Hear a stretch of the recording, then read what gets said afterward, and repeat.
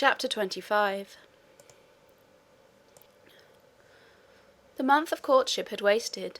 Its very last hours were being numbered. There was no putting off the day that advanced, the bridal day, and all preparations for its arrival were complete. I, at least, had nothing more to do. There were my trunks, packed, locked, corded, ranged in a row along the wall of my little chamber. Tomorrow, at this time, they would be far on the road to London, and so should I, D.V. Or rather, not I, but one Jane Rochester, a person whom as yet I knew not. The cards of the address alone remained to nail on. They lay, 4 little squares, in the drawer.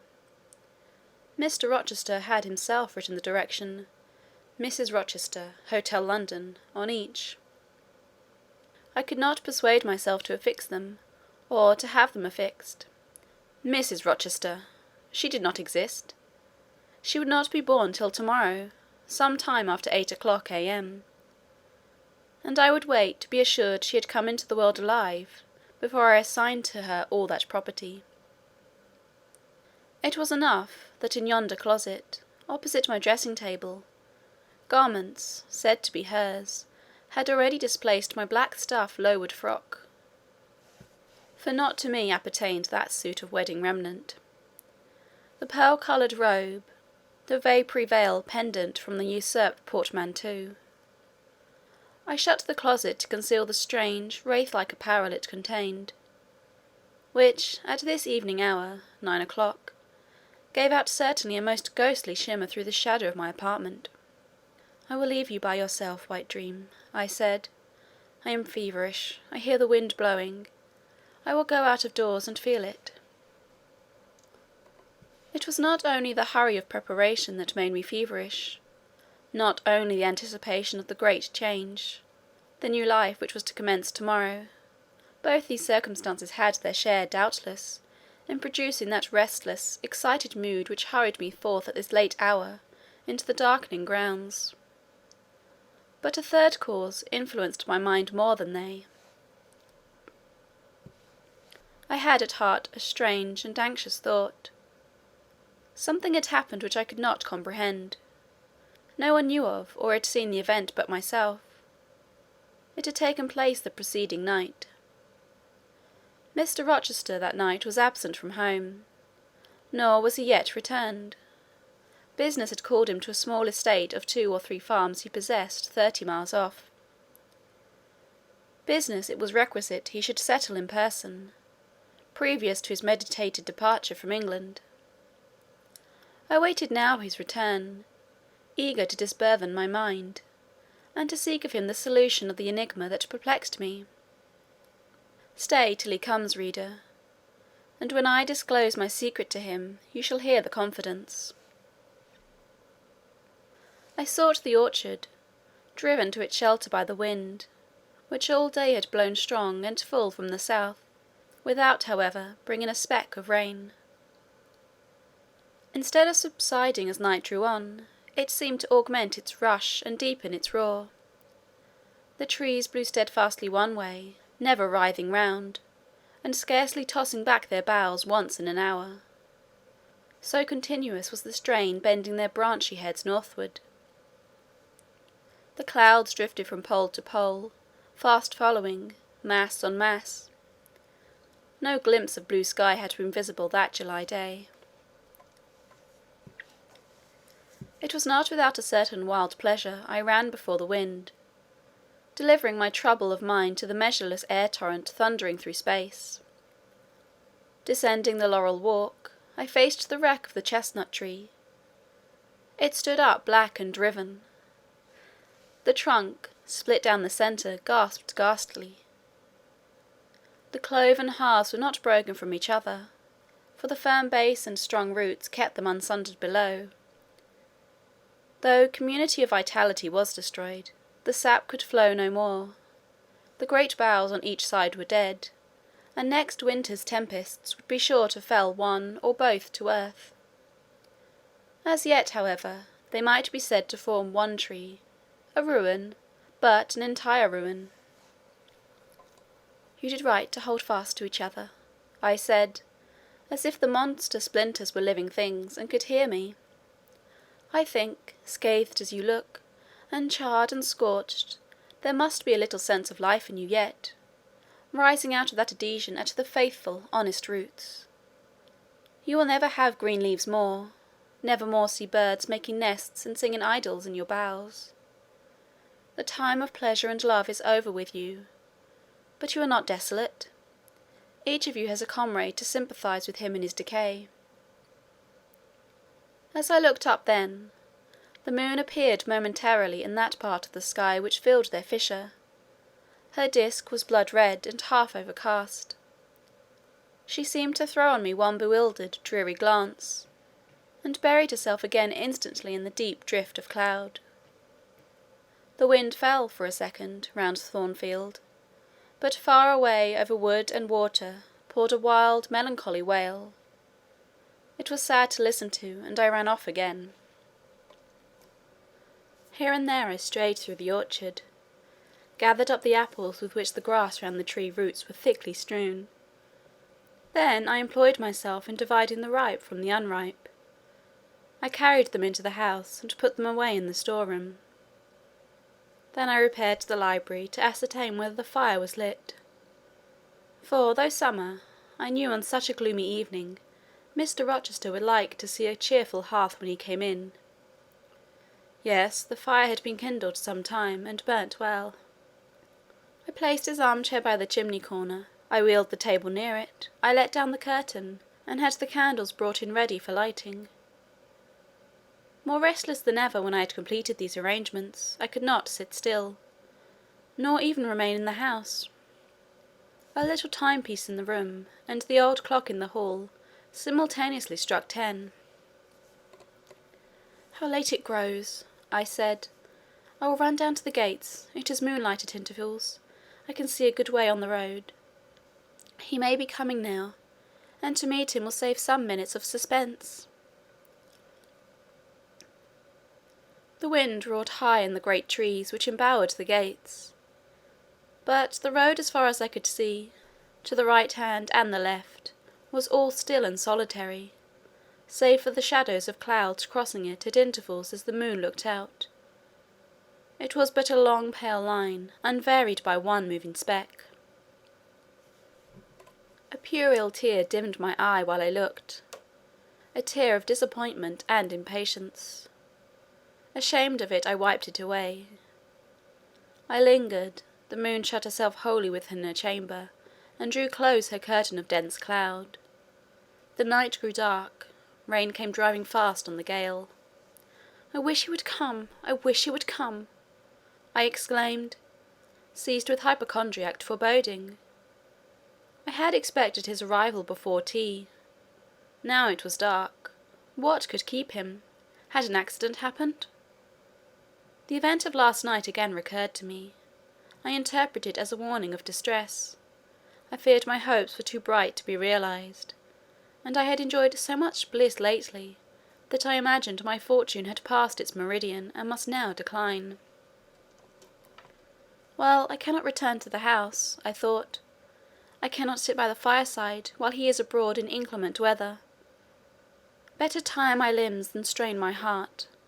I will go forward and meet him." I set out. I walked fast, but not far. Ere I had measured a quarter of a mile, I heard the tramp of hoofs. A horseman came on, full gallop. A dog ran by his side. Away with evil presentiment! It was he, here he was, mounted on Mesrour, followed by Pilot. He saw me, for the moon had opened a blue field in the sky, and rode in it watery bright. He took his hat off, and waved it round his head. I now ran to meet him. "There!" he exclaimed, as he stretched out his hand and bent from the saddle. "You cannot do without me, that is evident. Step on my boot toe. Give me both hands. Mount." I obeyed. Joy made me agile. I sprang up before him. A hearty kissing I got for a welcome, and some boastful triumph, which I swallowed as well as I could. He checked himself in his exultation to demand, "But is there anything the matter, Janet, that you come to meet me at such an hour? Is there anything wrong?" "No, but I thought you would never come. I could not bear to wait in the house for you, especially with this rain and wind." "Rain and wind, indeed! Yes, you are dripping like a mermaid. Pull my cloak round you. But I think you are feverish, Janet. Both your cheek and hand are burning hot. I ask again, is there anything the matter?" "Nothing now. I am neither afraid nor unhappy." "Then you have been both?" "Rather. But I'll tell you all about it by and by, sir, and I dare say you will only laugh at me for my pains." "I'll laugh at you heartily when to-morrow is past. Till then I dare not. My prize is not certain. This is you, who have been as slippery as an eel this last month, and as thorny as a briar rose. I could not lay a finger anywhere but I was pricked, and now I seem to have gathered up a stray lamb in my arms. You wandered out of the fold to seek your shepherd, did you, Jane?" "I wanted you, but don't boast. Here we are at Thornfield. Now let me get down." He landed on the pavement. As John took his horse, and he followed me into the hall, he told me to make haste and put something dry on, and then return to him in the library. And he stopped me, as I made for the staircase, to extort a promise that I would not be long. Nor was I long. In 5 minutes I rejoined him. I found him at supper. "Take a seat and bear me company, Jane. Please God, it is the last meal but one you will eat at Thornfield Hall for a long time."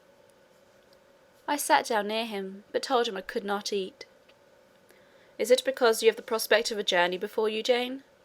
Is it the thoughts of going to London that takes away your appetite?" "I cannot see my prospects clearly to-night, sir, and I hardly know what thoughts I have in my head. Everything in life seems unreal." "Except me. I am substantial enough. Touch me." "You, sir, are the most phantom-like of all. You are a mere dream." He held out his hand, laughing. "Is that a dream?" said he, placing it close to my eyes. He had a rounded, muscular, and vigorous hand, as well as a long, strong arm. "Yes, though I touch it, it is a dream," said I, as I put it down from before my face. "Sir, have you finished supper?" "Yes, Jane." I rang the bell, and ordered away the tray. When we were alone again, I stirred the fire, and then took a low seat at my master's knee. "It is near midnight," I said. "Yes, but remember, Jane, you promised to wake with me the night before my wedding." "I did, and I will keep my promise, for an hour or two at least. I have no wish to go to bed." "Are all your arrangements complete?" "All, sir." "And on my part likewise," he returned. "I have settled everything, and we shall leave Thornfield to-morrow, within half an hour after our return from church." "Very well, sir." With what an extraordinary smile you uttered that word! Very well, Jane. What a bright spot of colour you have on each cheek! And how strangely your eyes glitter! Are you well?" "I believe I am." "Believe? What is the matter? Tell me what you feel." "I could not, sir. No words could tell you what I feel. I wish this present hour would never end. Who knows with what fate the next may come charged?" "This is hypochondria, Jane. You have been over-excited, or over-fatigued." "Do you, sir, feel calm and happy?" "Calm, no. But happy, to the heart's core." I looked up at him to read the signs of bliss in his face. It was ardent and flushed. "Give me your confidence, Jane," he said. "Relieve your mind of any weight that oppresses it, by imparting it to me. What do you fear? That I shall not prove a good husband?" "It is the idea furthest from my thoughts." "Are you apprehensive of the new sphere you are about to enter, of the new life into which you are passing?" "No." "You puzzle me, Jane. Your look and tone of sorrowful audacity perplex and pain me. I want an explanation." "Then, sir, listen. You were from home last night?" "I was. I know that, and you hinted a while ago at something which had happened in my absence. Nothing, probably, of consequence, but in short it has disturbed you. Let me hear it. Mrs. Fairfax has said something, perhaps? Or you have overheard the servants talk? Your sensitive self-respect has been wounded?" "No, sir." It struck 12. I waited till the timepiece had concluded its silver chime, and the clock its hoarse vibrating stroke, and then I proceeded. "All day yesterday I was very busy, and very happy in my ceaseless bustle, for I am not, as you seem to think, troubled by any haunting fears about the new sphere, etc. I think it is a glorious thing to have the hope of living with you, because I love you. No, sir, don't caress me now. Let me talk undisturbed. Yesterday I trusted well in Providence, and believed that events were working together for your good and mine. It was a fine day, if you recollect. The calmness of the air and sky forbade apprehensions respecting your safety or comfort on your journey. I walked a little while on the pavement after tea, thinking of you, and as I beheld you in imagination so near, I scarcely missed your actual presence. I thought of the life that lay before me, your life, sir, an existence more expansive and stirring than my own, as much more so, as the depths of the sea to which the brook runs are than the shallows of its own straight channel. I wondered why moralists call this world a dreary wilderness. For me it blossomed like a rose. Just at sunset the air turned cold and the sky cloudy. I went in. Sophie called me upstairs to look at my wedding dress, which they had just brought, and under it in the box I found your present, the veil which, in your princely extravagance, you sent for from London, resolved, I suppose, since I would not have jewels, to cheat me into accepting something as costly.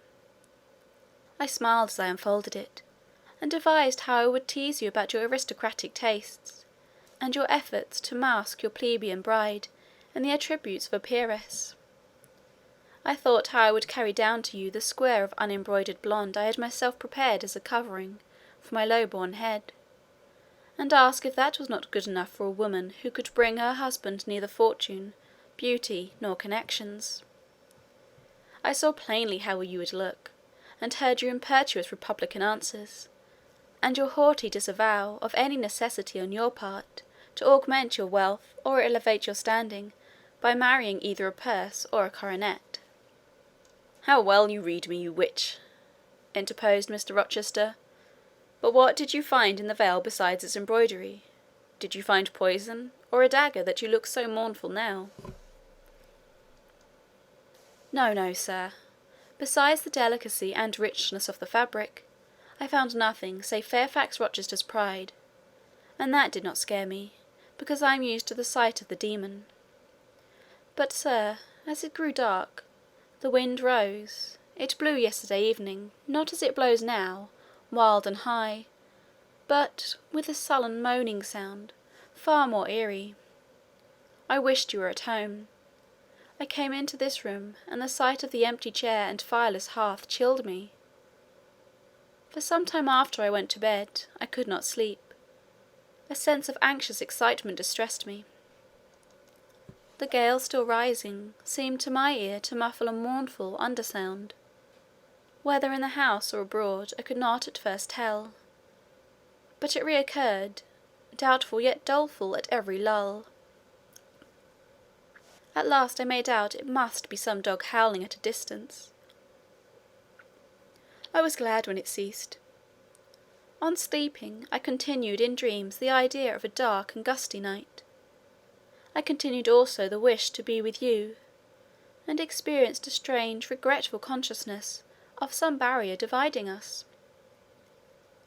During all my first sleep, I was following the windings of an unknown road. Total obscurity environed me, rain pelted me. I was burdened with the charge of a little child, a very small creature, too young and feeble to walk, and which strived in my cold arms and wailed piteously in my ear. I thought, sir, that you were on the road a long way before me, and I strained every nerve to overtake you, and made effort on effort to utter your name and entreat you to stop. But my movements were fettered, and my voice still died away inarticulate, while you, I felt, withdrew farther and farther every moment.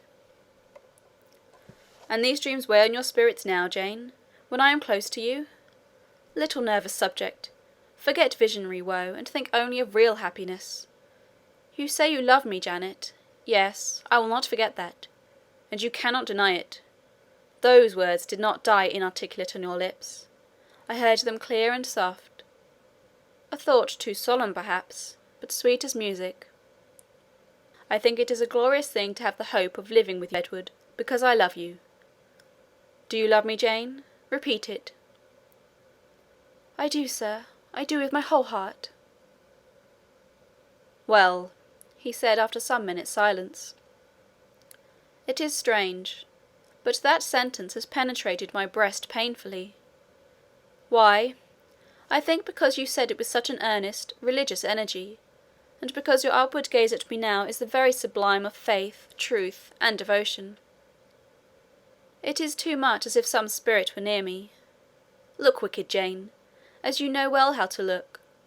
Coin one of your wild, shy, provoking smiles. Tell me you hate me, tease me, vex me, do anything but move me. I would rather be incensed than saddened. I will tease you and vex you to your heart's content, when I have finished my tale, but hear me to the end. I thought, Jane, you had told me all. I thought I had found the source of your melancholy in a dream. I shook my head. What? Is there more? But I will not believe it to be anything important. I warn you of incredulity beforehand. Go on. The disquietude of his air, the somewhat apprehensive impatience of his manner, surprised me. But I proceeded. I dreamt another dream, sir, that Thornfield Hall was a dreary ruin, the retreat of bats and owls. I thought that of all the stately front nothing remained but a shell-like wall, very high and very fragile-looking. I wandered, on a moonlit night, through the grass-grown enclosure within. Here I stumbled over a marble hearth, and there over a fallen fragment of cornice. Wrapped up in a shawl, I still carried the unknown little child. I might not lay it down anywhere, however tired were my arms. However much its weight impeded my progress, I must retain it. I heard the gallop of a horse at a distance on the road. I was sure it was you, and you were departing for many years and for a distant country. I climbed the thin wall with frantic, perilous haste, eager to catch one glimpse of you from the top. The stones rolled from under my feet, the ivy branches I grasped gave way. The child clung round my neck in terror, and almost strangled me. At last I gained the summit. I saw you, like a speck on a white track, lessening every moment. The blast blew so strong I could not stand. I sat down on the narrow ledge. I hushed the scared infant in my lap. You turned an angle of the road. I bent forward to take a last look. The wall crumbled, I was shaken, the child rolled from my knee. I lost my balance, fell, and woke. Now, Jane, that is all. All the preface, sir. The tale is yet to come. On waking, a gleam dazzled my eyes. I thought, oh, it is daylight. But I was mistaken. It was only candlelight. Sophie, I supposed, had come in. There was a light in the dressing-table, and the door of the closet, where, before going to bed, I had hung my wedding dress and veil, stood open. I heard a rustling there. I asked, Sophie, what are you doing? No one answered, but a form emerged from the closet. It took the light, held it aloft, and surveyed the garments pendant from the portmanteau. Sophie, Sophie, I again cried, and still it was silent. I had risen up in bed. I bent forward. First surprise, then bewilderment came over me, and then my blood crept cold through my veins. Mr. Rochester, this was not Sophie. It was not Leah. It was not Mrs. Fairfax. It was not— no, I was sure of it, and I am still. It was not even that strange woman, Grace Poole." "It must have been one of them," interrupted my master. "No, sir, I solemnly assure you to the contrary. The shape standing before me had never crossed my eyes within the precincts of Thornfield Hall before. The height, the contour, were new to me." "Describe it, Jane." "It seemed, sir, a woman tall and large, with thick and dark hair hanging long down her back. I know not what dress she had on. It was white and straight, but whether gown, sheet, or shroud, I cannot tell." "Did you see her face?" "Not at first, but presently she took my veil from its place. She held it up, gazed at it long, and then she threw it over her own head, and turned to the mirror.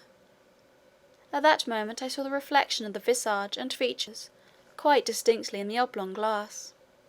"And how were they?" "Fearful and ghastly to me. Oh, sir, I never saw a face like it. It was a discoloured face. It was a savage face. I wish I could forget the roll of the red eyes, and the fearful blackened inflation of the lineaments." "Ghosts are usually pale, Jane." "This, sir, was purple. The lips were swelled and dark, the brow furrowed, the black eyebrows widely raised over the bloodshot eyes. Shall I tell you of what it reminded me?" "You may." "Of the foul German spectre, the vampire." "Ah! What did it do?" "Sir, it removed my veil from its gaunt head, rent it into two parts, and flinging both on the floor, trampled on them." "Afterwards?" "It drew aside the windowed curtain and looked out. Perhaps it saw dawn approaching, for taking the candle it retreated to the door. Just at my bedside the figure stopped, the fiery eyes glared upon me. She thrust up her candle close to my face, and extinguished it under my eyes. I was aware her lurid visage flamed over mine, and I lost consciousness for the second time in my life. Only the second time. I became insensible from terror." "Who was with you when you revived?" "No one, sir, but the broad day. I rose, bathed my head and face in water, drank a long draught, felt that though enfeebled I was not ill, and determined that to none but you would I impart this vision. Now, sir, tell me who and what that woman was." "The creature of an overstimulated brain, that is certain. I must be careful of you, my treasure. Nerves like yours were not made for rough handling." "Sir, depend on it, my nerves were not in fault. The thing was real. The transaction actually took place." "And your previous dreams, were they real too? Is Thornfield Hall a ruin? Am I severed from you by insuperable obstacles? Am I leaving you without a tear, without a kiss, without a word?" "Not yet." "Am I about to do it? Why, the day is already commenced which is to bind us indissolubly, and when we are once united, there shall be no recurrence of these mental terrors. I guarantee that." "Mental terrors, sir! I wish I could believe them to be only such. I wish it more now than ever, since even you cannot explain to me the mystery of that awful visitant." "And since I cannot do it, Jane, it must have been unreal." "But, sir, when I said so to myself, on rising this morning, and when I looked round the room to gather courage and comfort from the cheerful aspect of each familiar object in full daylight, there, on the carpet, I saw what gave the distinct lie to my hypothesis. The veil torn from top to bottom in two halves." I felt Mr. Rochester start and shudder. He hastily flung his arms round me. "Thank God," he exclaimed, "that if anything malignant did come near you last night, it was only the veil that was harmed. Oh, to think what might have happened!" He drew his breath short, and strained me so close to him I could scarcely pant. After some minutes' silence he continued cheerily— "Now, Janet, I'll explain to you all about it. It was half a dream, half reality. A woman did, I doubt not, enter your room, and that woman must have been, Grace Poole. You call her a strange being yourself. From all you know, you have reason so to call her. What did she do to me? What to Mason? In a state between sleeping and waking, you noticed her entrance and her actions, but feverish, almost delirious as you were, you ascribed to her a goblin appearance different from her own. The long dishevelled hair, the swelled black face, the exaggerated stature, were figments of imagination, results of nightmare. The spiteful tearing of the veil was real, and it is like her. I see you would ask why I keep such a woman in my house. When we have been married a year and a day, I will tell you, but not now. Are you satisfied, Jane? Do you accept my solution of the mystery?" I reflected, and in truth it appeared to me the only possible one. Satisfied I was not, but to please him I endeavoured to appear so. Relieved I certainly did feel, so I answered him with a contented smile. And now, as it was long past 1, I prepared to leave him. "Does not Sophie sleep with Adèle in the nursery?" he asked, as I lit my candle. "Yes, sir." "And there is room enough in Adèle's little bed for you. You must share it with her to-night, Jane. It is no wonder that the incident you have related should make you nervous, and I would rather you did not sleep alone. Promise me to go to the nursery." "I shall be very glad to do so, sir." "And fasten the door securely on the inside. Wake Sophie when you go upstairs, under pretence of requesting her to rouse you in good time to-morrow, for you must be dressed and have finished breakfast before 8. And now, no more sombre thoughts. Chase dull care away, Janet. Don't you hear to what soft whispers the wind has fallen? And there is no more beating of rain against the window-panes. Look here." He lifted up the curtain. "It is a lovely night." It was. Half heaven was pure and stainless. The clouds, now trooping before the winds, which had shifted to the west, were now filing off eastward in long silvered columns. The moon shone peacefully. "Well," said Mr. Rochester, gazing inquiringly into my eyes, "how is my Janet now?" "The night is most serene, sir, and so am I." "And you will not dream of separation and sorrow to-night, but of happy love and blissful union?" This prediction was but half fulfilled. I did not indeed dream of sorrow, but as little did I dream of joy, for I never slept at all. With little Adèle in my arms, I watched the slumber of childhood, so tranquil, so passionless, so innocent, and waited for the coming day. All my life was awake and astir in my frame, and as soon as the sun rose, I rose too. I remember Adèle clung to me as I left her. I remember I kissed her as I loosened my little hands from her neck, and I cried over her with strange emotion, and quitted her because I feared my sobs would break her still sound repose.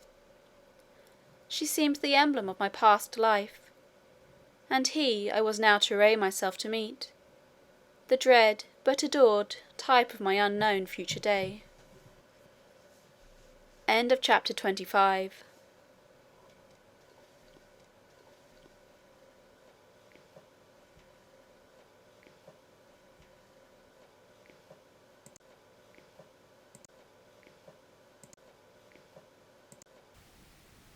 Chapter 26. Sophie came at 7 to dress me. She was very long indeed in accomplishing her task, so long that Mr. Rochester, grown, I suppose, impatient of my delay, sent up to ask why I did not come.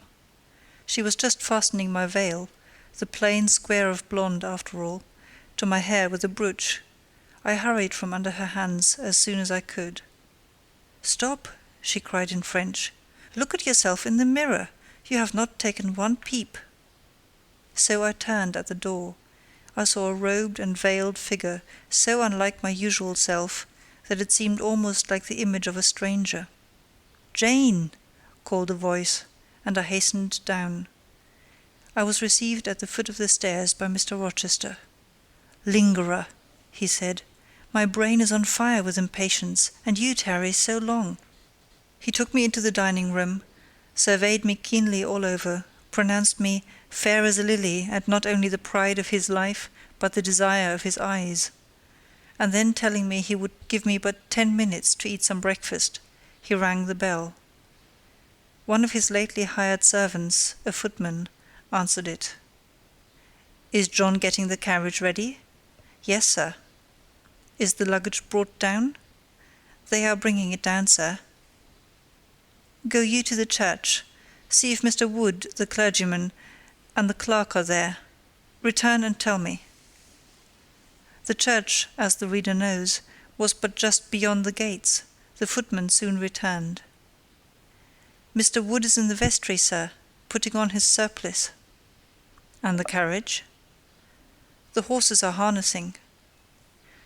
"We shall not want it to go to church, but it must be ready the moment we return, all the boxes and luggage arranged and strapped on, and the coachman in his seat." "Yes, sir. Jane, are you ready?" I rose. There were no groomsmen, no bridesmaids, no relatives to wait for or marshal, none but Mr. Rochester and I. Mrs. Fairfax stood in the hall as we passed. I would fain have spoken to her, but my hand was held by a grasp of iron. I was hurried along by a stride I could hardly follow, and to look at Mr. Rochester's face was to feel that not a second of delay would be tolerated for any purpose. I wonder what other bridegroom ever looked as he did, so bent up to a purpose, so grimly resolute, or who under such steadfast brows ever revealed such flaming and flashing eyes. I know not whether the day was fair or foul. In descending the drive, I gazed neither on sky nor earth. My heart was with my eyes, and both seemed migrated into Mr. Rochester's frame. I wanted to see the invisible thing on which, as we went along, he appeared to fasten a glance fierce and fell. I wanted to feel the thoughts whose force he seemed breasting and resisting. At the churchyard wicket he stopped. He discovered I was quite out of breath. "Am I cruel in my love?" he said. "Delay an instant. Lean on me, Jane." And now I can recall the picture of the grey old house of God rising calm before me, of a rook wheeling round the steeple, of a ruddy morning sky beyond. I remember something, too, of the green grave mounds, and have not forgotten, either, 2 figures of strangers, straying amongst the low hillocks and reading the mementos graven on the few mossy headstones. I noticed them because, as they saw us, they passed round to the back of the church, and I doubt not they were going to enter by the side aisle door, and witness the ceremony. By Mr. Rochester they were not observed. He was earnestly looking at my face, from which the blood had, I dare say, momentarily fled, for I felt my forehead dewy, and my cheeks and lips cold. When I rallied, which I soon did, he walked gently with me up the path to the porch. We entered the quiet and humble temple. The priest waited in his white surplice at the lowly altar, the clerk beside him. All was still. 2 shadows only moved in a remote corner. My conjecture had been correct. The strangers had slipped in before us, and they now stood by the vault of the Rochesters, their backs towards us, viewing through the rails the old time-stained marble tomb, where a kneeling angel guarded the remains of Damer de Rochester, slain at Marston Moor at the time of the civil wars, and of Elizabeth, his wife.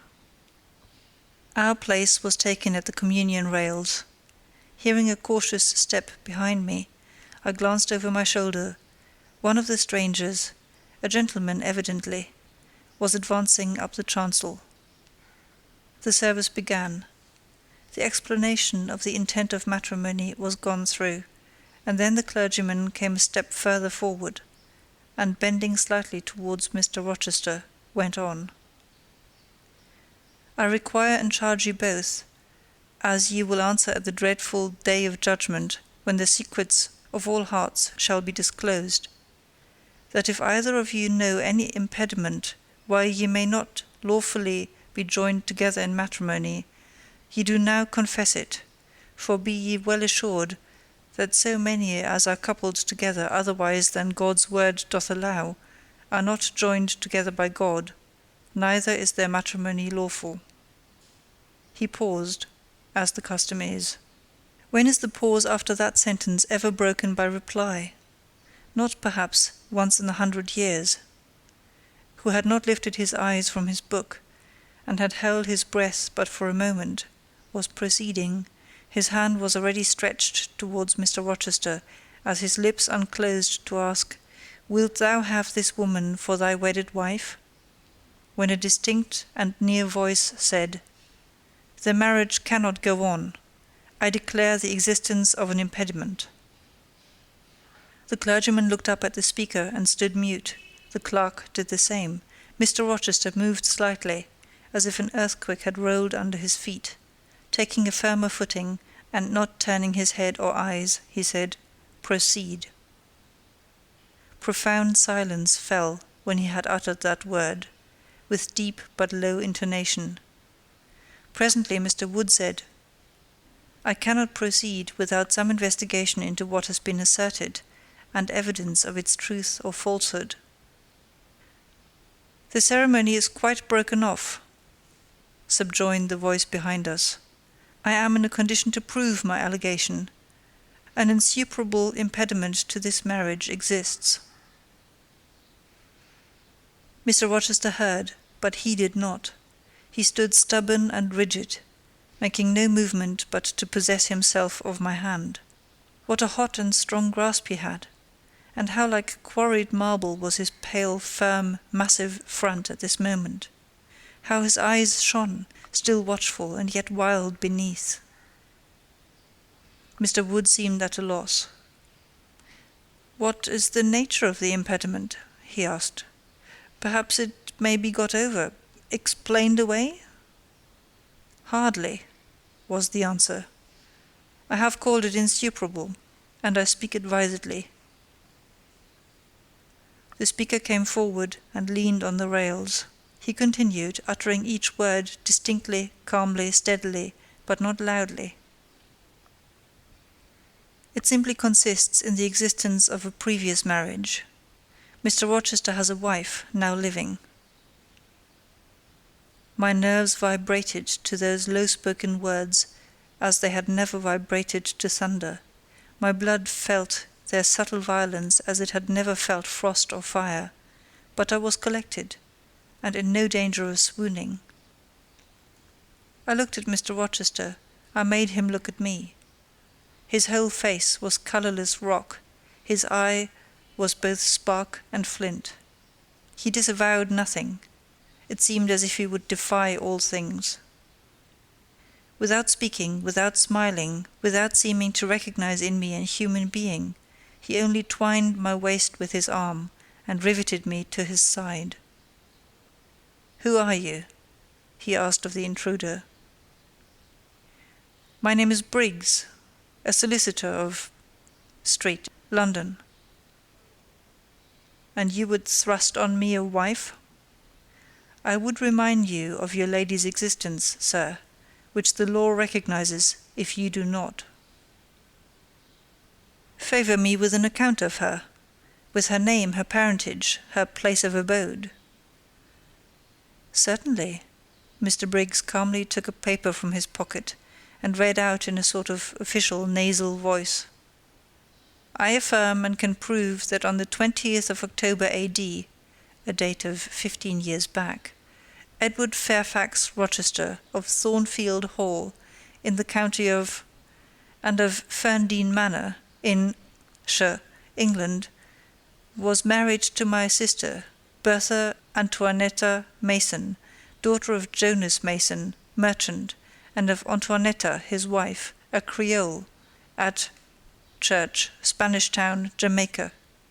The record of the marriage will be found in the register of that church. A copy of it is now in my possession. Signed, Richard Mason. That, if a genuine document, may prove I have been married, but it does not prove that the woman mentioned therein as my wife is still living." "She was living 3 months ago," returned the lawyer. "How do you know?" "I have a witness to the fact, whose testimony even you, sir, will scarcely controvert." "Produce him, or go to hell." "I will produce him first. He is on the spot. Mr. Mason, have the goodness to step forward." Mr. Rochester, on hearing the name, set his teeth. He experienced, too, a sort of strong convulsive quiver. Near to him as I was, I felt a spasmodic movement of fury or despair run through his frame. The second stranger, who had hitherto lingered in the background, now drew near. A pale face looked over the solicitor's shoulder. Yes, it was Mason himself. Mr. Rochester turned and glared at him. His eye, as I have often said, was a black eye. It had now a tawny, nay, a bloody light in its gloom, and his face flushed. Olive cheek and hueless forehead received a glow as from spreading, ascending heart-fire, and he stirred, lifted his strong arm. He could have struck Mason, dashed him on the church floor, shocked by ruthless blow the breath from his body. But Mason shrank away, and cried faintly, "Good God!" Contempt fell cool on Mr. Rochester. His passion died, as if a blight had shrivelled it up. He only asked, "What have you to say?" An inaudible reply escaped Mason's white lips. "The devil is in it if you cannot answer distinctly. I again demand, what have you to say?" "Sir, sir," interrupted the clergyman, "do not forget you are in a sacred place." Then, addressing Mason, he inquired gently, "Are you aware, sir, whether or not this gentleman's wife is still living?" "Courage," urged the lawyer. "Speak out." "She is now living at Thornfield Hall," said Mason in more articulate tones. "I saw her there last April. I am her brother." "At Thornfield Hall!"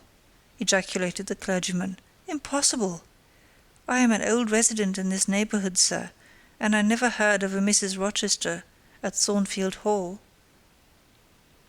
I saw a grim smile contort Mr. Rochester's lips, and he muttered, "No, by God! I took care that none should hear of it, or of her, under that name." He mused. For 10 minutes he held counsel with himself. He formed his resolve, and announced it. "Enough! All shalt bolt out at once, like the bullet from the barrel. Wood, close your book, and take off your surplice. John Green," to the clerk, "leave the church. There will be no wedding today." The man obeyed. Mr. Rochester continued, hardily and recklessly, "Bigamy is an ugly word. I meant, however, to be a bigamist, but fate has outmanoeuvred me, or Providence has checked me, perhaps the last. I am little better than a devil at this moment, and as my pastor there would tell me, deserve no doubt the sternest judgments of God, even to the quenchless fire and deathless worm. Gentlemen, my plan is broken up. What this lawyer and his client say is true. I have been married, and the woman to whom I was married lives. You say you never heard of a Mrs. Rochester at the house up yonder, Wood. But I dare say you have many a time inclined your ear to gossip about the mysterious lunatic kept there under watch and ward. Some have whispered to you that she is my bastard half-sister, some my cast-off mistress. I now inform you that she is my wife, whom I married 15 years ago, Bertha Mason by name, sister of this resolute personage, who is now with his quivering limbs and white cheeks, showing you what a stout heart men can bear. Cheer up, Dick, never fear me. I'd almost as soon strike a woman as you. Bertha Mason is mad, and she came of a mad family, idiots and maniacs through 3 generations. Her mother, a Creole, was both a mad woman and a drunkard, as I found out after I had wed the daughter, for they were silent on family secrets before. Bertha, like a dutiful child, copied her parent in both points. I had a charming partner, pure, wise, modest. You can fancy I was a happy man. I went through rich scenes. Oh, my experience has been heavenly, if you only knew it. But I owe you no further explanation. Briggs, Wood, Mason, I invite you all to come up to the house and visit Mrs. Poole's patient and my wife. You shall see what sort of a being I was cheated into espousing, and judge whether or not I had a right to break the compact, and seek sympathy with something at least human. This girl, looking at me, knew no more than you would of the disgusting secret. She thought all was fair and legal, and never dreamt she was going to be entrapped into a feigned union with a defrauded wretch, already bound to a bad, mad, and embruted partner. Come, all of you, follow. Still holding me fast, he left the church. The 3 gentlemen came after. At the front door of the hall, we found the carriage. "Take it back to the coach-house, John," said Mr. Rochester coolly. "It will not be wanted today." At our entrance, Mrs. Fairfax, Adele, Sophie, Lee, advanced to meet and greet us. "To the right about, every soul!" cried the master. "Away with your congratulations. Who wants them? Not I. They are 15 years too late." He passed on and ascended the stairs, still holding my hand, and still beckoning the gentlemen to follow him, which they did. We mounted the first staircase, passed up the gallery, proceeded to the 3rd story. The low black door, opened by Mr. Rochester's master key, admitted us to the tapestried room, with its great bed and its pictorial cabinet. "You know this place, Mason," said our guide. "She bit and stabbed you here." He lifted the hangings from the wall, uncovering the 2nd door. This too he opened. In a room without a window there burnt a fire guarded by a high and strong fender, and a lamp suspended from the ceiling by a chain. Grace Poole bent over the fire, apparently cooking something in a saucepan. In the deep shade, at the farther end of the room, a figure ran backwards and forwards. What it was, whether beast or human being, one could not at first sight tell.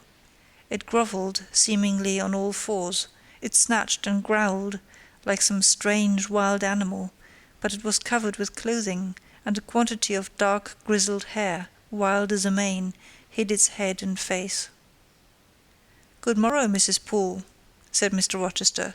"How are you, and how is your charge to-day?" "We're tolerable, sir, thank you," replied Grace, lifting the boiling mess carefully on to the hob. "Rather snappish, but not rageous." A fierce cry seemed to give the lie to her favourable report.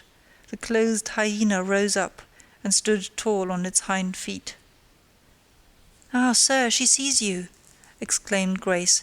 "You'd better not stay." "Only a few moments, Grace. You must allow me a few moments." "Take care then, sir, for God's sake, take care!" The maniac bellowed. She parted her shaggy locks from her visage, and gazed wildly at her visitors. I recognized well that purple face, those bloated features. Mrs. Poole advanced. "Keep out of the way," said Mr. Rochester, thrusting her aside. "She has no knife now, I suppose, and I am on my guard." "One never knows what she has, sir, she is so cunning. It is not in mortal discretion to fathom her craft." "We had better leave her," whispered Mason. "Go to the devil," was his brother-in-law's recommendation. "Where?" cried Grace. The 3 gentlemen retreated simultaneously. Mr. Rochester flung me behind him. The lunatic sprang and grappled his throat viciously, and laid her teeth to his cheek. They struggled. She was a big woman, in stature almost equalling her husband, and corpulent besides, she showed virile force in the contest. More than once she almost throttled him, athletic as he was. He could have settled her with a well-planted blow, but he would not strike. He would only wrestle. At last he mastered her arms. Grace Poole gave him a cord, and he pinioned them behind her. With more rope, which was at hand, he bound her to a chair. The operation was performed amidst the fiercest yells and the most convulsive plunges. Mr. Rochester then turned to the spectators. He looked at them with a smile both acrid and desolate. "That is my wife," said he. "Such is the sole conjugal embrace I am ever to know. Such are the endearments which are to solace my leisure hours. And this is what I wished to have," laying his hand on my shoulder. "This young girl, who stands so grave and quiet at the mouth of hell, looking collectedly at the gambols of a demon. I wanted her, just as a change after that fierce ragout. Wooden Briggs, look at the difference. Compare these clear eyes with the red balls yonder, this face with that mask, this form with that bulk. Then judge me, priest of the gospel and man of the law, and remember with what judgment ye judge, ye shall be judged. Off with you now. I must shut up my prize." We all withdrew. Mr. Rochester stayed a moment behind us to give some further order to Grace Poole. The solicitor addressed me as he descended the stair. "You, madam," said he, "are cleared from all blame. Your uncle will be glad to hear it, if indeed he should be still living, when Mr. Mason returns to Madeira." "My uncle? What of him? Do you know him?" "Mr. Mason does. Mr. Eyre has been the Funchal correspondent of his house for some years. When your uncle received your letter intimating the contemplated union between yourself and Mr. Rochester, Mr. Mason, who was staying at Madeira to recruit his health, on his way back to Jamaica, happened to be with him. Mr. Eyre mentioned the intelligence, for he knew that my client here was acquainted with a gentleman of the name of Rochester. Mr. Mason, astonished and distressed, as you may suppose, revealed the real state of matters. Your uncle, I am sorry to say, is now on a sick bed, from which, considering the nature of his disease, decline, and the stage it has reached, it is unlikely he will ever rise. He could not then hasten to England himself, to extricate you from the snare into which you had fallen, but he implored Mr. Mason to lose no time in taking steps to prevent the false marriage. He referred him to me for assistance. I used all dispatch, and am thankful I was not too late, as you doubtless must be also. Were I not morally certain that your uncle will be dead ere you reach Madeira, I would advise you to accompany Mr. Mason back, but as it is, I think you had better remain in England till you can hear further, either from or of Mr. Eyre. Have we anything else to stay for?" he inquired of Mr. Mason. "No, no, let us be gone," was the anxious reply, and without waiting to take leave of Mr. Rochester, they made their exit at the hall door. The clergyman stayed to exchange a few sentences, either of admonition or reproof, with his haughty parishioner. This duty done, he too departed. I heard him go, as I stood at the half-open door of my own room, to which I had now withdrawn. The house cleared, I shut myself in, fastened the bolt that none might intrude, and proceeded, not to weep, not to mourn, I was yet too calm for that, but mechanically to take off the wedding dress and replace it by the stuff gown I had worn yesterday, as I thought, for the last time. I then sat down. I felt weak and tired. I leaned my arms on a table, and my head dropped on them. And now I thought, till now I had only heard, seen, moved, followed up and down where I was led or dragged, watched event rush on event, disclosure open beyond disclosure. But now I thought. The morning had been a quiet morning enough. all except the brief scene with the lunatic. The transaction in the church had not been noisy. There was no explosion of passion, no loud altercation, no dispute, no defiance or challenge, no tears, no sobs. A few words had been spoken, a calmly pronounced objection to the marriage made, some stern short questions put by Mr. Rochester, answers, explanations given, evidence adduced. An open admission of the truth had been uttered by my master. Then the living proof had been seen, the intruders were gone, and all was over. I was in my own room as usual, just myself, without obvious change. Nothing had smitten me or scathed me or maimed me. And yet, where was the Jane Eyre of yesterday? Where was her life? Where were her prospects? Jane Eyre, who had been an ardent, expectant woman, almost a bride, was a cold, solitary girl again. Her life was pale, her prospects were desolate. A Christmas frost had come at midsummer, a white December storm had whirled over June, ice glazed the ripe apples, drifts crushed the blowing roses, on hayfield and cornfield lay a frozen shroud. Lanes which last night blushed full of flowers, today were pathless with untrodden snow, and the woods which 12 hours since waved leafy and flagrant as groves between the tropics, now spread waste, wild and white as pine forests in wintry Norway. My hopes were all dead, struck with a subtle doom such as in one night fell on all the firstborn in the land of Egypt. I looked on my cherished wishes, yesterday so blooming and glowing. They lay stark, chill, livid corpses that could never revive. I looked at my love, that feeling which was my master's, which he had created.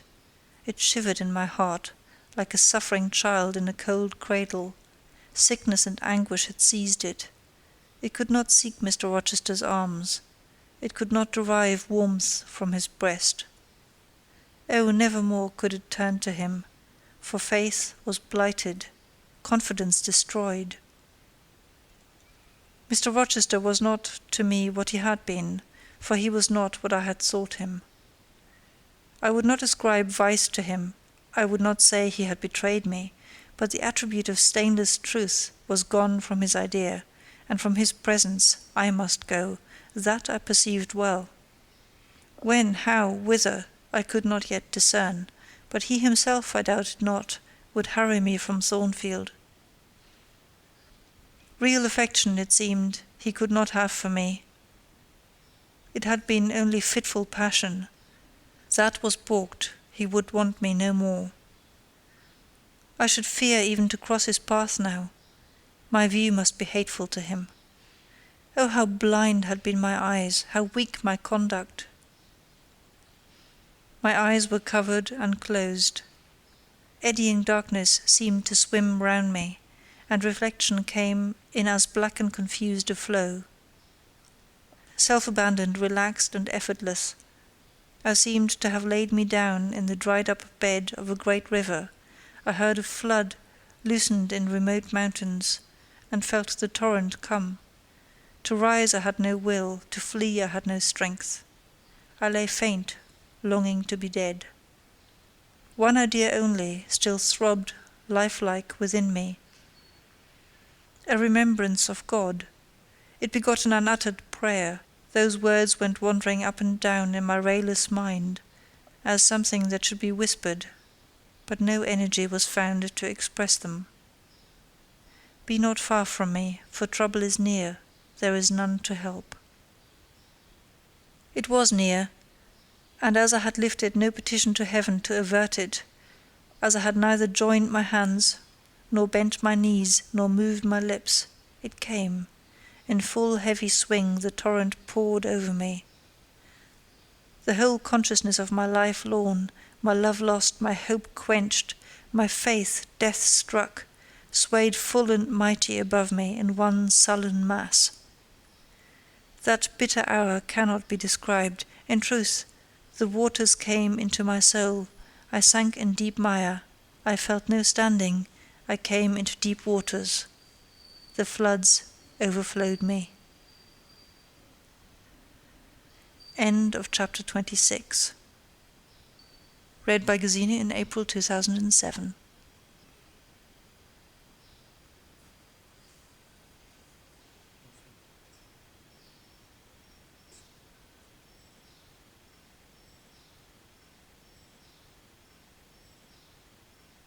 Chapter 27.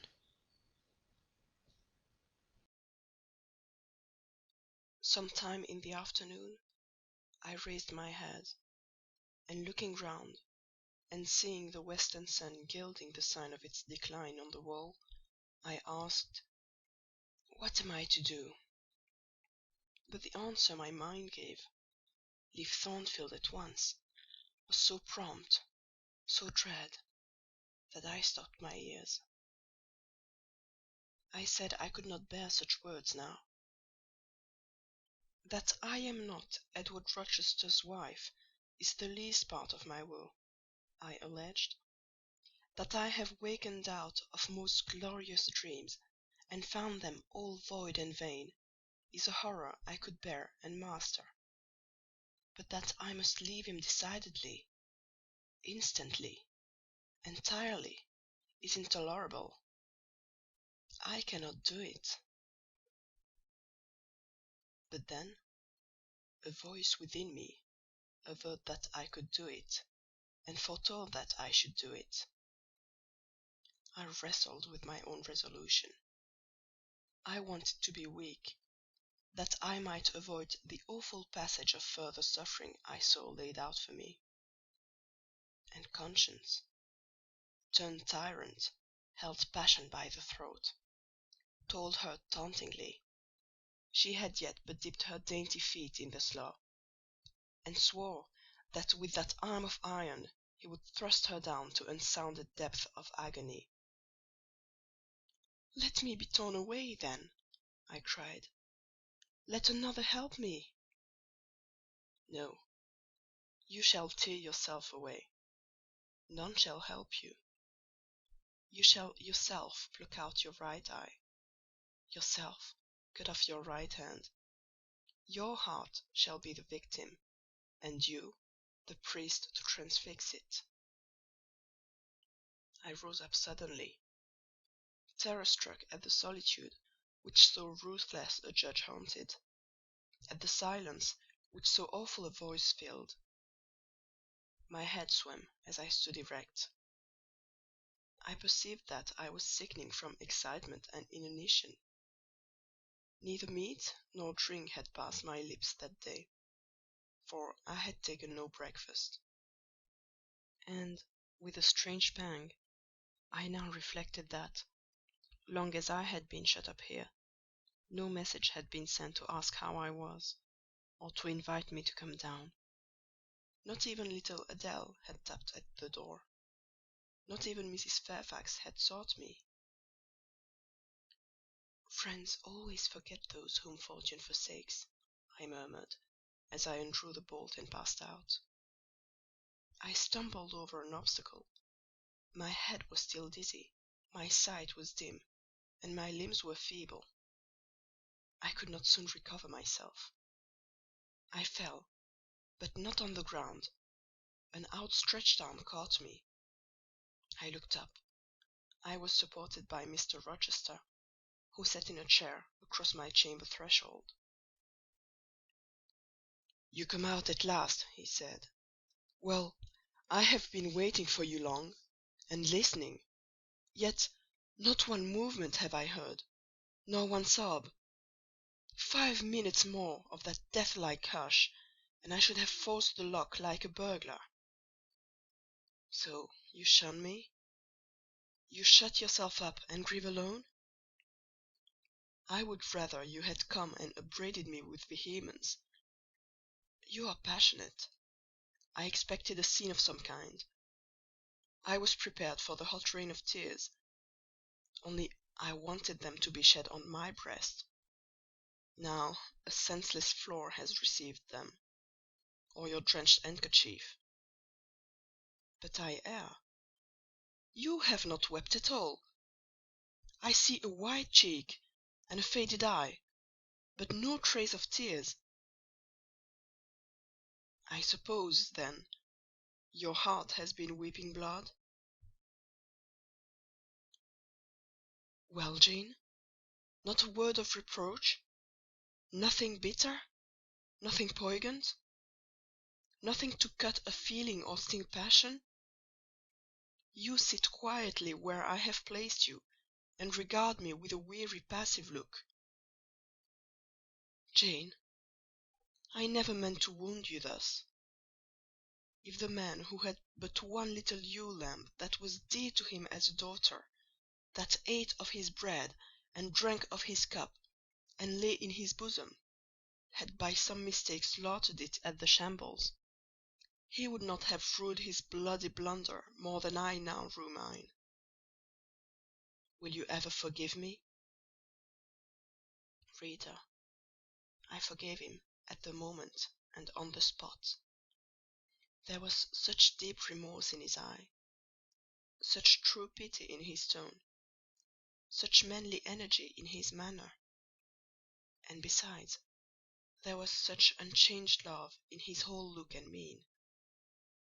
I forgave him all. Yet not in words, not outwardly, only at my heart's core. You know I'm a scoundrel, Jane? Ere long he inquired wistfully, wondering, I suppose, at my continued silence and tameness, the result rather of weakness than of will. Yes, sir. Then tell me so, roundly and sharply. Don't spare me. I cannot. I am tired and sick. I want some water. He heaved a sort of shuddering sigh, and taking me in his arms, carried me downstairs. At first, I did not know to what room he had borne me. All was cloudy to my glazed sight. Presently I felt the revival warmth of a fire. For summer as it was, I had become icy cold in my chamber. He put wine to my lips. I tasted it and revived. Then I ate something he offered me, and was soon myself. I was in the library, sitting in his chair. He was quite near. If I could go out of life now, without too sharp a pang, it would be well for me, I thought. Then I should not have to make the effort of cracking my heartstrings in rending them from among Mr. Rochester's. I must leave him, it appears. I do not want to leave him. I cannot leave him. How are you now, Jane? Much better, sir. I shall be well soon. 'Tis the wine again, Jane. I obeyed him. Then he put the glass on the table, stood before me, and looked at me attentively. Suddenly he turned away, with an inarticulate exclamation, full of passionate emotion of some kind. He walked fast through the room and came back. He stooped towards me as if to kiss me, but I remembered caresses were now forbidden. I turned my face away and put his aside. "What? How is this?" he exclaimed hastily. "Oh, I know.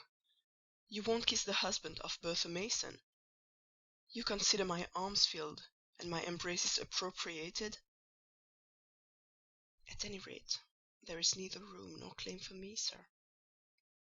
"Why, Jane? I will spare you the trouble of much talking. I will answer for you." "Because I have a wife already, you would reply? I guess rightly?" "Yes." "If you think so, you must have a strange opinion of me. You must regard me as a plotting profligate, a base and low rake who has been simulating disinterested love, in order to draw you into a snare deliberately laid, and strip you of honour and rob you of self-respect. What do you say to that?" "I see you can say nothing. In the first place, you are faint still, and have enough to do to draw your breath. In the second place, you cannot yet accustom yourself to accuse and revile me. And besides, the floodgates of tears are opened, and they would rush out if you spoke much.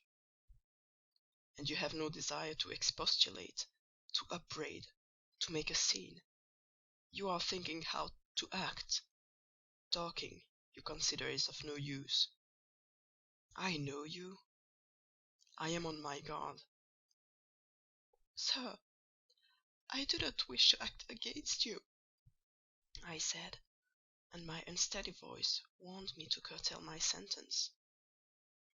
"Not in your sense of the word, but in mine you are scheming to destroy me. You have as good as said that I am a married man. As a married man you will shun me, keep out of my way. Just now you have refused to kiss me. You intend to make yourself a complete stranger to me, to live under this roof only as Adèle's governess. If ever I say a friendly word to you, if ever a friendly feeling inclines you again to me, you will say, 'That man had nearly made me his mistress. I must be ice and rock to him.' And ice and rock you will accordingly become." I cleared and steadied my voice to reply, "All is changed about me, sir. I must change too. There is no doubt of that.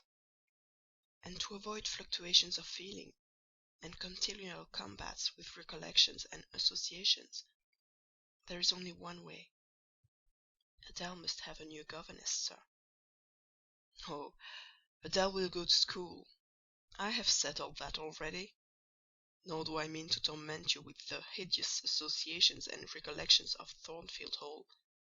This accursed place, this tent of Achan, this insolent vault, offering the ghastliness of living death to the light of the open sky, this narrow stone hell, with its one real fiend, worse than a legion of such as we imagine.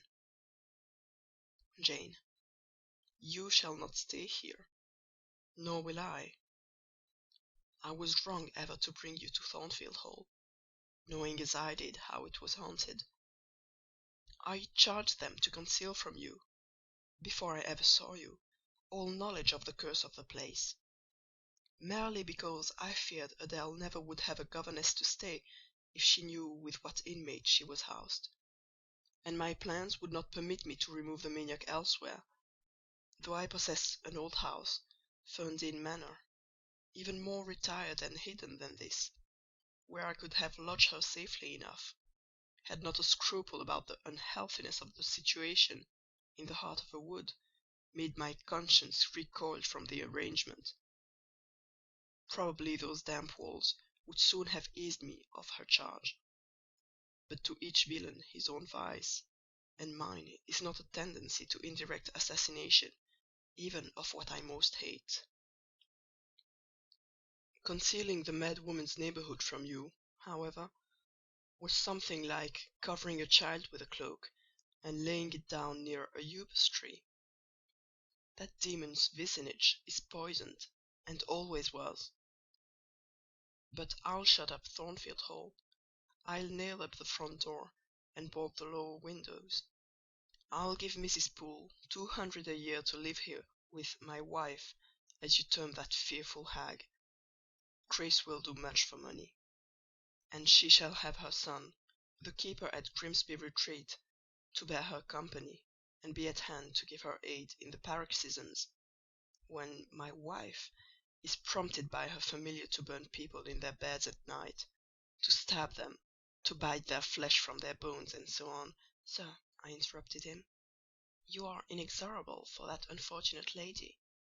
You speak of her with hate, with vindictive antipathy. It is cruel. She cannot help being mad."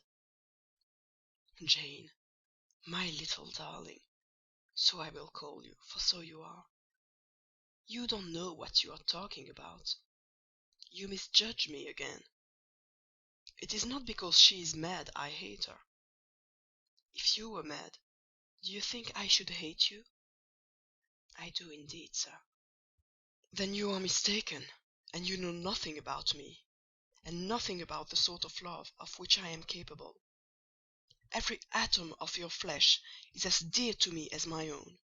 In pain and sickness it would still be dear.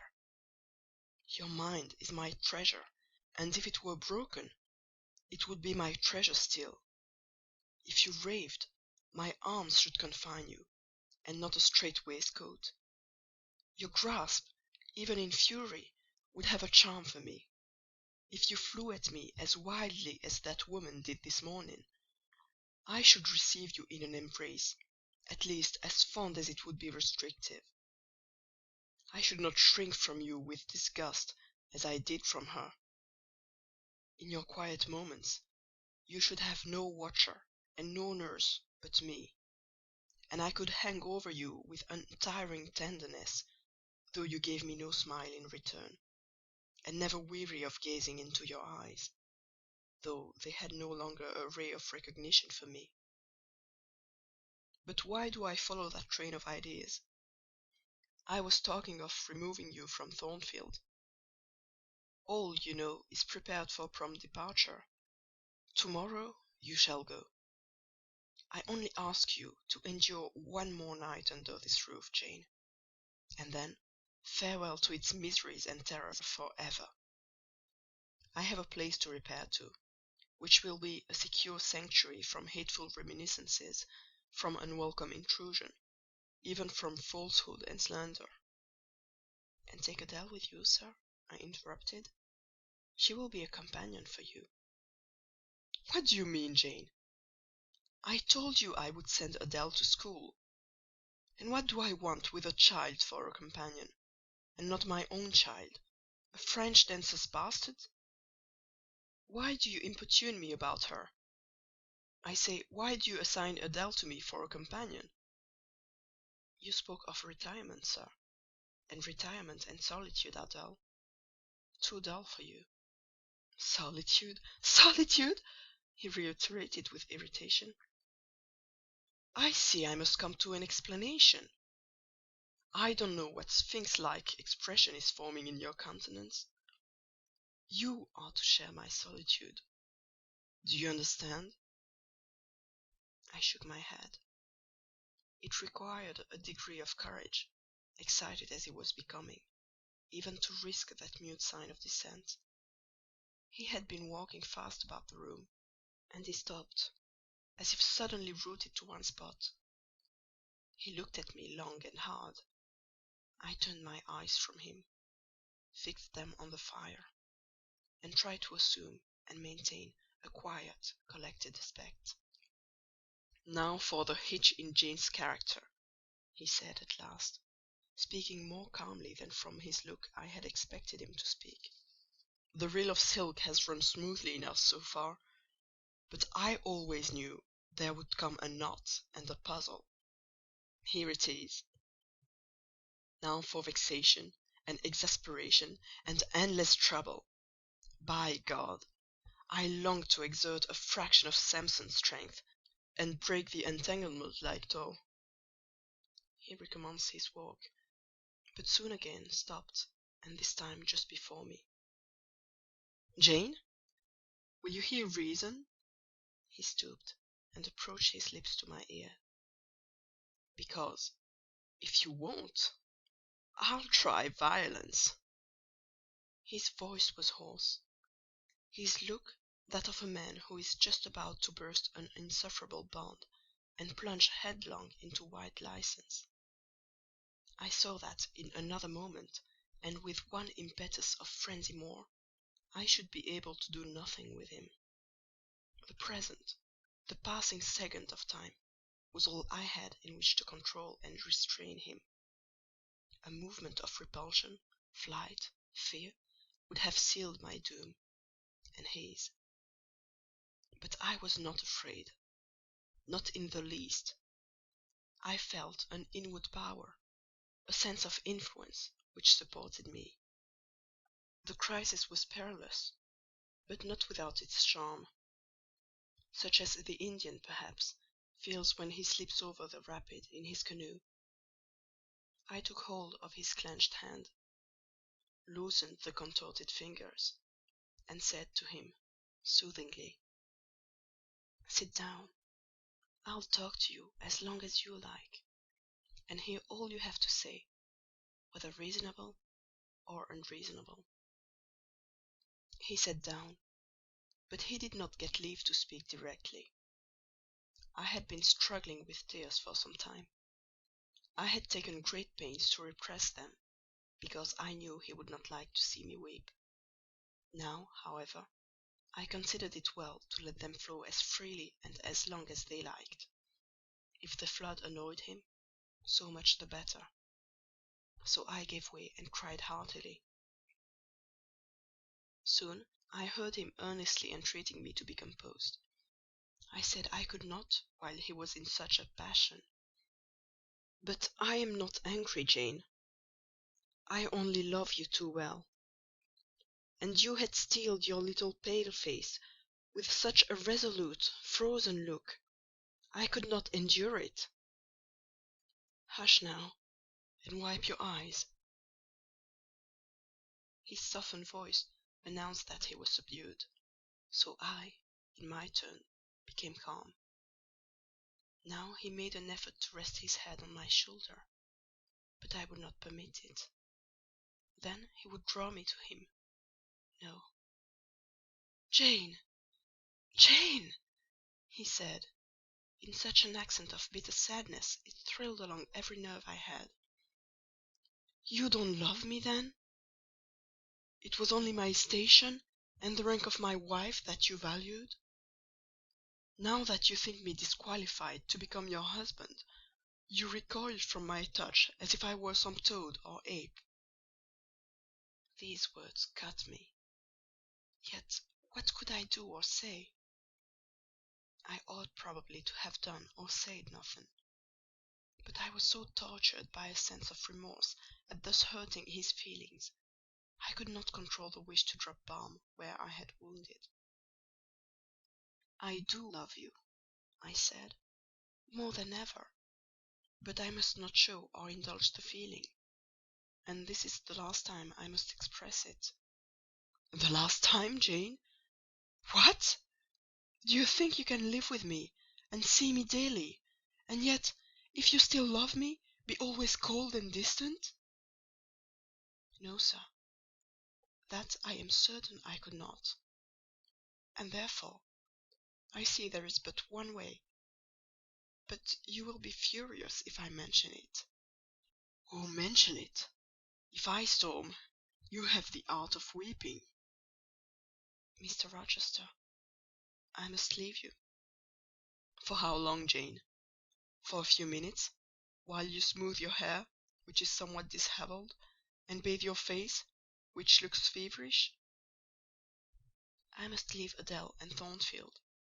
I must part with you for my whole life. I must begin a new existence, among strange faces and strange scenes." "Of course. I told you you should.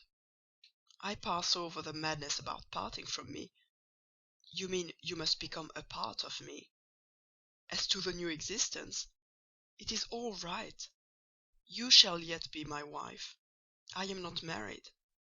You shall be Mrs. Rochester. Both virtually and nominally, I shall keep only to you so long as you and I live. You shall go to a place I have in the south of France, a whitewashed villa on the shores of the Mediterranean.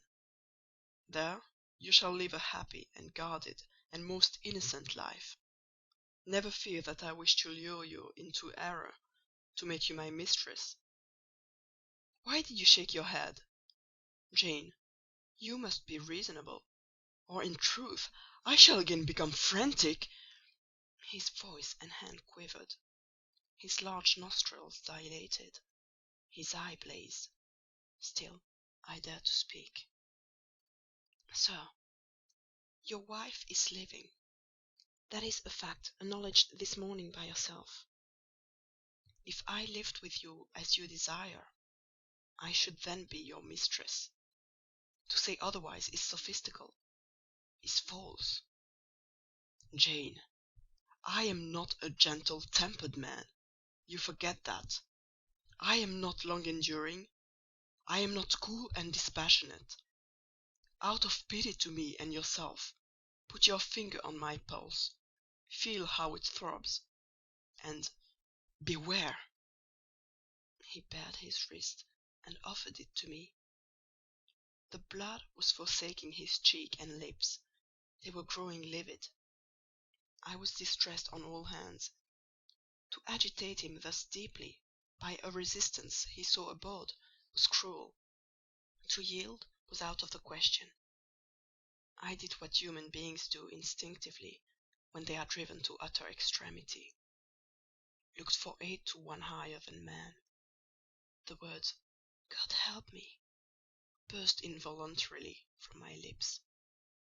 "I am a fool!" cried Mr. Rochester suddenly. "I keep telling her I am not married, and do not explain to her why. I forget she knows nothing of the character of that woman, or of the circumstances attending my infernal union with her.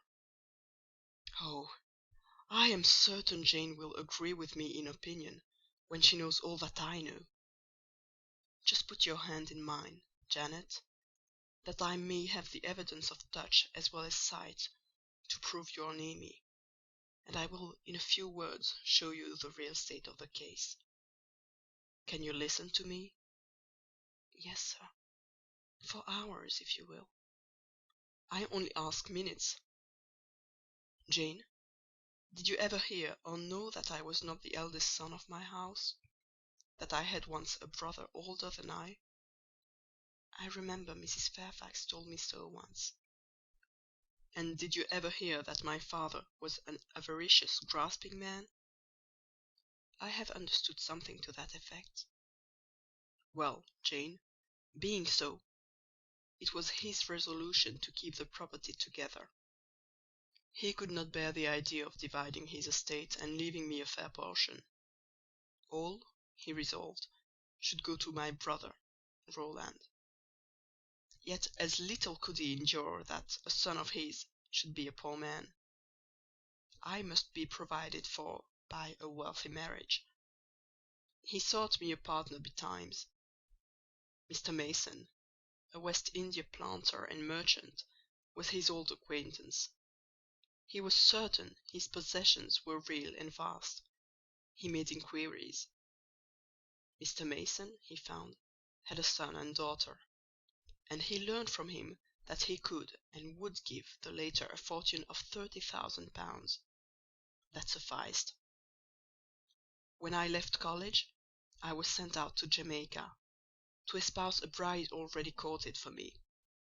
My father said nothing about her money, but he told me Miss Mason was the boast of Spanish Town for her beauty. And this was no lie. I found her a fine woman, in the style of Blanche Ingram, tall, dark, and majestic. Her family wished to secure me, because I was of a good race, and so did she. They showed her to me in parties, splendidly dressed. I seldom saw her alone, and had very little private conversation with her.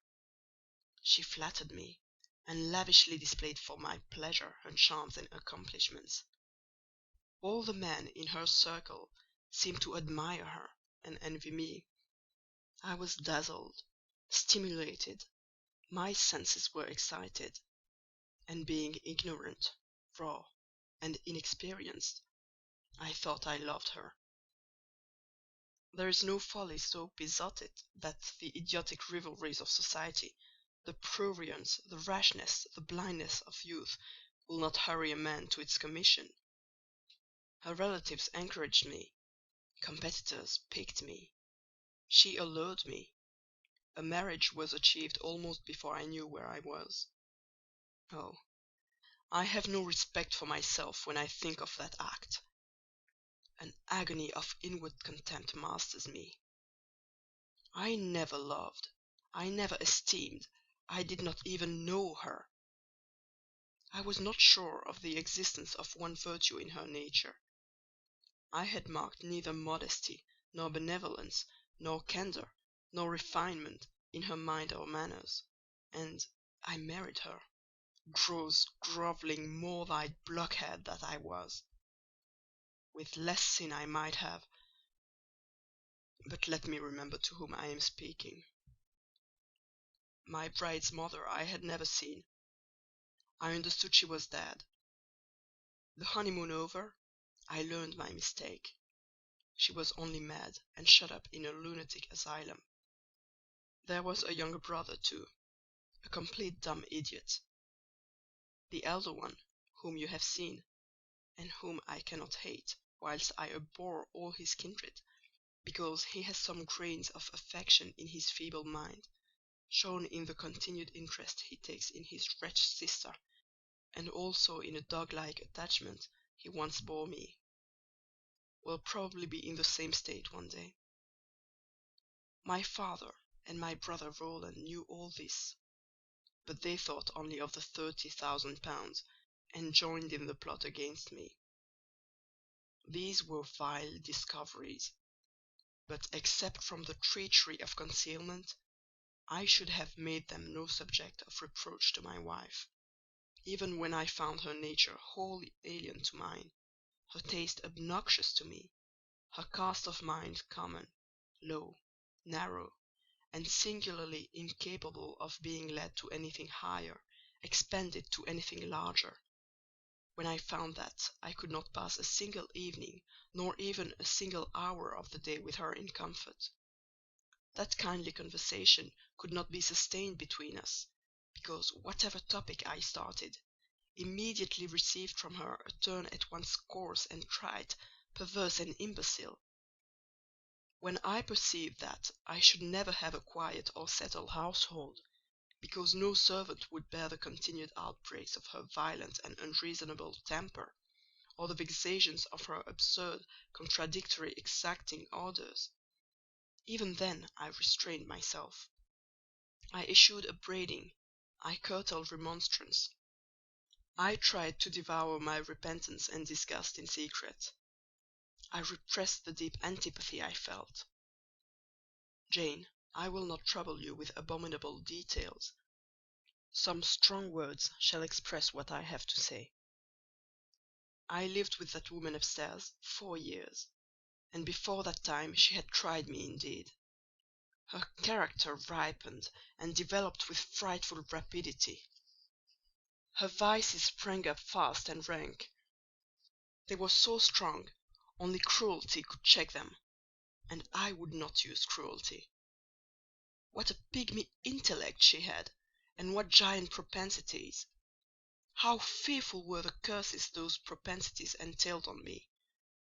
Bertha Mason, the true daughter of an infamous mother, dragged me through all the hideous and degrading agonies which must attend a man bound to a wife at once intemperate and unchaste.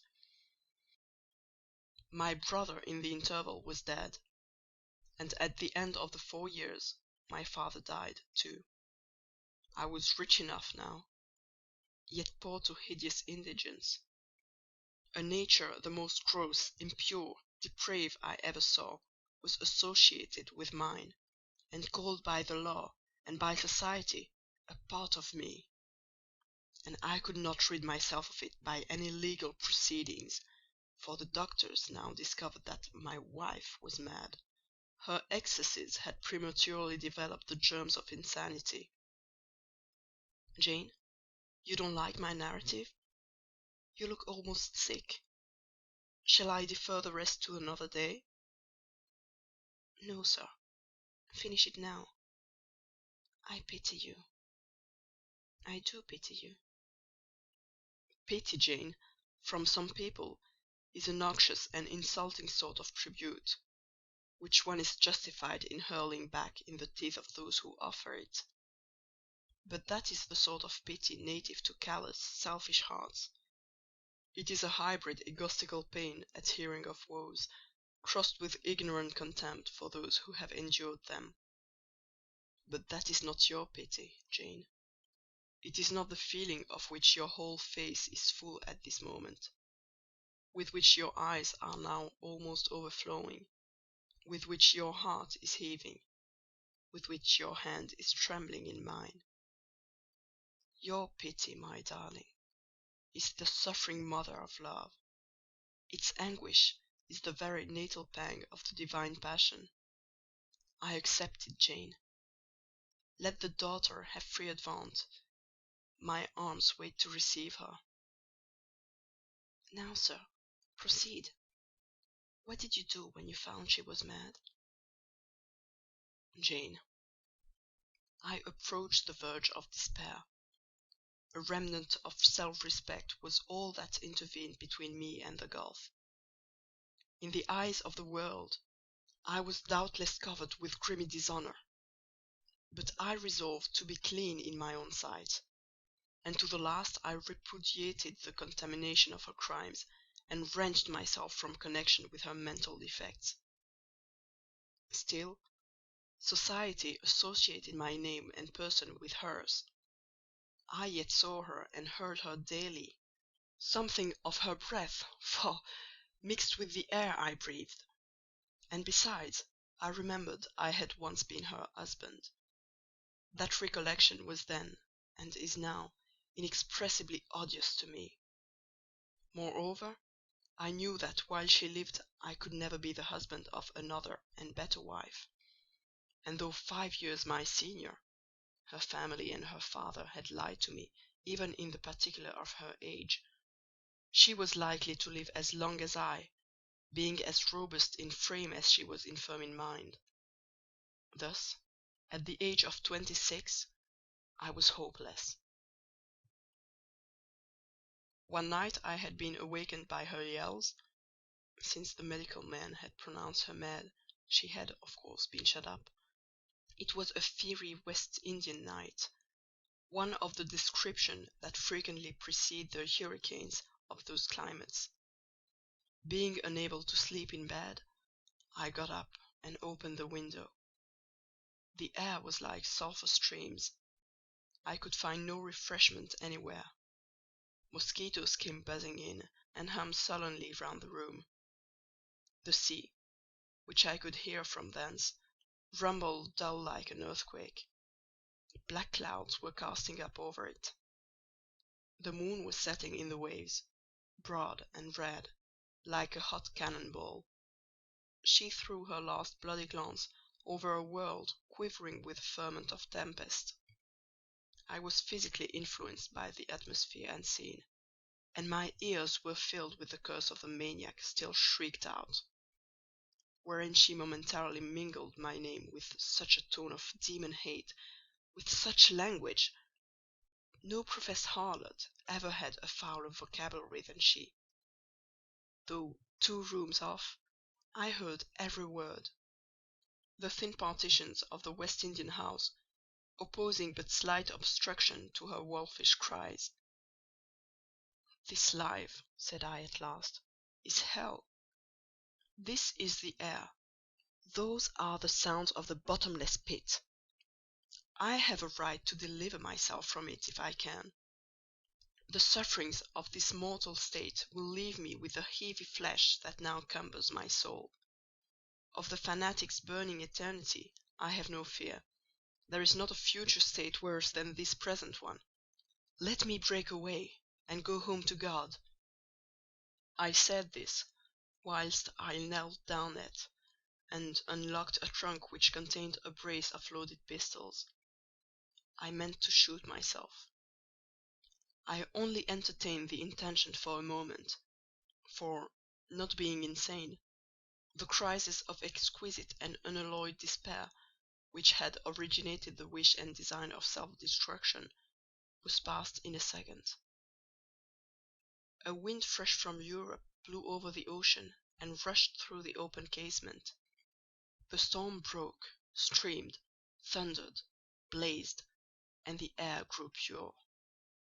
I then framed and fixed a resolution. While I walked under the dripping orange trees of my wet garden, and amongst its drenched pomegranates and pineapples, and while the refulgent dawn of the tropics kindled round me, I reasoned thus, Jane. And now listen, for it was true wisdom that consoled me in that hour, and showed me the right path to follow.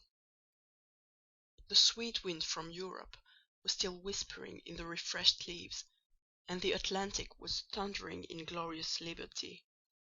My heart, dried up and scorched for a long time, swelled to the tone, and filled with living blood; my being longed for renewal, my soul thirst for a pure draught. I saw hope revive, and felt regeneration possible. From a flowery arch at the bottom of my garden I gazed over the sea, bluer than the sky. The old world was beyond. Clear prospects opened thus. "Go," said Hope, "and live again in Europe. There is not known what a solid name you bear, nor that a filthy burden is bound to you.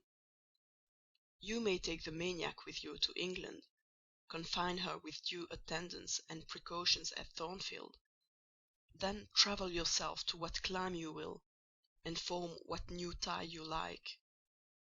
That woman who has so abused your long suffering, so sullied your name, so outraged your honour, so blighted your youth, is not your wife, nor are you her husband.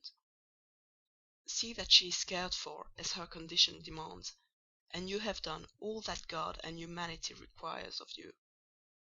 Let her identity, her connection with yourself, be buried in oblivion. You are bound to impart them to no living being. Place her in safety and comfort, shelter her degradation with secrecy, and leave her." I acted precisely on this suggestion. My father and brother had not made my marriage known to their acquaintance, because in the very first letter I wrote to apprise them of the union, having already begun to experience extreme disgust of its consequences, and from the family character and constitution seeing a hideous future opening to me, I added an urgent charge to keep it secret, and very soon the infamous conduct of the wife my father had selected for me was such as to make him blush to own her as his daughter-in-law. Far from desiring to publish the connection, he became as anxious to conceal it as myself. To England, then, I conveyed her.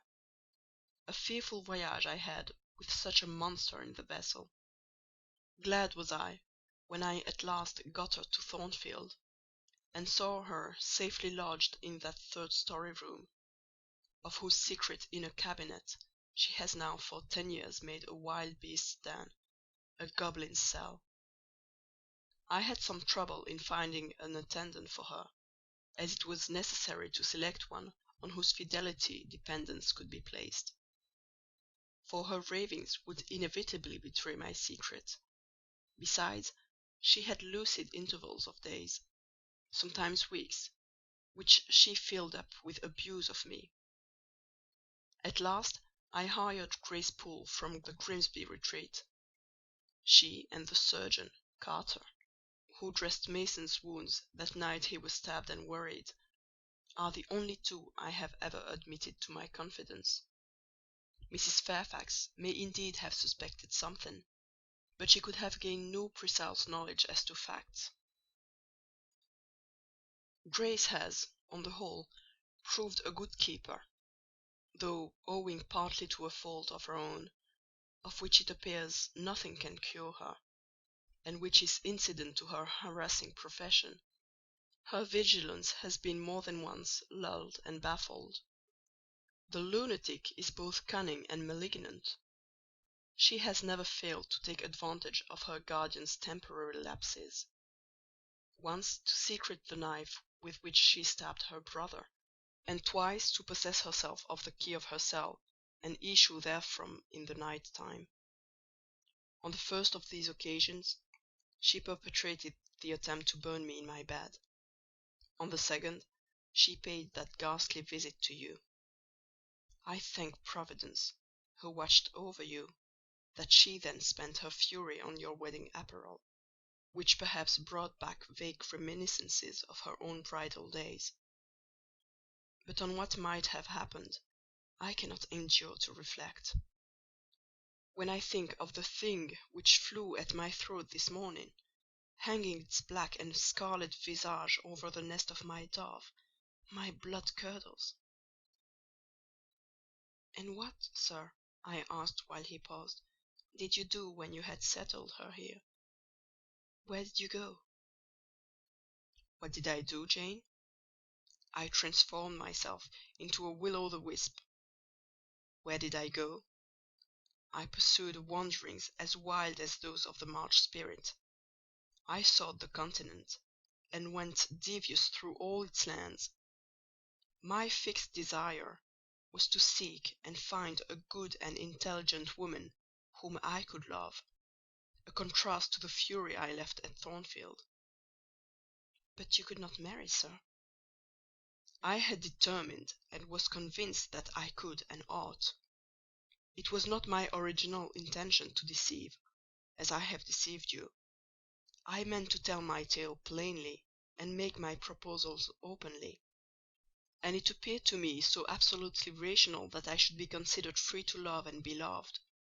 I never doubted some woman might be found willing and able to understand my case and accept it, in spite of the curse with which I was burdened." "Well, sir?" "When you are inquisitive, Jane, you always make me smile. You open your eyes like an eager bird, and make every now and then a restless movement, as if answers in speech did not flow fast enough for you, and you wanted to read the tablet of one's heart. But before I go on, tell me what you mean by your 'well, sir.' It is a small phrase, very frequent with you, and which many a time has drawn me on and on through interminable talk. I don't very well know why." "I mean, what next? How did you proceed? What came of such an event?" "Precisely. And what you wish to know now?" "Whether you found any one you liked; whether you asked her to marry you; and what she said." "I can tell you whether I found any one I liked, and whether I asked her to marry me. But what she said is yet to be recorded in the book of fate. For 10 long years I roved about, living first in one capital, then another; sometimes in St. Petersburg, oftener in Paris, occasionally in Rome, Naples, and Florence. Provided with plenty of money and the passport of an old name, I could choose my own society. No circles were closed against me. I sought my ideal of a woman amongst English ladies, French countesses, Italian signoras, and German Gräfinnen. I could not find her. Sometimes, for a fleeting moment, I thought I caught a glance, heard a tone, beheld a form, which announced the realization of my dream; but I was presently undeceived. You are not to suppose that I desired perfection, either of mind or person. I longed only for what suited me, for the antipodes of the Creole; and I longed vainly. Amongst them all, I found not one whom, had I been ever so free, I, warned as I was of the risks, the horrors, the loathings of incongruous unions, would have asked to marry me. Disappointment made me reckless. I tried dissipation, never debauchery, that I hated and hate. That was my Indian Messalina's attribute. Rooted disgust at it and her restrained me much, even in pleasure. Any enjoyment that bordered on riot seemed to approach me to her and her vices, and I eschewed it. Yet I could not live alone, so I tried the companionship of mistresses. The first I chose was Céline Varens, another of those steps which made a man spurn himself when he recalls them. You already know what she was, and how my liaison with her terminated. She had 2 successors: an Italian, Giacinta, and a German, Clara, both considered singularly handsome. What was their beauty to me in a few weeks? Giacinta was unprincipled and violent: I tired of her in 3 months. Clara was honest and quiet, but heavy, mindless, and unimpressible. not one whit to my taste. I was glad to give her a sufficient sum to set her up in a good line of business, and so get decently rid of her. But Jane, I see by your face you are not forming a very favourable opinion of me just now. You think me an unfeeling, loose-principled rake, don't you? I don't like you so well as I have done sometimes, indeed, sir.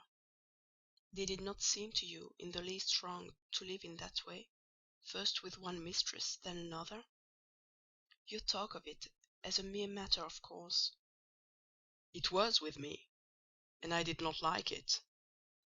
It was a grovelling fashion of existence. I should never like to return to it. Hiring a mistress is the next worst thing to buying a slave. Both are often by nature, and always by position, inferior.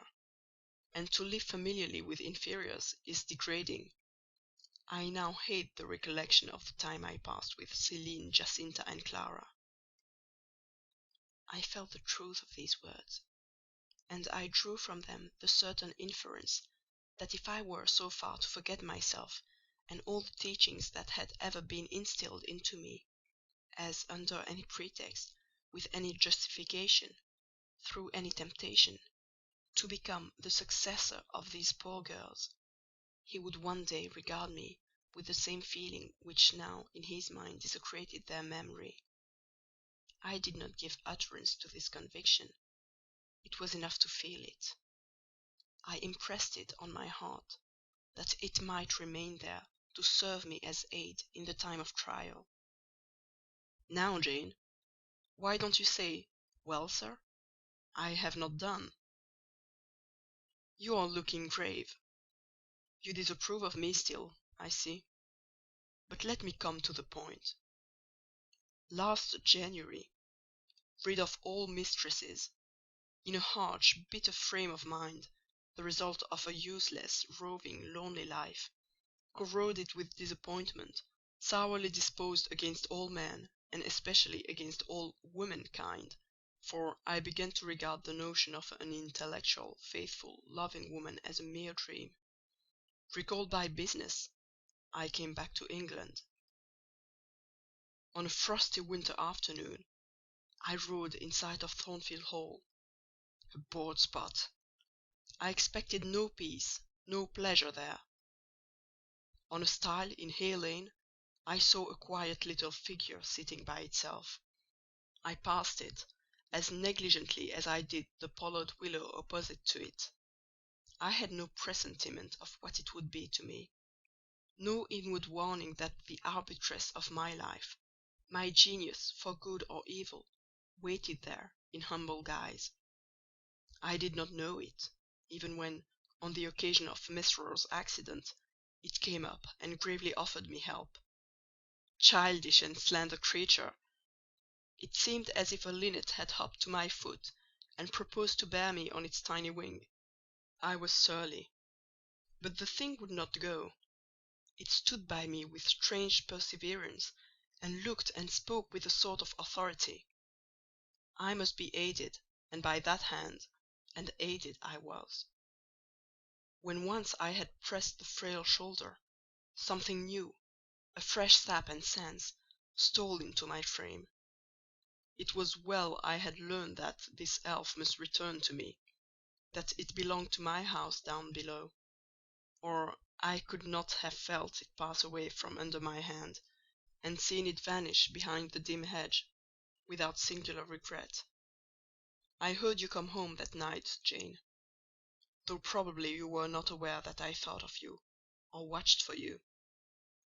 The next day I observed you, myself unseen, for half an hour, while you played with Adèle in the gallery.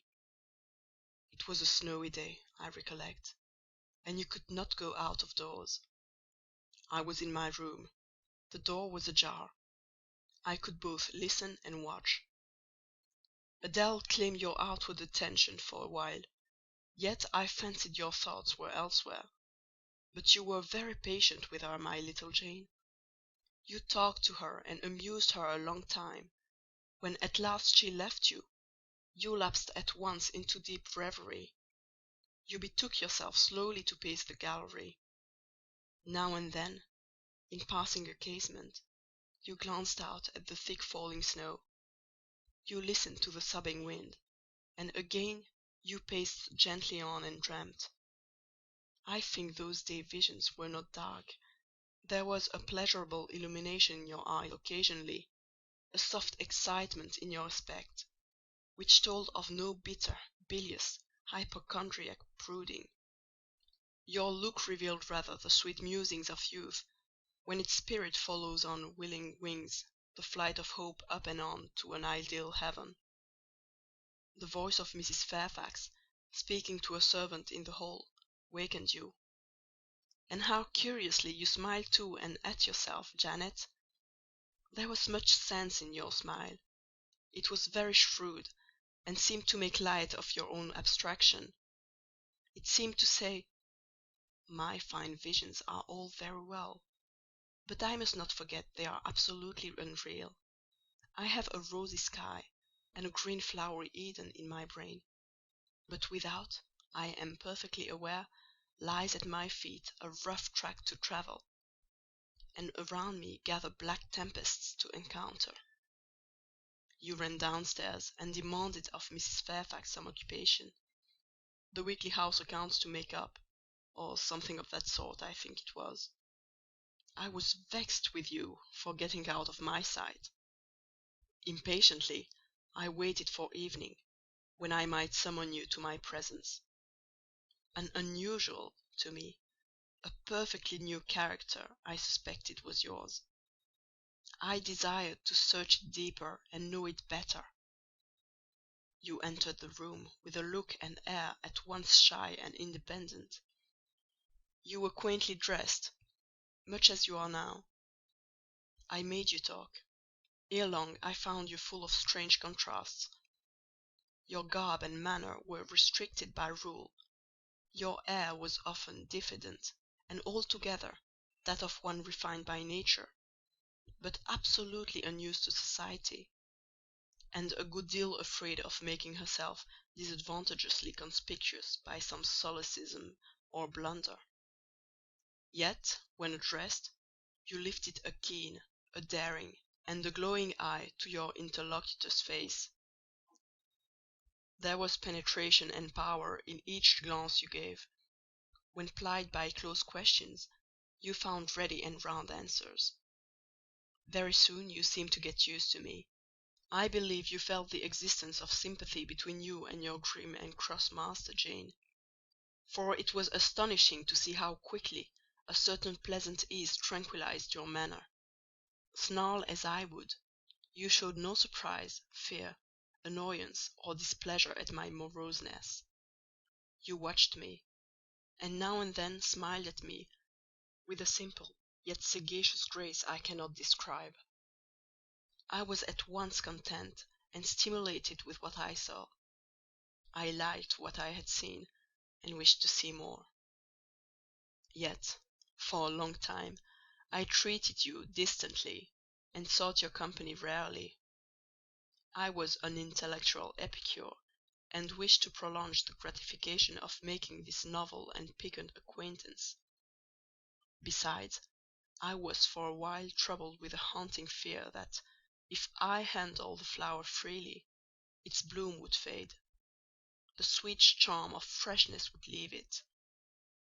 I did not, then, know that it was no transitory blossom, but rather the radiant resemblance of one, cut in an indestructible gem. Moreover, I wished to see whether you would seek me if I shunned you. But you did not. You kept in the schoolroom as still as your own desk and easel. If by chance I met you, you passed me as soon, and with as little token of recognition as was consistent with respect. Your habitual expression in those days, Jane, was a thoughtful look; not despondent, for you were not sickly; but not buoyant, for you had little hope, and no actual pleasure. I wondered what you thought of me, or if you ever thought of me. To find this out, I resumed my notice of you. There was something glad in your glance and genial in your manner when you conversed. I saw you had a social heart. It was the silent schoolroom, it was the tedium of your life, that made you mournful. I permitted myself the delight of being kind to you. Kindness stirred emotion soon. Your face became soft in expression, your tones gentle. I liked my name pronounced by your lips in a grateful, happy accent. I used to enjoy a chance meeting with you, Jane, at this time. There was a curious hesitation in your manner. You glanced at me with a slight trouble, a hovering doubt. You did not know what my caprice might be, whether I was going to play the master and be stern, or the friend and be benignant. I was now too fond of you often to stimulate the first whim, and, when I stretched my hand out cordially, such bloom and light and bliss rose to your young wistful features, I had much ado often to avoid straining you then and there to my heart. "Don't talk any more of those days, sir," I interrupted, furtively dashing away some tears from my eyes. His language was torture to me, for I knew what I must do, and do soon, and all these reminiscences and these revelations of his feelings only made my work more difficult. "No, Jane," he returned. "What necessity is there to dwell on the past, when the present is so much surer, the future so much brighter?" I shuddered to hear the infatuated assertion. "You see now how the case stands, do you not?" he continued. "After a youth and manhood passed half in unutterable misery, and half in dreary solitude, I have for the first time found what I can truly love. I have found you. You are my sympathy, my better self, my good angel. I am bound to you with a strong attachment. I think you good, gifted, lovely. A fervent, a solemn passion is conceived in my heart. It leans to you, draws you to my centre and spring of life, wraps my existence about you, and kindling in pure, powerful flame, fuses you and me in one. It was because I felt and knew this that I resolved to marry you. To tell me that I had already a wife is empty mockery. You know now that I had but a hideous demon. I was wrong to attempt to deceive you, but I feared a stubbornness that exists in your character. I feared early instilled prejudice. I wanted to have you safe before hazarding conferences. This was cowardly. I should have appealed to your nobleness and magnanimity at first, as I do now, opened to you plainly my life of agony, described to you my hunger and thirst after a higher and worthier existence, shown to you, not my resolution, that word is weak, but my resistless bent to love faithfully and well, where I am faithfully and well loved in return. Then I should have asked you to accept my pledge of fidelity and to give me yours. Jane, give it me now." A pause. "Why are you silent, Jane?" I was experiencing an ordeal. A hand of fiery iron grasped my vitals. Terrible moment, full of struggle, blackness, burning. Not a human being that ever lived could wish to be loved better than I was loved, and him who thus loved me I absolutely worshipped, and I must renounce love and idol. One drear word comprised my intolerable duty: depart. Jane, you understand what I want of you. Just this promise: I will be yours, Mr. Rochester. Mr. Rochester, I will not be yours." Another long silence. "Jane!" recommenced he, with a gentleness that broke me down with grief, and turned me stone cold with ominous terror, for this still voice was the pant of a lion rising. "Jane! Do you mean to go one way in the world, and to let me go another?" "I do." "Jane," bending towards me and embracing me, "do you mean it now?" "I do." "And now?" softly kissing my forehead and cheek. "I do," extricating myself from restraint rapidly and completely. "Oh, Jane, this is bitter! This is wicked!" "It would not be wicked to love me." "It would to obey you." A wild look raised his brows, crossed his features. He rose, but he forbore yet. I laid my hand on the back of a chair for support. I shook, I feared, but I resolved. "One instant, Jane. Give one glance to my horrible life when you are gone. All happiness will be torn away with you. What then is left? For a wife I have but the maniac upstairs. As well might you refer me to some corpse in yonder churchyard. What shall I do, Jane? Where turn for a companion, and for some hope?" "Do as I do. Trust in God and yourself. Believe in heaven. Hope to meet again there." "Then you shall not yield?" "No." "Then you condemn me to live wretched, and to die accursed?" His voice rose. "I advise you to live sinless, and I wish you to die tranquil." "Then you snatch love and innocence from me? You fling me back on lust for a passion, vice for an occupation?" "Mr. Rochester, I no more assign this fate to you than I grasped it for myself. We were born to strive and endure, you as well as I. Do so. You will forget me before I forget you." "You make me a liar by such language.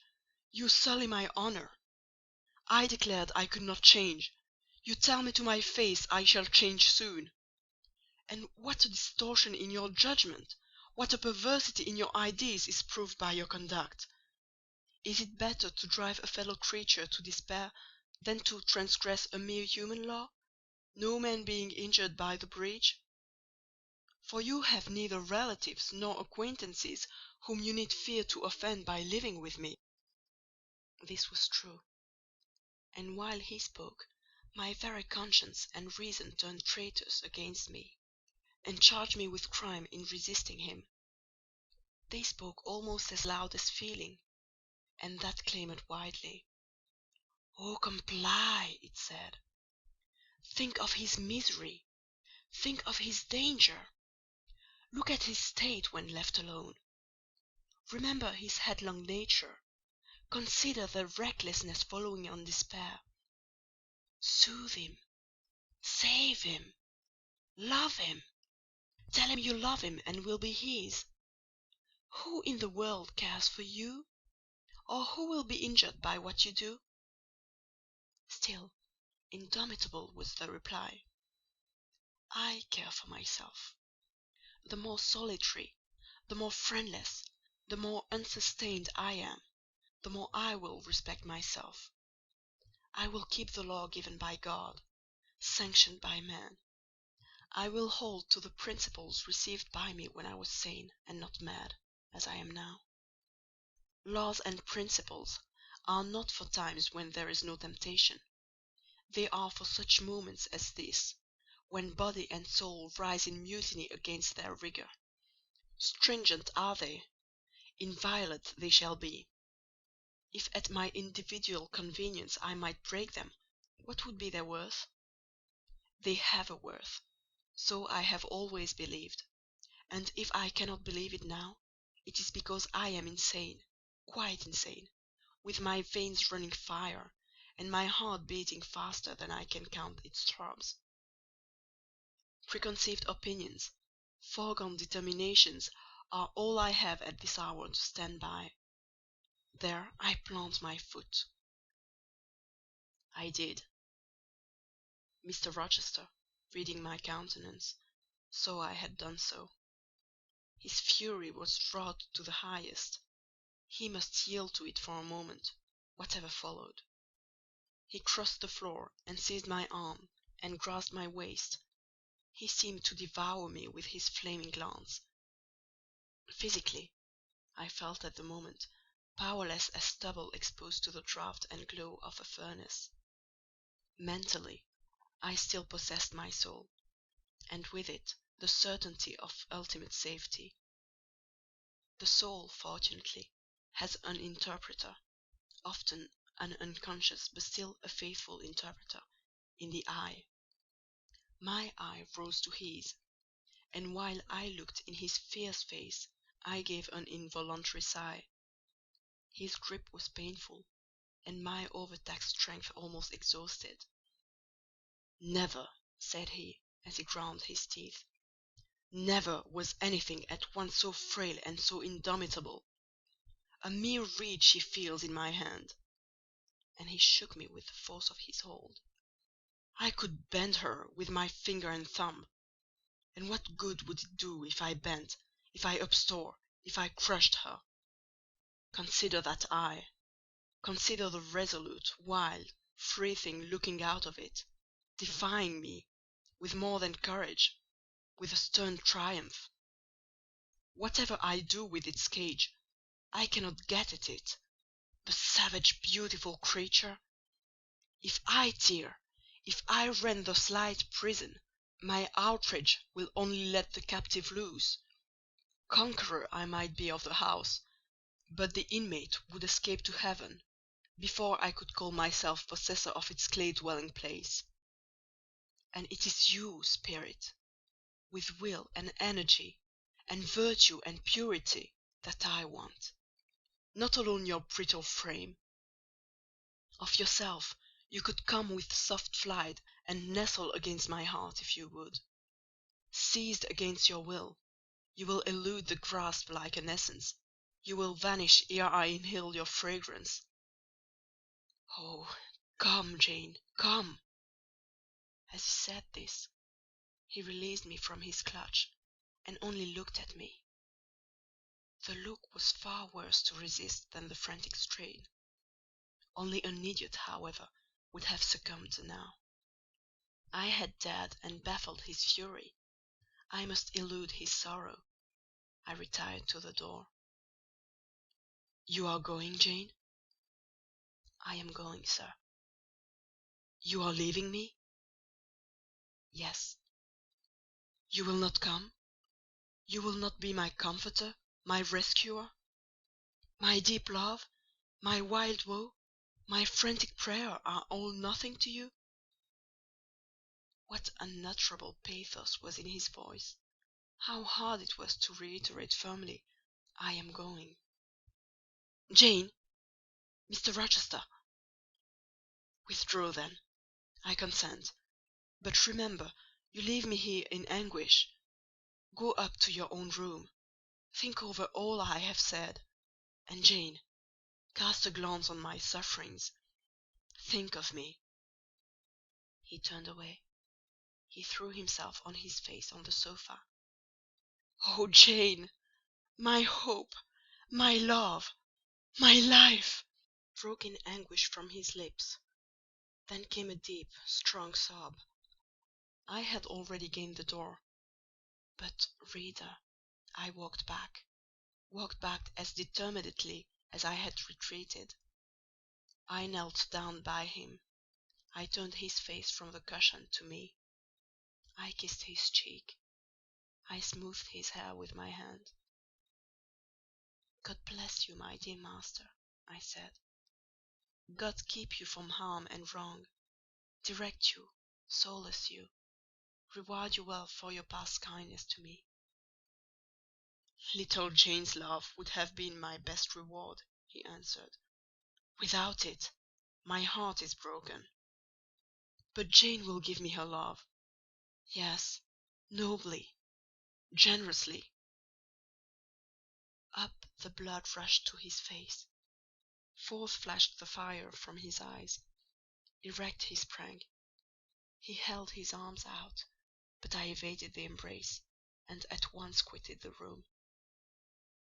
"Farewell!" was the cry of my heart as I left him. Despair added, "Farewell for ever!"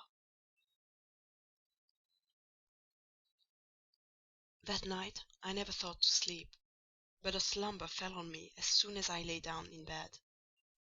I was transported in thought to the scenes of childhood. I dreamt I lay in the Red Room at Gateshead; that the night was dark, and my mind impressed with strange fears. The light that long ago had struck me into syncope, recalled in this vision, seemed glidingly to mount the wall, and tremblingly to pause in the centre of the obscured ceiling.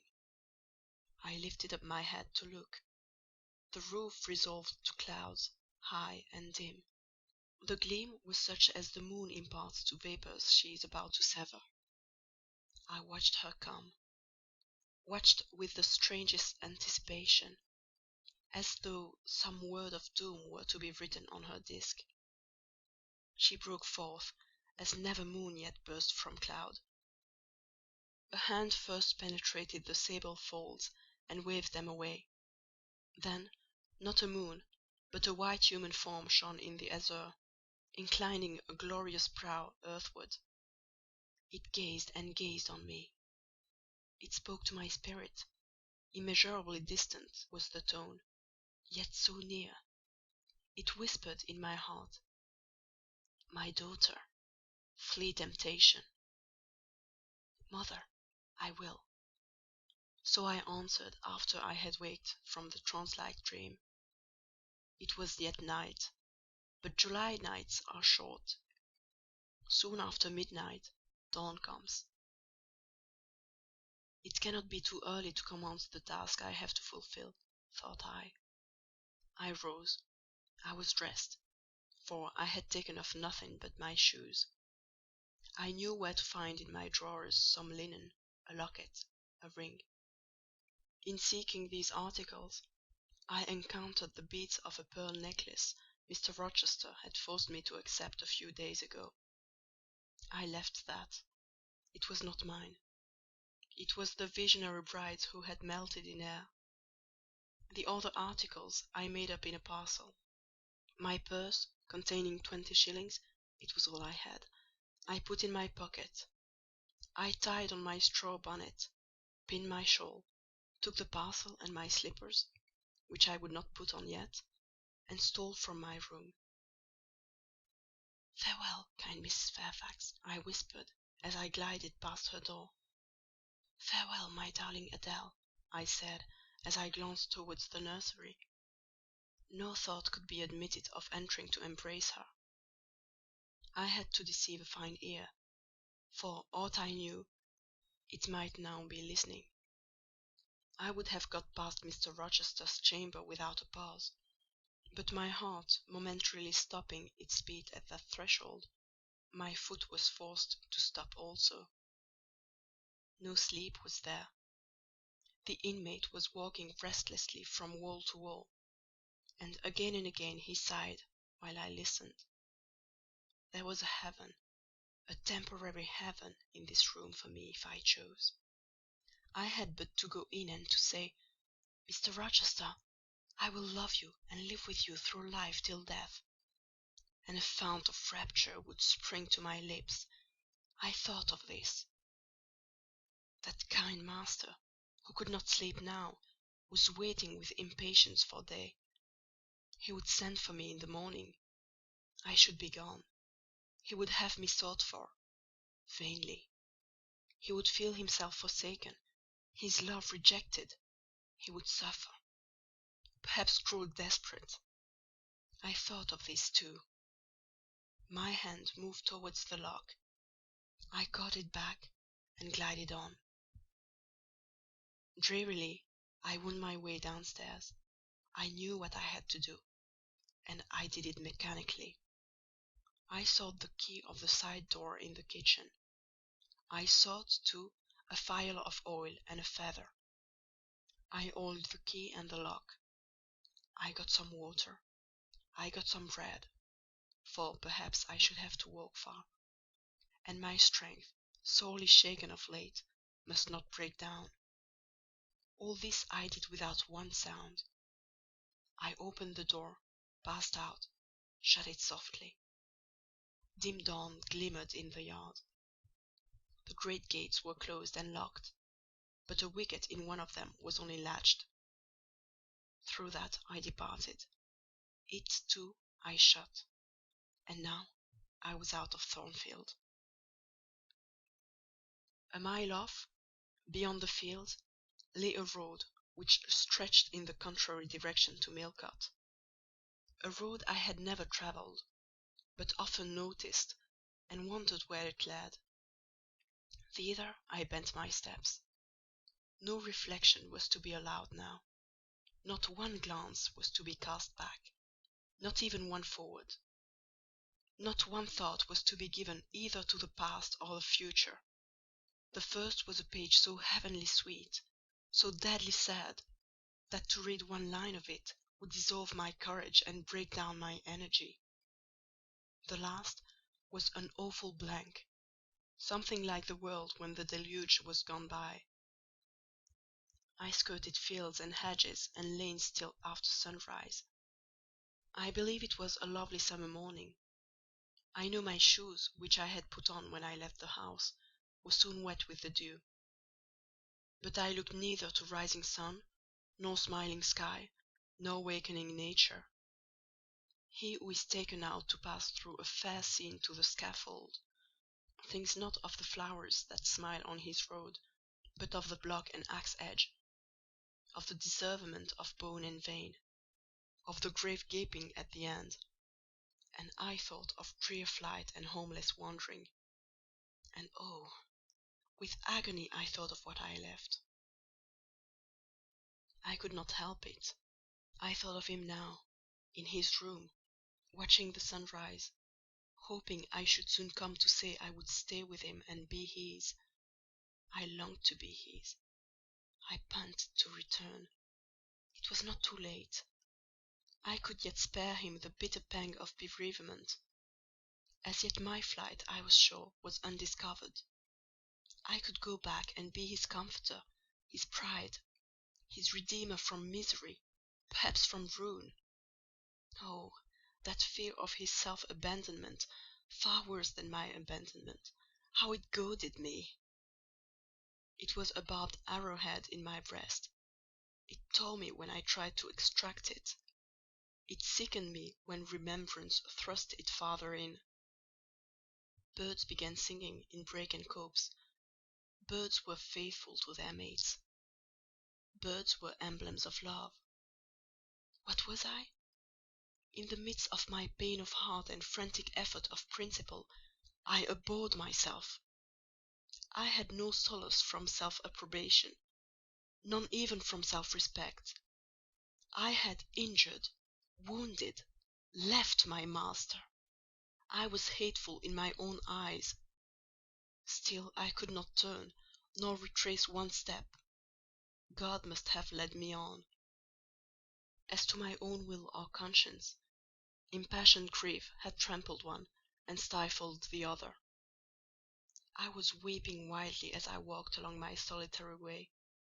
Fast, fast I went like one delirious. A weakness, beginning inwardly, extending to my limbs, seized me, and I fell. I lay on the ground some minutes, pressing my face to the wet turf. I had some fear, or hope, that here I should die. But I was soon up, crawling forwards on my hands and knees, and then again raised to my feet, as eager and as determined as ever to reach the road. When I got there, I was forced to sit to rest me under the hedge. And while I sat, I heard wheels, and saw a coach come on. I stood up and lifted my hand. It stopped. I asked where it was going. The driver named a place a long way off, and where I was sure Mr. Rochester had no connections. I asked for what sum he would take me there. He said 30 shillings. I answered I had but 20. Well, he would try to make it do. He further gave me leave to get into the inside, as the vehicle was empty. I entered, was shut in, and it rolled on its way. Gentle reader, may you never feel what I then felt. May your eyes never shed such stormy, scalding, heart-wrung tears as poured from mine. May you never appeal to heaven in prayers so hopeless and so agonized as in that hour left my lips; for never may you, like me, dread to be the instrument of evil to what you wholly love.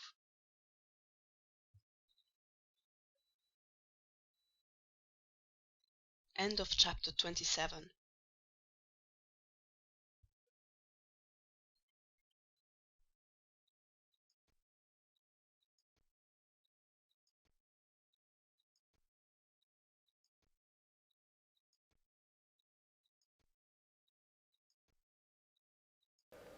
Chapter 28. 2 days are past. It is a summer evening. The coachman has set me down at a place called Whitecross. He could take me no farther for the sum I had given, and I was not possessed of another shilling in the world. The coach is a mile off by this time. I am alone. At this moment I discover that I forgot to take my parcel out of the pocket of the coach where I had placed it for safety. There it remains, there it must remain, and now I am absolutely destitute. Whitecross is no town, nor even a hamlet. It is but a stone pillar set up where 4 roads meet, whitewashed, I suppose, to be more obvious at a distance and in darkness. 4 arms spring from its summit. The nearest town to which these point is, according to the inscription, distant 10 miles, the farthest above 20. From the well-known names of these towns I learn in what county I have lighted. A North Midland shire, dusk with moorland, rigid with mountain, this I see. There are great moors behind and on each hand of me. There are waves of mountains far beyond that deep valley at my feet. The population here must be thin, and I see no passengers on these roads. They stretch out east, west, north, and south white, broad lonely.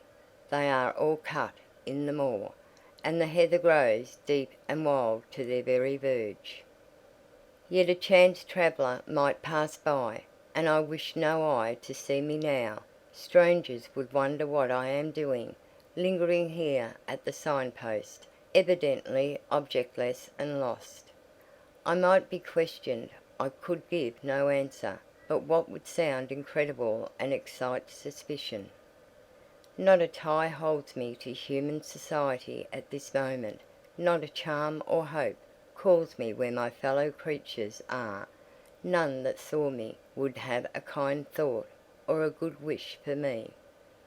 I have no relative but the universal mother, Nature. I will seek her breast and ask repose.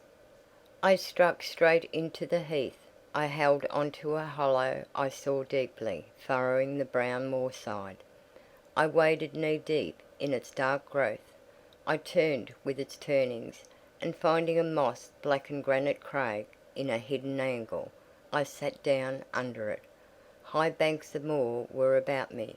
The crag protected my head. The sky was over that.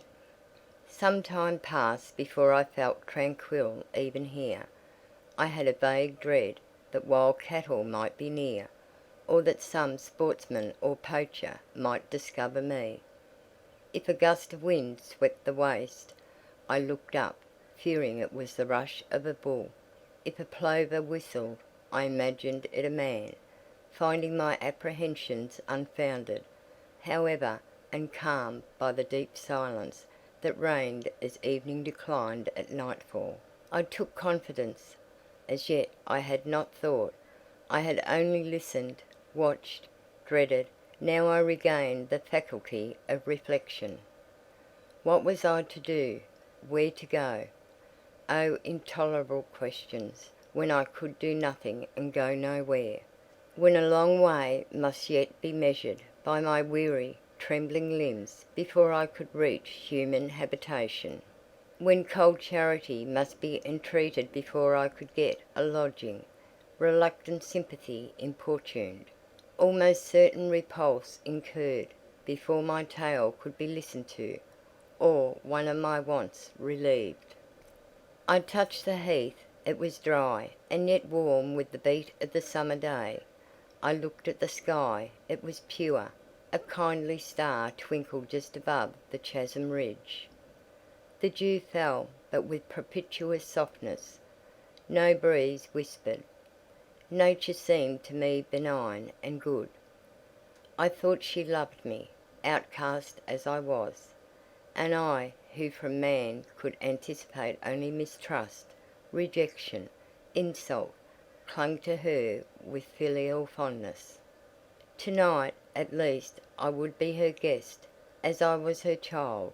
My mother would lodge me without money and without price. I had one morsel of bread yet, the remnant of a roll I had bought in a town we passed through at noon with a stray penny, my last coin.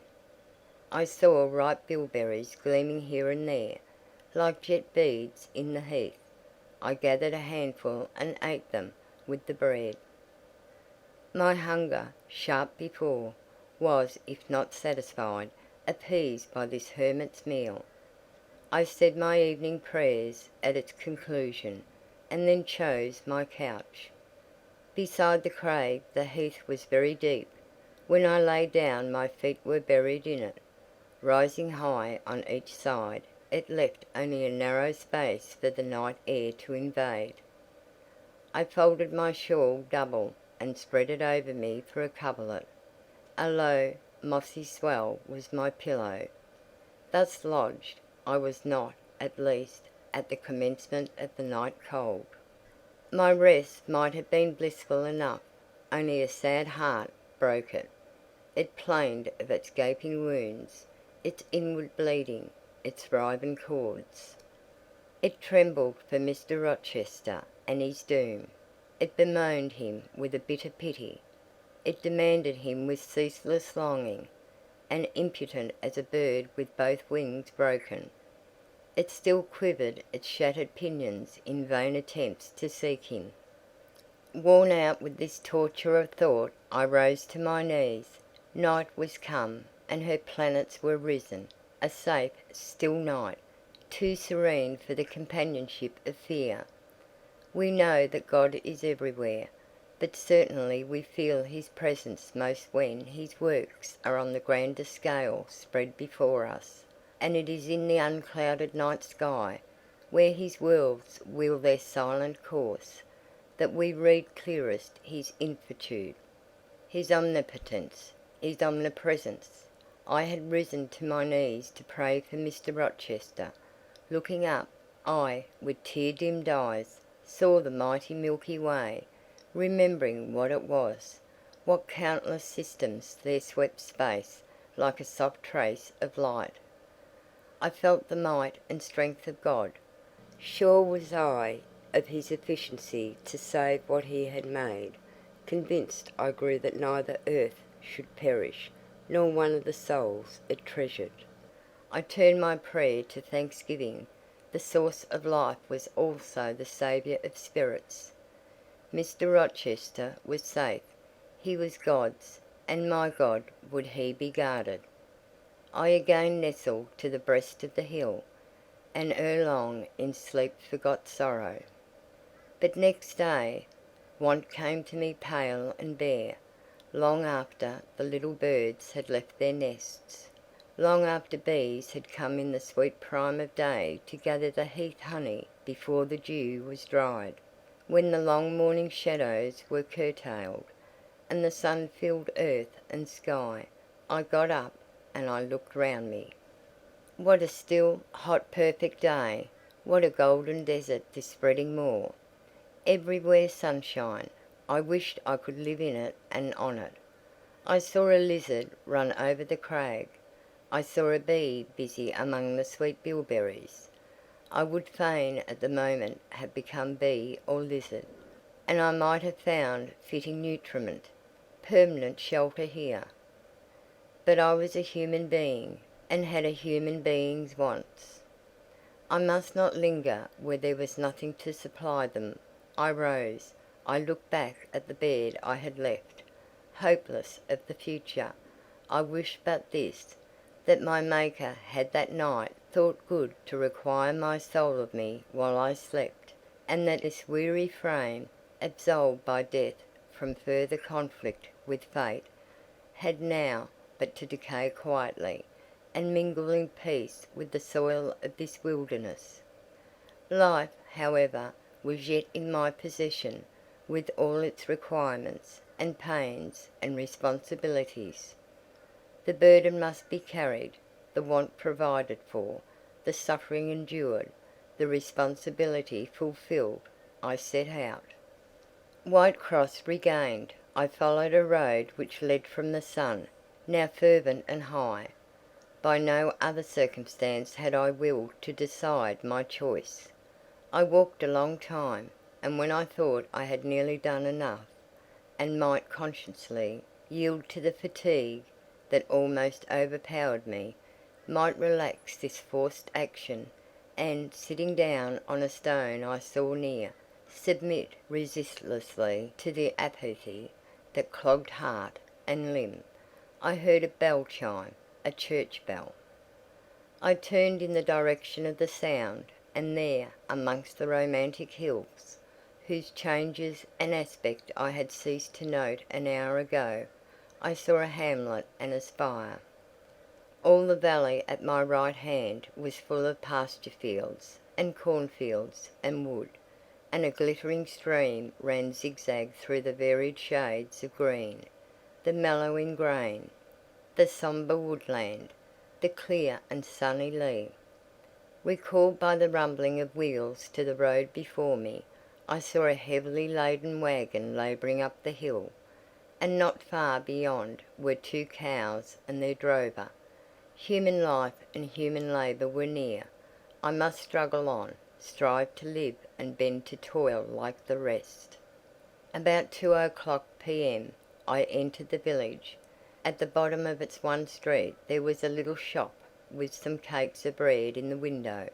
I coveted a cake of bread. With that refreshment I could perhaps regain a degree of energy. Without it, it would be difficult to proceed. The wish to have some strength and some vigour returned to me as soon as I was amongst my fellow beings. I felt it would be degrading to faint with hunger on the causeway of a hamlet. Had I nothing about me I could offer in exchange for one of these rolls? I considered. I had a small silk handkerchief tied round my throat. I had my gloves. I could hardly tell how men and women in extremities of destitution proceeded. I did not know whether either of these articles would be accepted. Probably they would not, but I must try. I entered the shop. A woman was there. Seeing a respectably dressed person, a lady as she supposed, she came forward with civility. How could she serve me? I was seized with shame. My tongue would not utter the request I had prepared. I dared not offer her the half-worn gloves, the creased handkerchief. Besides, I felt it would be absurd. I only begged permission to sit down a moment, as I was tired. Disappointed in the expectation of a customer, she coolly acceded to my request. She pointed to a seat. I sank into it. I felt sorely urged to weep, but conscious how unreasonably such a manifestation would be, I restrained it. Soon I asked her if there were any dressmaker or plain workwoman in the village. Yes, 2 or 3, quite as many as there was employment for. I reflected. I was driven to the point now. I was brought face to face with necessity.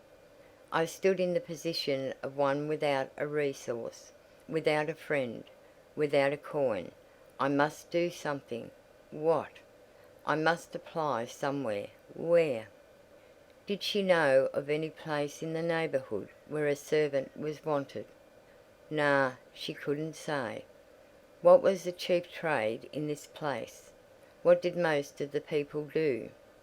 Some were farm labourers. A good deal worked at Mr. Oliver's needle factory and at the foundry. Did Mr. Oliver employ women? Nah, it was men's work. And what do the women do? I know't was the answer. Some does one thing and some another. Poor folk mun get on as they can. She seemed to be tired of my questions, and, indeed, what claim had I to importune her? A neighbour or two came in. My chair was evidently wanted. I took leave. I passed up the street, looking as I went at all the houses to the right hand and to the left, but I could discover no pretext, nor see an inducement to enter any. I rambled round the hamlet, going sometimes to a little distance and returning again, for an hour or more. Much exhausted and suffering greatly now for want of food, I turned aside into a lane and sat down under the hedge. Ere many minutes had elapsed, I was again on my feet, however, and again searching something, a resource, or at least an informant. A pretty little house stood at the top of the lane, with a garden before it, exquisitely neat and brilliantly blooming. I stopped at it. What business had I to approach the white door or touch the glittering knocker? In what way could it possibly be the interest of the inhabitants of that dwelling to serve me? Yet I drew near and knocked. A mild-looking, cleanly attired young woman opened the door, in such a voice as might be expected from a hopeless heart and fainting frame, a voice wretchedly low and faltering. I asked if a servant was wanted here. "No," said she, "we do not keep a servant." "Can you tell me where I could get employment of any kind?" I continued. "I am a stranger without acquaintance in this place. I want some work, no matter what." But it was not her business to think for me, or to seek a place for me. Besides, in her eyes, how doubtful must have appeared my character, position, tale. She shook her head. She was sorry she could give me no information, and the white door closed, quite gently and civilly, but it shut me out. If she had held it open a little longer, I believe I should have begged a piece of bread, for I was now brought low. I could not bear to return to the sordid village, where, besides, no prospect of aid was visible. I should have longed rather to deviate to a wood I saw not far off, which appeared in its thick shade to offer inviting shelter. But I was so sick, so weak, so gnawed with nature's cravings, instinct kept me roaming round abodes where there was a chance of food. Solitude would be no solitude, rest no rest, while the vulture, hunger, thus sunk beak and talons in my side. I drew near houses, I left them, and came back again, and again I wandered away, always repelled by the consciousness of having no claim to ask, no right to expect interest in my isolated lot. Meantime the afternoon advanced. While I thus wandered about like a lost and starving dog, in crossing a field I saw the church spire before me. I hastened towards it. Near the churchyard, and in the middle of a garden, stood a well-built though small house, which I had no doubt was the parsonage. I remembered that strangers who arrive at a place where they have no friends, and who want employment, sometimes apply to the clergyman for introduction and aid. It is the clergyman's function to help, at least with advice, those who wish to help themselves. I seemed to have something like a right to seek counsel here. Renewing then my courage, and gathering my feeble remains of strength, I pushed on. I reached the house, and knocked at the kitchen door. An old woman opened. I asked, was this the parsonage? Yes. Was the clergyman in? No. Would he be in soon? No, he was gone from home. To a distance? Not so far. Happened 3 mile. He had been called away by the sudden death of his father. He was at Marsh End now, and would very likely stay there a fortnight longer. Was there any lady of the house? Nay, there was naught but here, and she was housekeeper, and of her reader I could not bear to ask the relief for want of which I was thinking. I could not yet beg, and again I crawled away. Once more I took off my handkerchief. Once more I thought of the cakes of bread in the little shop. Oh, for but a crust, for but one mouthful to allay the pang of famine. Instinctively I turned my face again to the village. I found the shop again, and I went in. And though others were there besides the woman, I ventured the request, would she give me a roll for this handkerchief? She looked at me with evident suspicion. Nay, she never sold stuff either way. Almost desperate, I asked for half a cake. She again refused. How could she tell where I had got the handkerchief? She said. Would she take my gloves? No. What could she do with them? Reader, it is not pleasant to dwell on these details. Some say there is enjoyment in looking back to painful experience past, but at this day I can scarcely bear to review the times to which I allude. The moral degradation blent with the physical suffering formed too distressing a recollection ever to be willingly dwelt on. I blame none of these who repulsed me. I felt it was what was to be expected, and what could not be helped. An ordinary beggar is frequently an object of suspicion, a well-dressed beggar inevitably so. To be sure, what I begged was employment, but whose business was it to provide me with employment? Not certainly that of persons who saw me then for the first time, and who knew nothing about my character. And as to the woman who would not take my handkerchief in exchange for her bread, why, she was right, if the offer appeared to her sinister or the exchange unprofitable. Let me condense now. I am sick of the subject. A little before dark I passed a farmhouse, at the open door of which the farmer was sitting, eating his supper of bread and cheese. I stopped and said, "Will you give me a piece of bread, for I am very hungry?" He cast on me a glance of surprise, but without answering, he cut a thick slice from his loaf, and gave it to me. I imagine he did not think I was a beggar, but only an eccentric sort of lady, who had taken a fancy to his brown loaf. As soon as I was out of sight of his house, I sat down and ate it. I could not hope to get a lodging under a roof, and sought it in the wood I have before alluded to. But by night was wretched, my rest broken, the ground was damp, the air cold. Besides, intruders passed near me more than once, and I had again and again to change my quarters. No sense of safety or tranquillity befriended me. Towards morning it rained. The whole of the following day was wet. Do not ask me, reader, to give a minute account of that day. As before, I sought work. As before, I was repulsed. As before, I starved. But once did food pass my lips? At the door of a cottage I saw a little girl about to throw a mess of cold porridge into a pig trough. "Will you give me that?" I asked.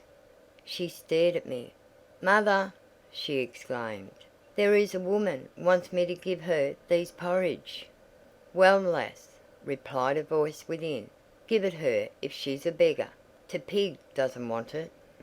The girl emptied the stiffened mould into my hand, and I devoured it ravenously.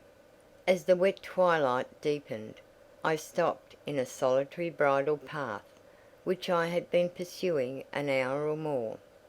"My strength is quite failing me," I said in a soliloquy. "I feel I cannot go much farther. Shall I be an outcast again this night, while the rain descends so? Must I lay my head on the cold, drenched ground? I fear I cannot do otherwise, for who will receive me? But it will be very dreadful, with this feeling of hunger, faintness, chill, and this sense of desolation, this total prostration of hope. In all likelihood, though, I should die before morning. And why cannot I reconcile myself to the prospect of death? Why do I struggle to retain a valueless life? Because I know, or believe, Mr. Rochester is living, and then, to die of want and cold is a fate to which nature cannot submit passively. Oh, Providence, sustain me a little longer, aid, direct me. My glazed eye wandered over the dim and misty landscape. I saw I had strayed far from the village. It was quite out of sight. The very cultivation surrounding it had disappeared. I had, by cross ways and by paths, once more drawn near the tract of moorland, and now only a few fields, almost as wild and unproductive as the heath from which they were scarcely reclaimed, lay between me and the dusky hill. Well, I would rather die yonder than in a street or on a frequented road, I reflected. And far better that crows and ravens, if any ravens there be in these regions, should pick my flesh from my bones, than that they should be prisoned in a workhouse coffin, and moulder in a pauper's grave. To the hill then I turned. I reached it. It remained now only to find a hollow where I could lie down, and feel at least hidden, if not secure. But all the surface of the waste looked level. It showed no variation but a tint green, where rush and moss overgrew the marshes, black where the dry soil bore only heath. Dark as it was getting, I could still see these changes, though but as mere alternations of light and shade, for colour had faded with the daylight. My eye still roved over the sullen swell and along the moor edge, vanishing amidst the wildest scenery, when on one dim point, far in among the marshes and the ridges, a light sprang up. That is an ignis fatuus, was my first thought, and I expected it would soon vanish. It burnt on, however, quite steadily, neither receding nor advancing. Is it, then, a bonfire just kindled? I questioned. I watched to see whether it would spread, but no, as it did not diminish, so it did not enlarge. It may be a candle in a house, I then conjectured, but if so, I can never reach it. It is much too far away, and were it within a yard of me, what would it avail? I should but knock at the door to have it shut in my face. And I sank down where I stood, and hid my face against the ground.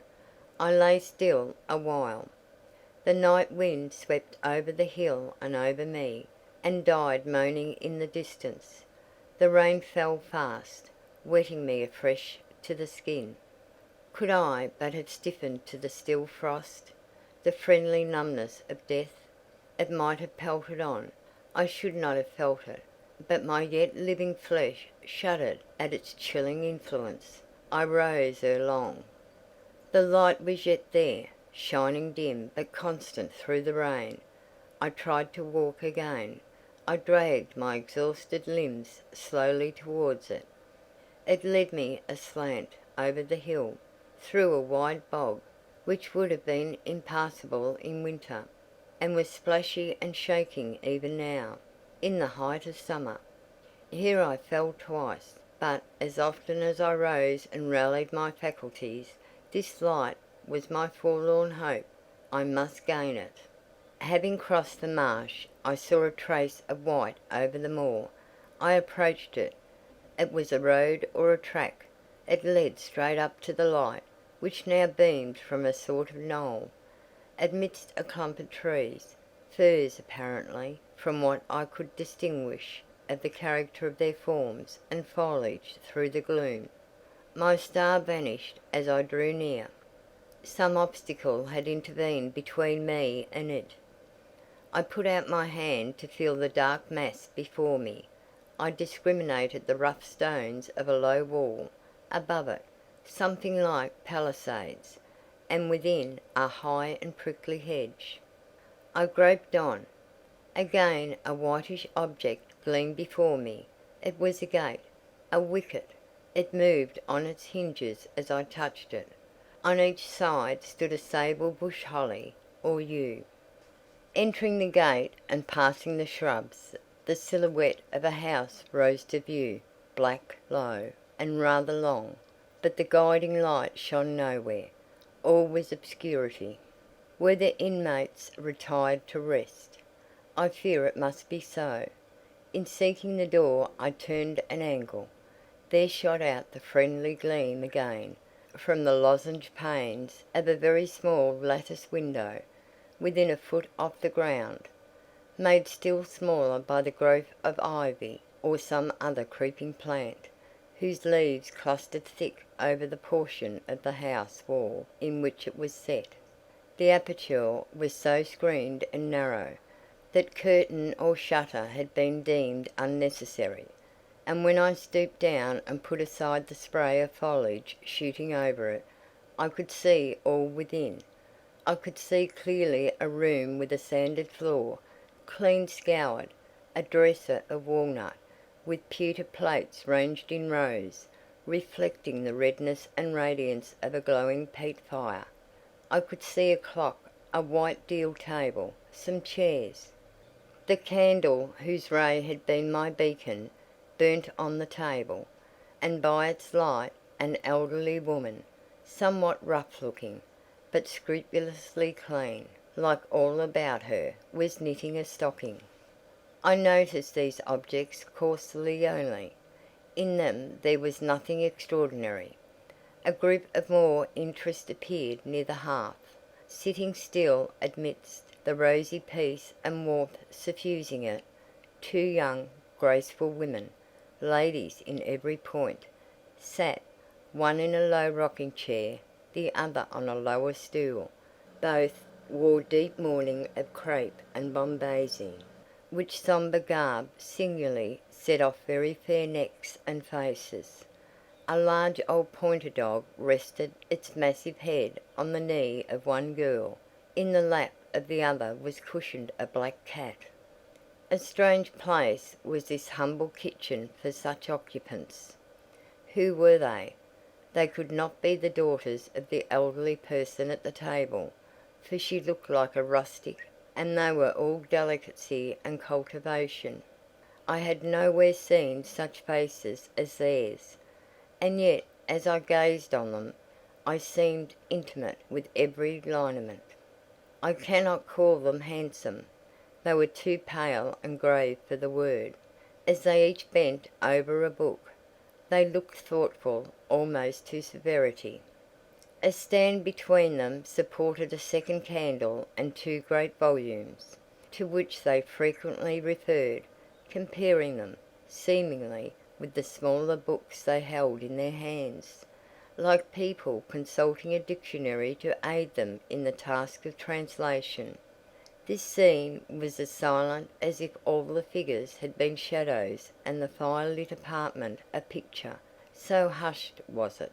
I could hear the cinders fall from the grate, the clock tick in its obscure corner, and I even fancied I could distinguish the click-click of the woman's knitting needles. When, therefore, a voice broke the strange stillness at last, it was audible enough to me. "Listen, Diana," said one of the absorbed students. "France and old Daniel are together in the night time, and France is telling a dream from which he has awakened in terror. Listen." And in a low voice she read something, of which not one word was intelligible to me, for it was in an unknown tongue, neither French nor Latin. Whether it was Greek or German I could not tell. "That is strong," she said when she had finished. "I relish it. The other girl, who had lifted her head to listen to her sister, repeated, while she gazed at the fire, a line of what had been read. At a later day I knew the language and the book, therefore I will here quote the line, though, when I first heard it, it was only like a stroke on sounding brass to me, conveying no meaning. Det trat hervor einer anzusehen wie die Sterne Nacht. Good, good, she exclaimed, while her dark and deep eyes sparkled. There you have a dim and mighty archangel fitly set before you. The line is worth 100 pages of fustian. Ich wage die Gedanken in der Schale meines. I like it. Both were again silent. Is there only country where they talk that way? Asked the old woman, looking up from her knitting. Yes, Hannah, a far larger country than England, where they talk in no other way. Well, for sure case, I know how they can understand to one another, and if either of you went there, you could tell what they said, I guess. We probably tell something of what they said, but not all, for we are not as clever as you think us, Hannah. We don't speak German, and we cannot read it without a dictionary to help us. And what good does it do you? We mean to teach it some time, or at least the elements, as they say, and then we shall get more money than we do now. Very like, but give over studying. You've done enough for tonight. I think we have. At least I'm tired. Mary, are you? Mortally. After all, it's tough work, fagging away at a language with no master but a lexicon. It is, especially such a language as this crabbed but glorious douche. I wonder when St. John will come home. Surely he will not be long now. It is just 10. Looking at a little gold watch she drew from her girdle. It rains fast, Hannah. Will you have the goodness to look at the fire in the parlour? The woman rose. She opened a door, through which I dimly saw a passage. Soon I heard her stir a fire in an inner room. She presently came back. Ah, childer, she said, it fair troubles me to go into yon room now. It looks so lonesome, with the chair empty and set back in a corner. She wiped her eyes with her apron. The two girls, grave before, looked sad now. But he is in a better place, continued Hannah. We shouldn't wish him here again, and then nobody need to have a quieter death nor he had. You say he never mentioned us? Inquired one of the ladies. He hadn't time, Ban. He was gone in a minute. Was your father? He had been a bit ailing like the day before, but naught to signify, and when Mr. St. John asked if he would like either of you to be sent for, he fair laughed at him. He began again, with a bit of heaviness in his head the next day, that is, a fortnight sin, and he went to sleep and never wakened. He wore a mask dark when your brother went into the chamber and found him. Ah, childer, that's the last of the old stock. For ye and Mr. St. John is like of different sort, to them is gone. For all your mother wore mich your way, and a'most a book learned. She wore the picture, oh yea, Mary. Diana is like your father. I thought them so similar I could not tell where the old servant, for such I now concluded her to be, saw the difference. Both were fair complexioned and slenderly made. Both possessed faces full of distinction and intelligence. One, to be sure, had hair a shade darker than the other, and there was a difference in their style of wearing it. Mary's pale brown locks were parted and braided smooth. Diana's duskier tresses covered her neck with thick curls. The clock struck 10. "You'll want your supper, I am sure," observed Hannah, "and so will Mr. St. John when he comes in." And she proceeded to prepare the meal. The ladies rose. They seemed about to withdraw to the parlour. Till this moment I had been so intent on watching them, their appearance and conversation had excited in me so keen an interest, I had half forgotten my own wretched position. Now it recurred to me. More desolate, more desperate than ever, it seemed from contrast. And how impossible did it appear to touch the inmates of this house with concern on my behalf, to make them believe in the truth of my wants and woes, to induce them to vouchsafe a rest for my wanderings. As I groped out the door, and knocked at it hesitatingly, I felt that last idea to be a mere chimera. Hannah opened. "What do you want?" she inquired, in a voice of surprise, as she surveyed me by the light of the candle she held. "May I speak to your mistresses?" I said. "You had better tell me what you have to say to them. Where do you come from?" "I am a stranger." "What is your business here at this hour?" "I want a night's shelter, in an outhouse or anywhere, and a morsel of bread to eat." Distrust, the very feeling I dreaded, appeared in Hannah's face. "I'll give you a piece of bread," she said after a pause, "but we can't take in a vagrant to lodge. It isn't likely." "Do let me speak to your mistresses." "No, not I.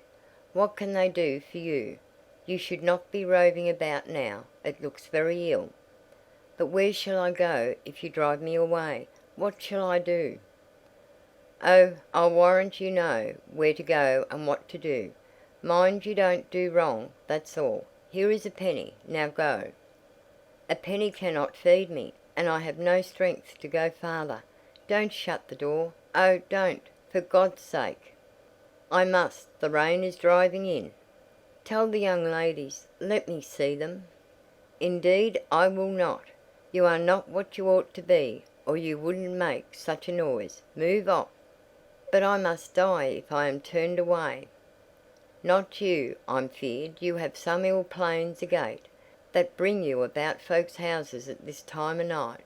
If you've any followers, housebreakers or such like, anywhere near, you may tell them we are not by ourselves in the house. We have a gentleman, and dogs, and guns." Here the honest but inflexible servant clapped the door to and bolted it within. This was the climax. A pang of exquisite suffering, a throe of true despair, rent and heaved my heart. Worn out, indeed, I was. Not another step could I stir.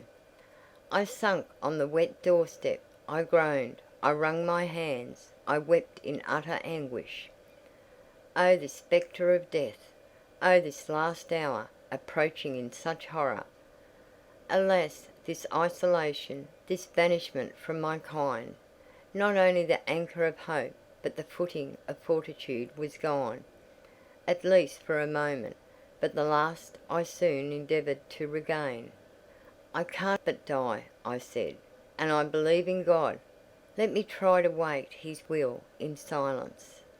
These words I not only thought, but uttered, and thrusting back all my misery into my heart, I made an effort to compel it to remain there, dumb and still. "All men must die," said a voice quite close at hand, "but all are not condemned to meet a lingering and premature doom, such as yours would be if you perished here of want." "Who or what speaks?" I asked, terrified at the unexpected sound, and incapable now of deriving from any occurrence a hope of aid. A form was near. What form? The pitch dark night and my enfeebled vision prevented me from distinguishing. With a loud long knock, the newcomer appealed to the door. "Is it you, Mr. St. John?" cried Hannah. "Yes, yes, open quickly." "Well, how wet and cold you must be, such a wild night as it is. Come in. Your sisters are quite uneasy about you, and I believe there are bad folks about. There has been a beggar woman, I declare she has not gone yet, laid down there. Get up, for shame. Move off, I say." "Hush, Hannah. I have a word to say to the woman. You have done your duty in excluding. Now let me do mine in admitting her. I was near, and listened to both you and her. I think this is a peculiar case. I must at least examine into it. Young woman, rise and pass before me into the house." With difficulty I obeyed him. Presently I stood within that clean, bright kitchen, on the very hearth, trembling, sickening, conscious of an aspect in the last degree ghastly, wild, and weather-beaten. The two ladies, their brother, Mr. St. John, the old servant, were all gazing at me. "St. John, who is it?" I heard one ask. "I cannot tell. I found her at the door," was the reply. "She does look white," said Hannah.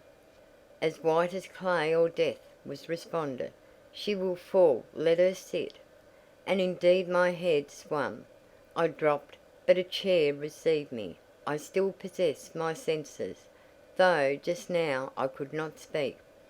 "Perhaps a little water would restore her. Hannah, fetch some. But she is worn to nothing. How very thin, and how very bloodless! A mere spectre." "Is she ill, or only famished?" "Famished, I think. Hannah, is that milk? Give it to me, and a piece of bread. Diana," I knew her by the long curls which I saw drooping between me and the fire as she bent over me, broke some bread, dipped it in the milk, and put it to my lips. Her face was near mine. I saw there was pity in it, and I felt sympathy in her hurried breathing, in her simple words too. The same balm like emotion spoke. "Try to eat." "Yes, try," repeated Mary gently. And Mary's hand removed my sodden bonnet and lifted my head. I tasted what they offered me, feebly at first, eagerly soon. "Not too much at first. Restrain her," said the brother. "She has had enough," and he withdrew the cup of milk and the plate of bread. "A little more, St. John. Look at the avidity in her eyes." "No more at present, sister. Try if she can speak now. Ask her her name." I felt I could speak, and I answered, "My name is Jane Elliott." Anxious as ever to avoid discovery, I had before resolved to assume an alias. "And where do you live? Where are your friends?" I was silent. "Can we send for anyone you know?" I shook my head. "What account can you give of yourself?" Somehow, now that I had once crossed the threshold of this house, and once was brought face to face with its owners, I felt no longer outcast, vagrant, and disowned by the wide world. I dared to put off the mendicant, to resume my natural manner and character. I began once more to know myself, and when Mr. St. John demanded an account, which at present I was far too weak to render, I said after a brief pause, "Sir, I can give you no details tonight." "But what then," said he, "do you expect me to do for you?" "Nothing," I replied. My strength sufficed for but short answers. Diana took the word.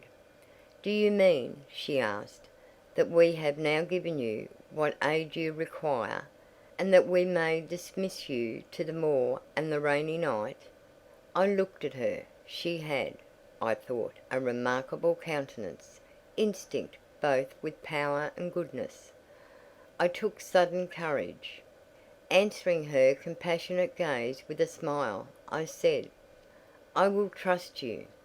If I were a masterless and stray dog, I know that you would not turn me from your hearth tonight. As it is, I really have no fear. Do with me and for me as you like, but excuse me from much discourse.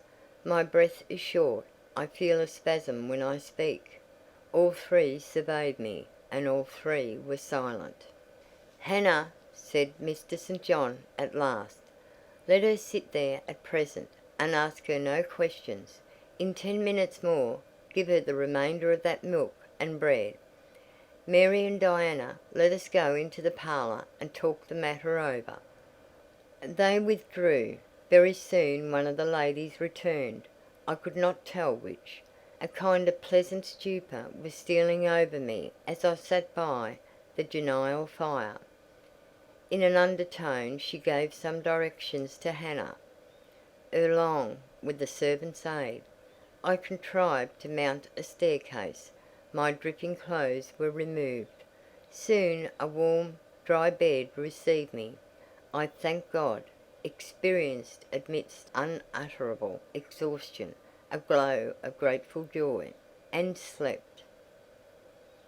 End of chapter 28. Chapter 29. The recollection of about 3 days and nights succeeding this is very dim in my mind. I can recall some sensations felt in that interval, but few thoughts framed and no actions performed. I knew I was in a small room and in a narrow bed. To that bed I seemed to have grown. I lay on it motionless as a stone, and to have torn me from it would have been almost to kill me. I took no note of the lapse of time, of the change from morning to noon, from noon to evening. I observed when any one entered or left the apartment. I could even tell who they were. I could understand what was said when the speaker stood near to me, but I could not answer. To open my lips or move my limbs was equally impossible. Hannah, the servant, was my most frequent visitor. Her coming disturbed me. I had a feeling that she wished me away, that she did not understand me or my circumstances, that she was prejudiced against me. Diana and Mary appeared in the chamber once or twice a day. They would whisper sentences of this sort at my bedside: "It is very well we took her in." "Yes, she would certainly have been found dead at the door in the morning had she been left out all night. I wonder what she has gone through. Strange hardships, I imagine. Poor emaciated, pallid wanderer. She is not an uneducated person, I should think, by her manner of speaking. Her accent was quite pure, and the clothes she took off, though splashed and wet, were little worn and fine. She has a peculiar face. Fleshless and haggard as it is, I rather like it. And when in good health and animated, I can fancy her physiognomy would be agreeable." Never once in their dialogues did I hear a syllable of regret at the hospitality they had extended to me, or of suspicion of, or aversion to, myself. I was comforted. Mr. St. John came but once. He looked at me and said my state of lethargy was the result of reaction from excessive and protracted fatigue. He pronounced it needless to send for a doctor. Nature, he was sure, would manage best, left to herself. He said every nerve had been overstrained in some way, and the whole system must sleep torpid a while. There was no disease. He imagined my recovery would be rapid enough when once commenced.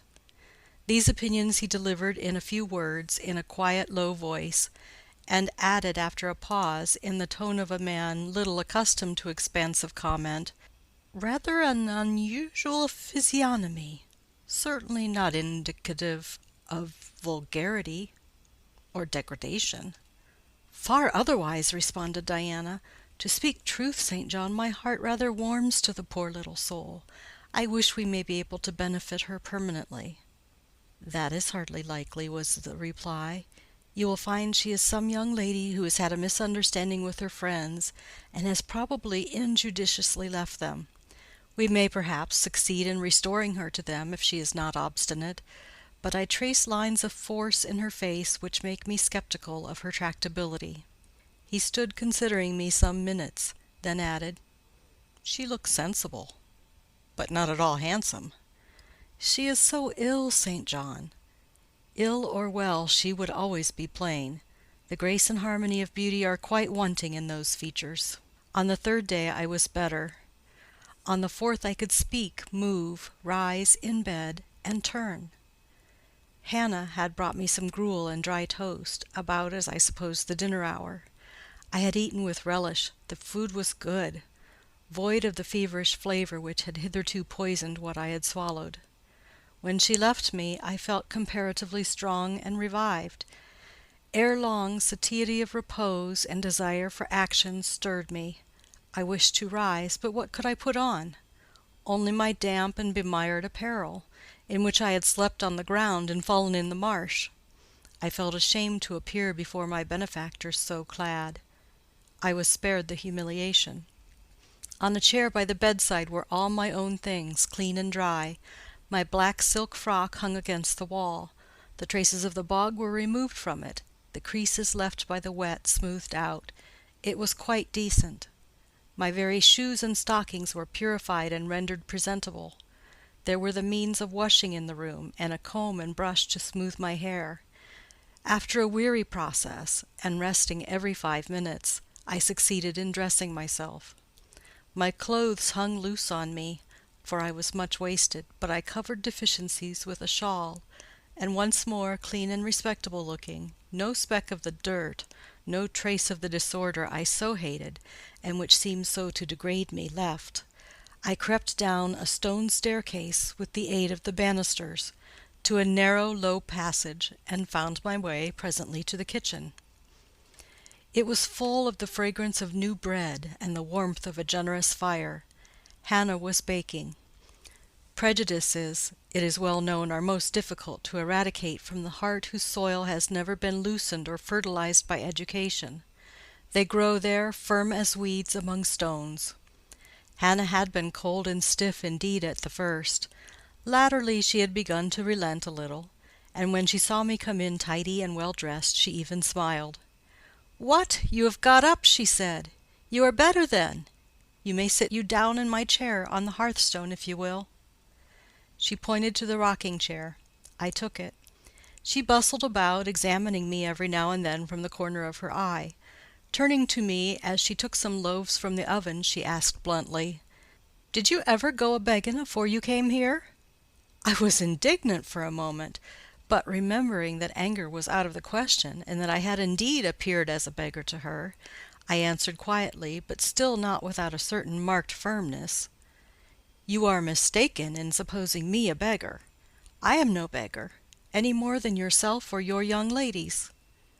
After a pause, she said, "I dunnot understand that. You've like no house, nor no brass, I guess."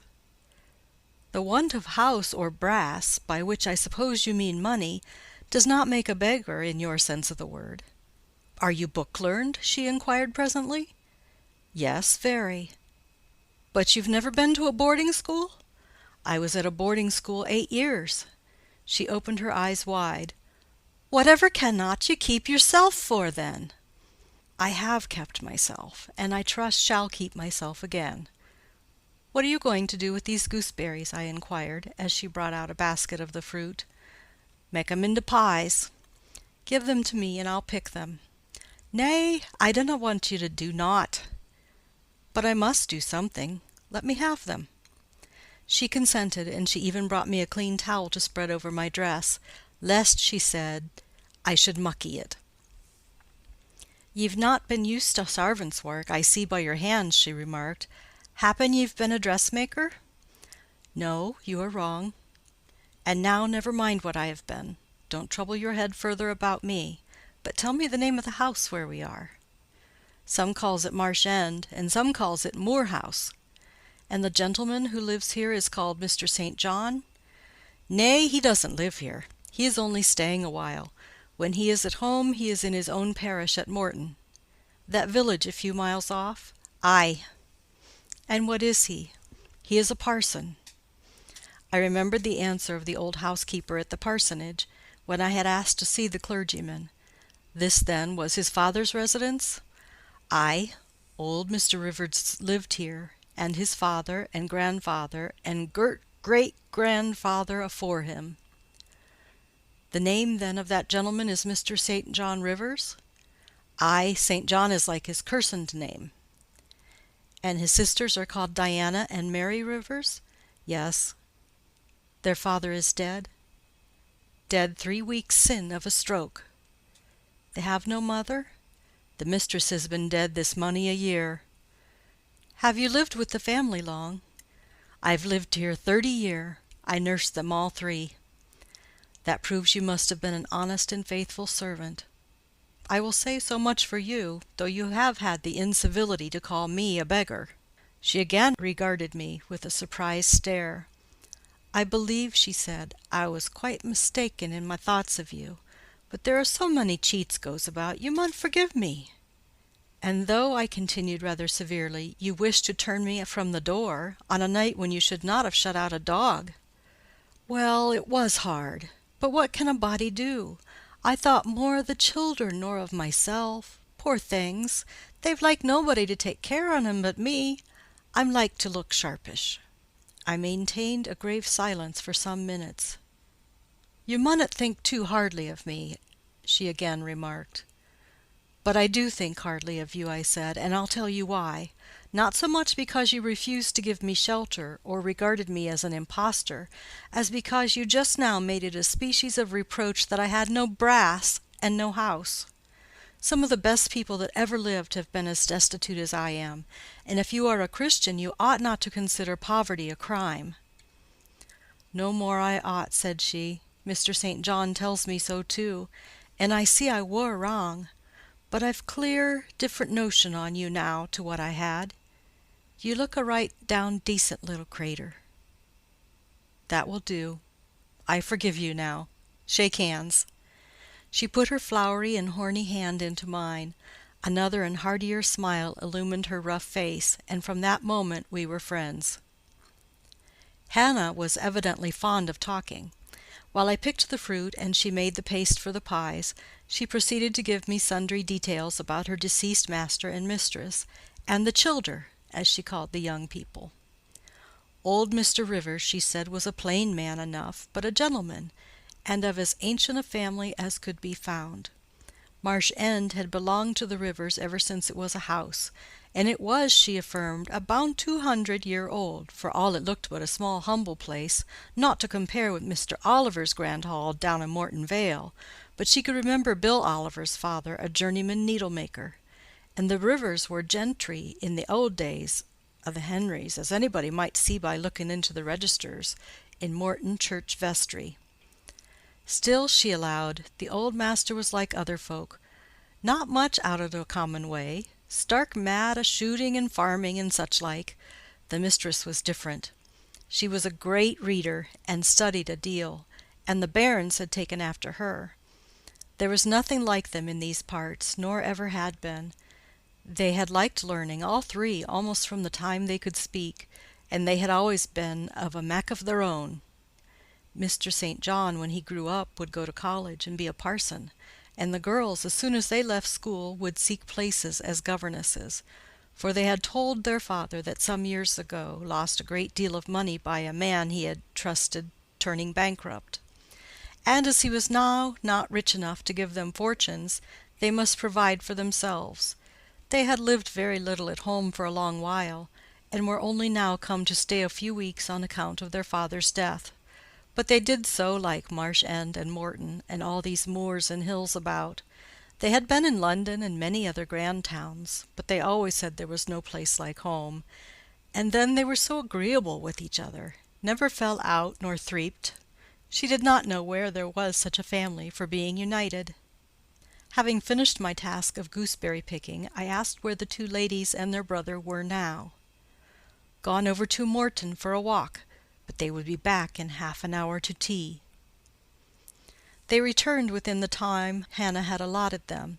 They entered by the kitchen door. Mr. St. John, when he saw me, merely bowed and passed through. The two ladies stopped, Mary, in a few words, kindly and calmly expressing the pleasure she felt in seeing me well enough to be able to come down. Diana took my hand. She shook her head at me. "You should have waited for my leave to descend," she said. "You still look very pale, and so thin. Poor child! Poor girl!" Diana had a voice toned to my ear like the cooing of a dove. She possessed eyes whose gaze I delighted to encounter. Her whole face seemed to me full of charm. Mary's countenance was equally intelligent, her features equally pretty, but her expression was more reserved, and her manners, though gentle, more distant. Diana looked and spoke with a certain authority. She had a will, evidently. It was my nature to feel pleasure in yielding to an authority supported like hers, and to bend, where my conscience and self-respect permitted, to an active will. "And what business have you here?" she continued. "It is not your place. Mary and I sit in the kitchen sometimes, because at home we like to be free, even to license, but you are a visitor and must go into the parlor." "I am very well here." "Not at all, with Hannah bustling about and covering you with flour." "Besides, the fire is too hot for you," interposed Mary. "To be sure," added her sister. "Come, you must be obedient." And still holding my hand, she made me rise, and led me into the inner room. "Sit there," she said, placing me on the sofa, "while we take our things off and get the tea ready. It is another privilege we exercise in our little moorland home, to prepare our own meals when we are so inclined, or when Hannah is baking, brewing, washing, or ironing." She closed the door, leaving me solus with Mr. St. John, who sat opposite, a book or newspaper in his hand. I examined first the parlor, and then its occupant. The parlor was rather a small room, very plainly furnished, yet comfortable, because clean and neat. The old-fashioned chairs were very bright, and the walnut wood table was like a looking-glass. A few strange antique portraits of the men and women of other days decorated the stained walls. A cupboard with glass doors contained some books and an ancient set of china. There was no superfluous ornament in the room, not one modern piece of furniture, save a brace of work-boxes and a lady's desk in rosewood which stood on a side table. Everything, including the carpet and curtains, looked at once well worn and well saved. Mr. St. John, sitting as still as one of the dusty pictures on the walls, keeping his eyes fixed on the page he perused, and his lips mutely sealed, was easy enough to examine. Had he been a statue instead of a man, he could not have been easier. He was young, perhaps from 28 to 30, tall, slender. His face riveted the eye. It was like a Greek face, very pure in outline, quite a straight classic nose, quite an Athenian mouth and chin. It is seldom indeed an English face comes so near the antique models as did his. He might well be a little shocked at the irregularity of my lineaments, his own being so harmonious. His eyes were large and blue, with brown lashes. His high forehead, colourless as ivory, was partially streaked over by careless locks of fair hair. This is a gentle delineation, is it not, reader? Yet he whom it describes scarcely impressed one with the idea of a gentle, a yielding, an impressible, or even of a placid nature. Quiescent as he now sat, there was something about his nostril, his mouth, his brow, which to my perceptions indicated elements within either restless or hard or eager. He did not speak to me one word, nor even direct to me one glance, till his sisters returned. Diana, as she passed in and out, in the course of preparing tea, brought me a little cake baked on the top of the oven. "Eat that now," she said. "You must be hungry. Hannah says you have had nothing but some gruel since breakfast." I did not refuse it, for my appetite was awakened and keen. Mr. Rivers now closed his book, approached the table, and as he took a seat, fixed his blue pictorial-looking eyes full on me. There was an unceremonious directness, a searching, decided steadfastness in his gaze now, which told that intention, and not diffidence, had hitherto kept it averted from the stranger. "You are very hungry," he said. "I am, sir. It is my way, it always was my way, by instinct, ever to meet the brief with brevity, the direct with plainness. It is well for you that a low fever has forced you to abstain for the last 3 days. There would have been danger in yielding to the cravings of your appetite at first. Now you may eat, though still not immoderately." "I trust I shall not eat long at your expense, sir," was my very clumsily contrived, unpolished answer. "No," he said coolly. "When you have indicated to us the residence of your friends, we can write to them, and you may be restored to home." That, I must plainly tell you, is out of my power to do, being absolutely without home and friends. The 3 looked at me, but not distrustfully. I felt there was no suspicion in their glances. There was more of curiosity. I speak particularly of the young ladies. St. John's eyes, though clear enough in a literal sense, in a figurative one were difficult to fathom. He seemed to use them rather as instruments to search other people's thoughts than as agents to reveal his own, the which combination of keenness and reserve was considerably more calculated to embarrass than to encourage. "Do you mean to say," he asked, "that you are completely isolated from every connection?" "I do. Not a tie links me to any living thing, not a claim do I possess to admittance under any roof in England." "A most singular position at your age." Here I saw his glance directed to my hands, which were folded on the table before me. I wondered what he sought there. His words soon explained the quest. "You have never been married? You are a spinster?"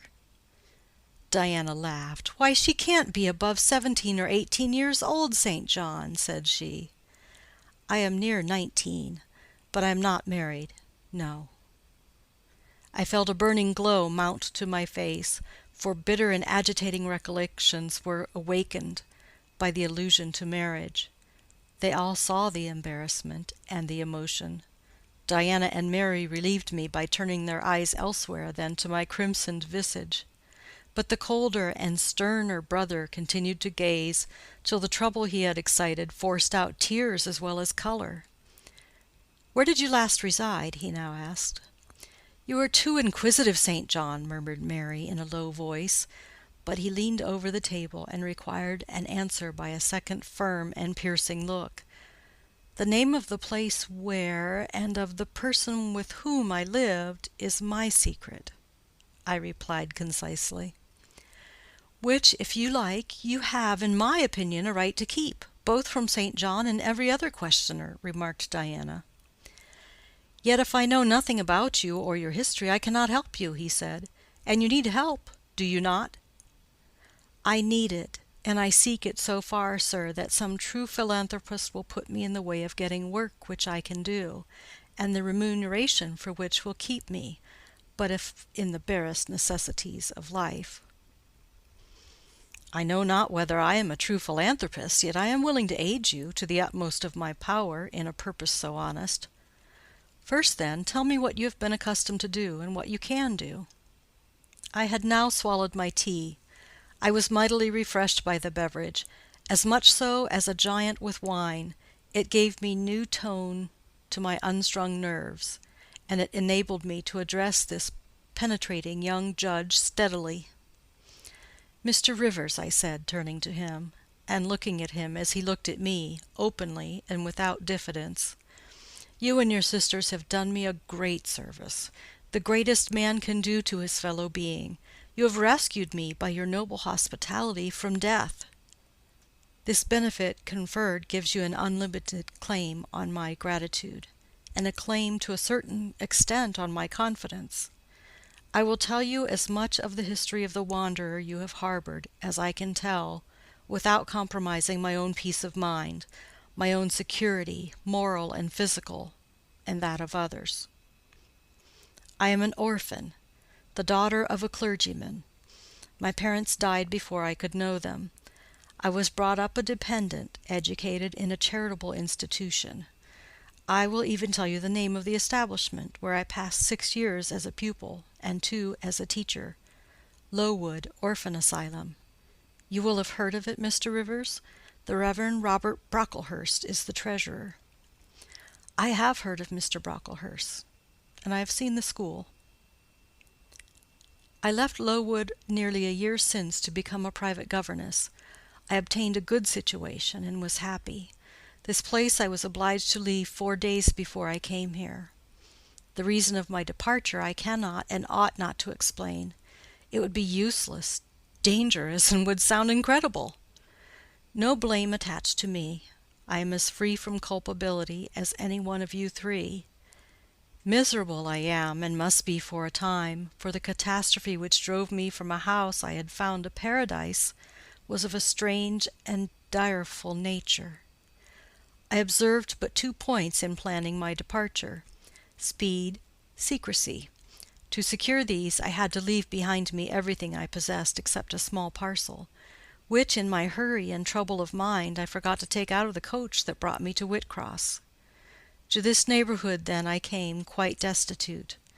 I slept 2 nights in the open air, and wandered about 2 days without crossing a threshold. But twice in that space of time did I taste food, and it was when brought by hunger, exhaustion, and despair almost to the last gasp, that you, Mr. Rivers, forbade me to perish of want at your door, and took me under the shelter of your roof. I know all your sisters have done for me, for I have not been insensible during my seeming torpor, and I owe to their spontaneous, genuine, genial compassion as large a debt as to your evangelical charity. "Don't make her talk any more now, St. John," said Diana, as I paused. "She is evidently not yet fit for excitement. Come to the sofa and sit down, Miss Elliot." I gave an involuntary half-start at hearing the alias. I had forgotten my new name. Mr. Rivers, whom nothing seemed to escape, noticed it at once. "You said your name was Jane Elliot," he observed. I did say so, and it is the name by which I think it expedient to be called at present, but it is not my real name, and when I hear it, it sounds strange to me. "Your real name you will not give?" "No, I fear discovery above all things, and whatever disclosure would lead to it, I avoid." "You are quite right, I am sure," said Diana. "Now do, brother, let her be at peace awhile." But when St. John had mused a few moments, he recommenced as imperturbably and with as much acumen as ever. "You would not like to be long dependent on our hospitality. You would wish, I see, to dispense as soon as may be with my sister's compassion, and above all with my charity. I am quite sensible of the distinction drawn, nor do I resent it. It is just. You desire to be independent of us." "I do. I have already said so. Show me how to work, or how to seek work. That is all I now ask. Then let me go, if it be but to the meanest cottage. But till then, allow me to stay here. I dread another essay of the horrors of homeless destitution." "Indeed you shall stay here," said Diana, putting her white hand on my head. "You shall," repeated Mary, in the tone of undemonstrative sincerity which seemed natural to her. "My sisters, you see, have a pleasure in keeping you," said Mr. St. John, "as they would have a pleasure in keeping and cherishing a half-frozen bird some wintry wind might have driven through their casement. I feel more inclined to put you in the way of keeping yourself, and shall endeavour to do so. But observe, my sphere is narrow. I am but the incumbent of a poor country parish. My aid must be of the humblest sort, and if you are inclined to despise the day of small things, seek some more efficient succour than such as I can offer." "She has already said that she is willing to do anything honest she can do," answered Diana for me. "And you know, St. John, she has no choice of helpers. She is forced to put up with such crusty people as you." "I will be a dressmaker. I will be a plain workwoman. I will be a servant, a nurse-girl, if I can be no better," I answered. "Right," said Mr. St. John quite coolly. "If such is your spirit, I promise to aid you in my own time and way." He now resumed the book with which he had been occupied before tea. I soon withdrew, for I had talked as much and sat up as long as my present strength would permit. End of chapter 29.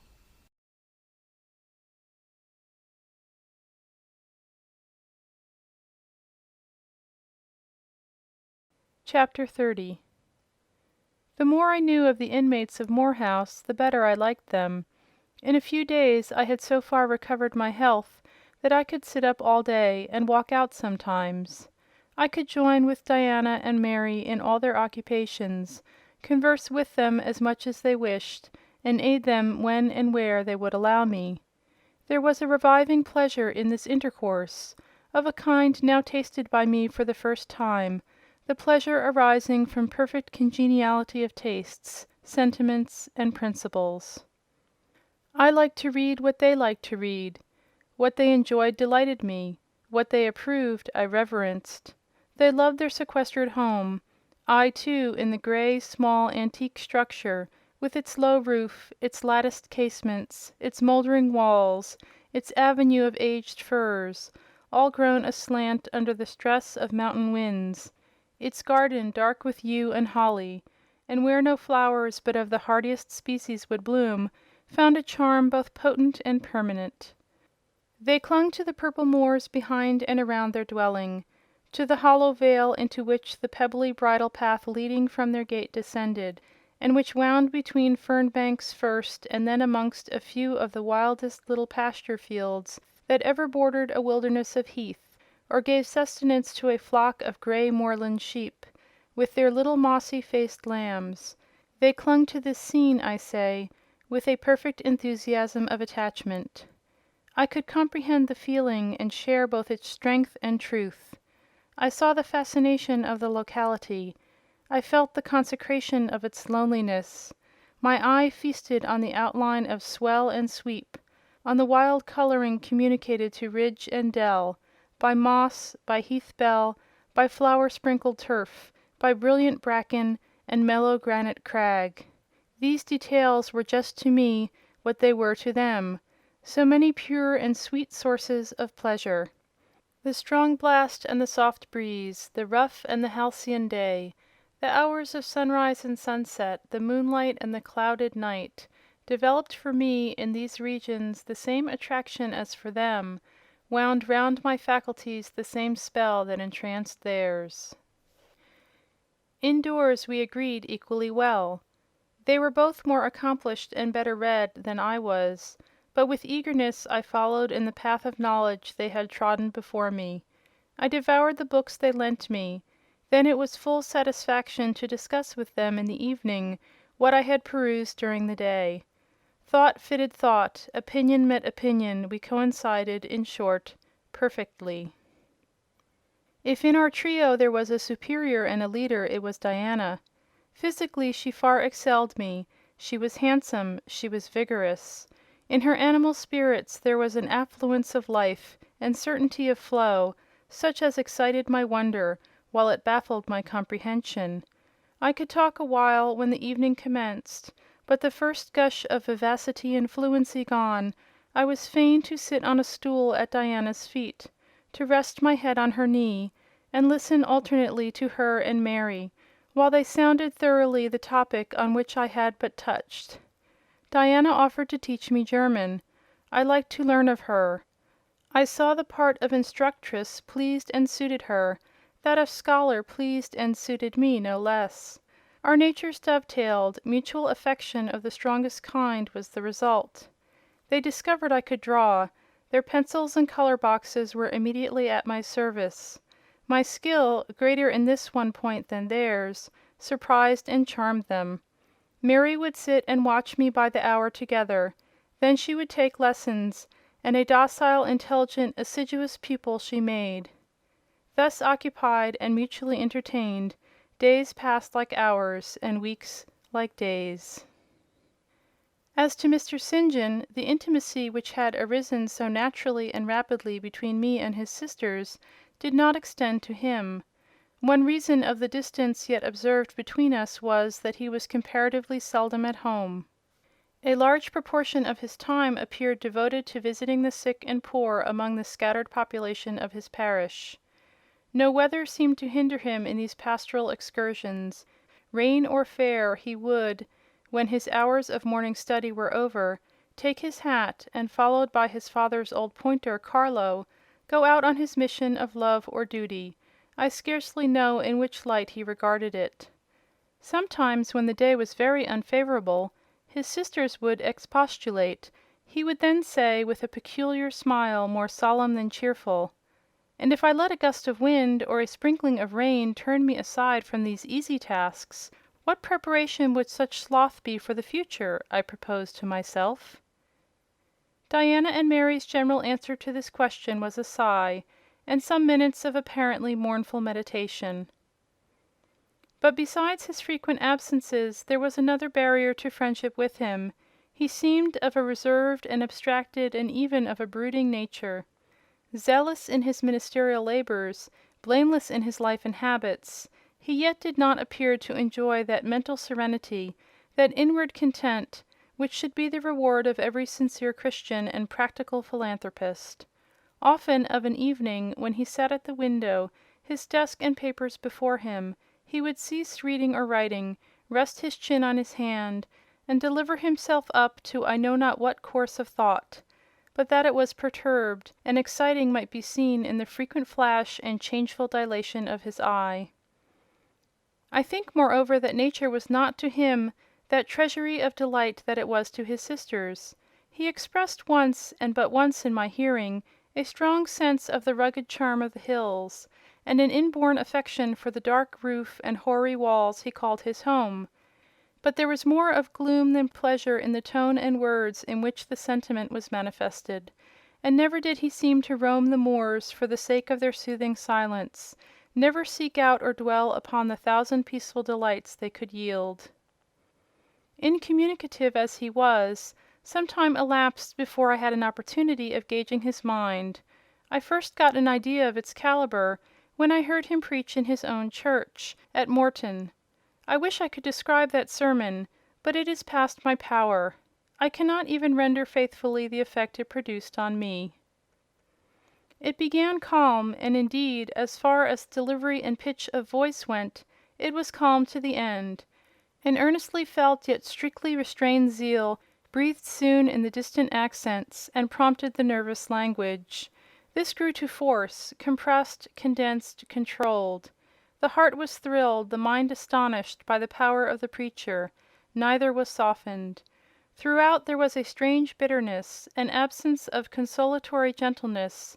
Stern allusions to Calvinistic doctrines, election, predestination, reprobation, were frequent, and each reference to these points sounded like a sentence pronounced for doom. When he had done, instead of feeling better, calmer, more enlightened by his discourse, I experienced an inexpressible sadness, for it seemed to me, I know not whether equally so to others, that the eloquence to which I had been listening had sprung from a depth where lay turbid dregs of disappointment, where moved troubling impulses of insatiate yearnings and disquieting aspirations. I was sure St. John Rivers, pure-lived, conscientious, zealous as he was, had not yet found that peace of God which passeth all understanding. He had no more found it, I thought, than had I, with my concealed and racking regrets for my broken idol and lost Elysium, regrets to which I have latterly avoided referring, but which possessed me and tyrannized over me ruthlessly. Meantime a month was gone. Diana and Mary were soon to leave Moor House and return to the far different life and scene which awaited them as governesses in a large, fashionable south of England city, where each held a situation in families by whose wealthy and haughty members they were regarded only as humble dependents, and who neither knew nor sought one of their innate excellences, and appreciated only their acquired accomplishments as they appreciated the skill of their cook or the taste of their waiting-woman. Mr. St. John had said nothing to me yet about the employment he had promised to obtain for me, yet it became urgent that I should have a vocation of some kind. One morning, being left alone with him a few minutes in the parlour, I ventured to approach the window recess, which his table, chair, and desk consecrated as a kind of study, and I was going to speak, though not very well knowing in what words to frame my inquiry, for it is at all times difficult to break the ice of reserve glassing over such natures as his, when he saved me the trouble by being the first to commence a dialogue. Looking at me as I drew near, "You have a question to ask of me?" he said. "Yes, I wish to know whether you have heard of any service I can offer myself to undertake. I found or devised something for you 3 weeks ago, but as you seemed both useful and happy here, as my sisters had evidently become attached to you, and your society gave them unusual pleasure, I deemed it inexpedient to break in on your mutual comfort, till their approaching departure from Marsh End should render yours necessary." "And they will go in 3 days now," I said. "Yes, and when they go, I shall return to the parsonage at Morton. Hannah will accompany me, and this old house will be shut up." I waited a few moments, expecting he would go on with the subject first broached, but he seemed to have entered another train of reflection. His look denoted abstraction from me and my business. I was obliged to recall him to a theme which was of necessity one of close and anxious interest to me. "What is the employment you had in view, Mr. Rivers?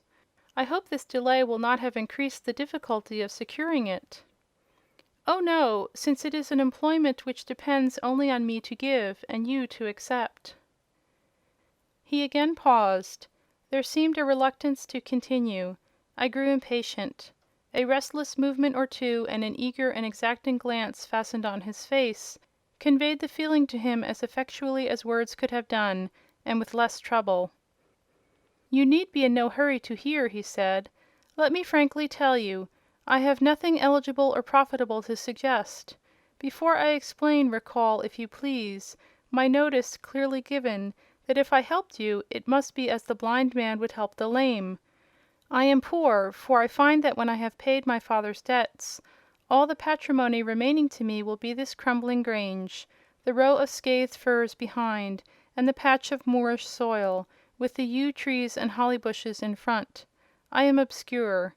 Rivers is an old name, but of the 3 sole descendants of the race, 2 earn the dependent's crust among strangers, and the 3rd considers himself an alien from his native country, not only for life, but in death. Yes, and deems, and is bound to deem, himself honoured by the lot, and aspires but after the day when the cross of separation from fleshly ties shall be laid on his shoulders, and when the head of that church militant, of whose humblest members he is one, shall give the word, 'Rise, follow me.'" St. John said these words as he pronounced his sermons, with a quiet, deep voice, with an unflushed cheek, and a coruscating radiance of glance. He resumed: "And since I am myself poor and obscure, I can offer you but a service of poverty and obscurity. You may even think it degrading, for I see now your habits have been what the world calls refined, your tastes lean to the ideal, and your society has at least been amongst the educated. But I consider that no service degrades which can better our race. I hold that the more arid and unreclaimed the soil where the Christian labourer's task of tillage is appointed him, the scantier the meed his toil brings, the higher the honour. His, under such circumstances, is the destiny of the pioneer, and the first pioneers of the gospel were the apostles. Their captain was Jesus, the Redeemer himself." "Well?" I said, as he again paused. "Proceed." He looked at me before he proceeded. Indeed, he seemed leisurely to read my face, as if its features and lines were characters on a page. The conclusions drawn from this scrutiny he partially expressed in his succeeding observations. "I believe you will accept the post I offer you," said he, "and hold it for a while, not permanently, though, any more than I could permanently keep the narrow and narrowing, the tranquil hidden office of English country incumbent, for in your nature is an alloy as detrimental to repose as that in mine, though of a different kind." "Do explain," I urged, while he halted once again. "I will, and you shall hear how poor the proposal is, how trivial, how cramping. I shall not stay long at Morton, now that my father is dead, and that I am my own master. I shall leave the place probably in the course of a 12-month, but while I do stay, I will exert myself to the utmost for its improvement. Morton, when I came to it 2 years ago, had no school. The children of the poor were excluded from every hope of progress. I established one for boys. I mean now to open a second school for girls. I have hired a building for the purpose, with a cottage of 2 rooms attached to it for the mistress's house. Her salary will be £30 a year. Her house is already furnished, very simply but sufficiently, by the kindness of a lady, Miss Oliver, the only daughter of the sole rich man in my parish, Mr. Oliver, the proprietor of a needle factory and iron foundry in the valley. The same lady pays for the education and clothing of an orphan from the workhouse, on condition that she shall aid the mistress in such menial offices connected with her own house and the school, as her occupation of teaching will prevent her having time to discharge in person. Will you be this mistress?" He put the question rather hurriedly. He seemed half to expect an indignant or at least a disdainful rejection of the offer. Not knowing all my thoughts and feelings, though guessing some, He could not tell in what light the lot would appear to me.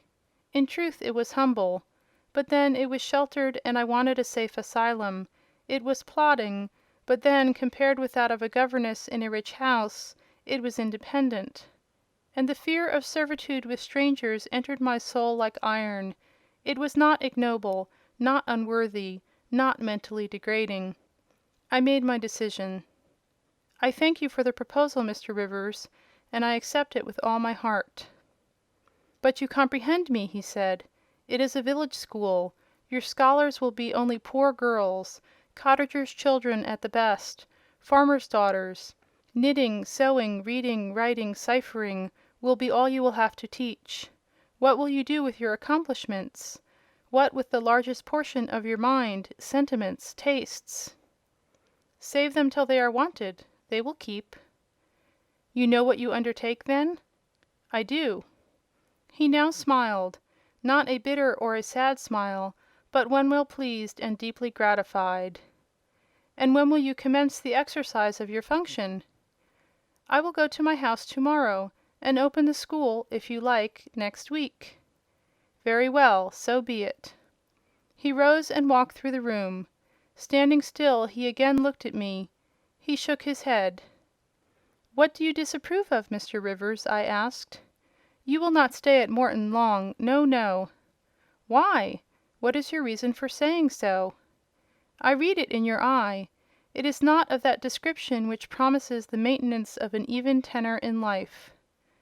"I am not ambitious." He started at the word ambitious. He repeated, "No. What made you think of ambition? Who is ambitious? I know I am. But how did you find it out?" "I was speaking of myself." "Well, if you are not ambitious, you are—" He paused. "What?" "I was going to say impassioned, but perhaps you would have misunderstood the word, and been displeased. I mean that human affections and sympathies have a most powerful hold on you.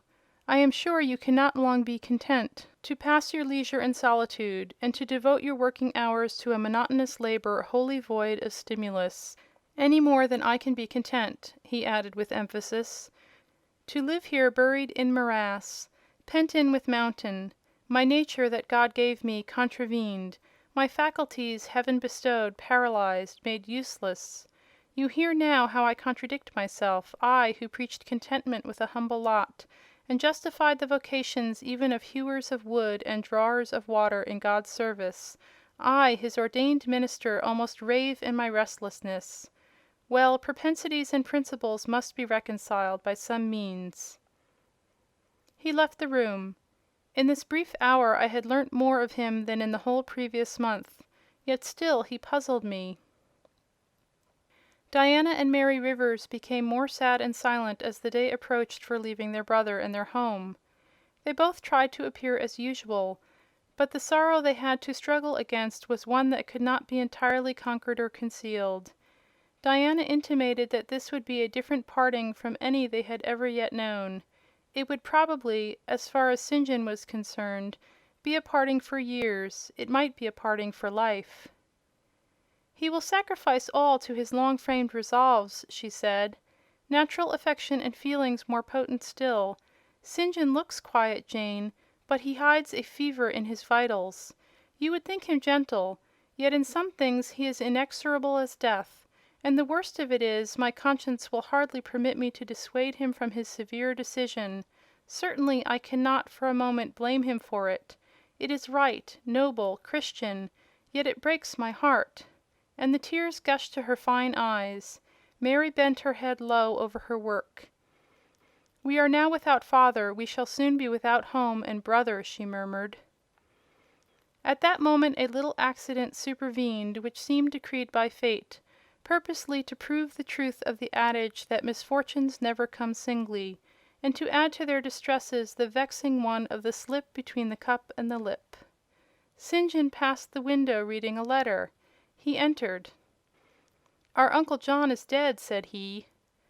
Both the sisters seemed struck. Not shocked or appalled, the tidings appeared in their eyes rather momentous than afflicting. "Dead?" repeated Diana. "Yes." She riveted a searching gaze on her brother's face. "And what then?" she demanded, in a low voice. "What then, Di?" he replied, maintaining a marble immobility of feature. "What then? Why, nothing. Read." He threw the letter into her lap. She glanced over it and handed it to Mary. Mary perused it in silence and returned it to her brother. All three looked at each other, and all three smiled. A dreary, pensive smile enough. "Amen! We can yet live," said Diana at last. "At any rate, it makes us no worse off than we were before," remarked Mary. "Only it forces rather strongly on the mind the picture of what might have been," said Mr. Rivers, "and contrasts it somewhat too vividly with what is." He folded the letter and locked it in his desk, and again went out. For some minutes no one spoke. Diana then turned to me. "Jane, you will wonder at us and our mysteries," she said, "and think us hard-hearted beings not to be more moved at the death of so near a relation as an uncle. But we have never seen him or known him. He was my mother's brother. My father and he quarreled long ago. It was by his advice that my father risked most of his property in the speculation that ruined him. Mutual recrimination passed between them. They parted in anger, and were never reconciled. My uncle engaged afterwards in more prosperous undertakings. It appears he realized a fortune of 20,000 pounds. He was never married, and had no near kindred but ourselves, and one other person, not more closely related than we. My father always cherished the idea that he would atone for his error by leaving his possessions to us. That letter informs us that he has bequeathed every penny to the other relation, with the exception of 30 guineas, to be divided between St. John, Diana, and Mary Rivers, for the purchase of 3 mourning rings. He had a right, of course, to do as he pleased, and yet a momentary damp is cast on the spirits by the receipt of such news. Mary and I would have esteemed ourselves rich with 1,000 pounds each, and to St. John such a sum would have been valuable, for the good it would have enabled him to do. This explanation given, the subject was dropped, and no further reference made to it, by either Mr. Rivers or his sisters. The next day I left Marsh End for Morton. The day after, Diana and Mary quitted it for distant B. In a week, Mr. Rivers and Hannah repaired to the parsonage, and so the old Grange was abandoned. End of chapter 30.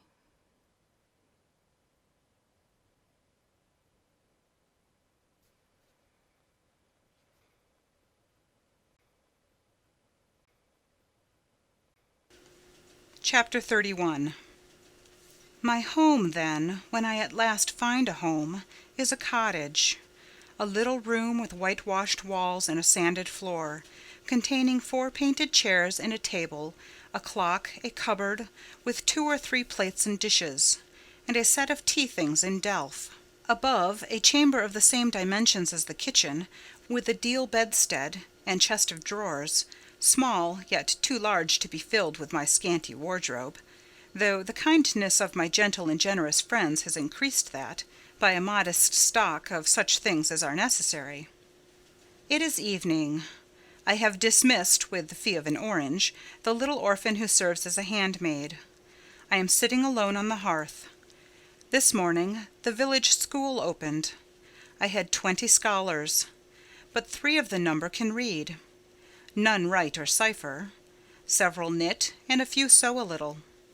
They speak with the broadest accent of the district. At present they and I have a difficulty in understanding each other's language. Some of them are unmannered, rough, intractable, as well as ignorant, but others are docile, have a wish to learn, and evince a disposition that pleases me. I must not forget that these coarsely clad little peasants are of flesh and blood as good as the scions of gentlest genealogy, and that the germs of native excellence, refinement, intelligence, kind feeling, are as likely to exist in their hearts as in those of the best born. My duty will be to develop these germs. Surely I shall find some happiness in discharging that office. Much enjoyment I do not expect in the life opening before me, yet it will, doubtless, if I regulate my mind, and exert my powers as I ought, yield me enough to live on from day to day. Was I very gleeful, settled, content, during the hours I passed in yonder bare, humble classroom this morning and afternoon? Not to deceive myself, I must reply, no. I felt desolate to a degree. I felt, yes, idiot that I am, I felt degraded. I doubted I had taken a step which sank instead of rising me in the scale of social existence. I was weakly dismayed at the ignorance, the poverty, the coarseness of all I heard and saw around me. But let me not hate and despise myself too much for these feelings. I know them to be wrong. That is a great step gained. I shall strive to overcome them. Tomorrow, I trust, I shall get the better of them partially, and in a few weeks, perhaps, they will be quite subdued. In a few months, it is possible, the happiness of seeing progress, and a change for the better in my scholars, may substitute gratification for disgust. Meantime, let me ask myself one question. Which is better?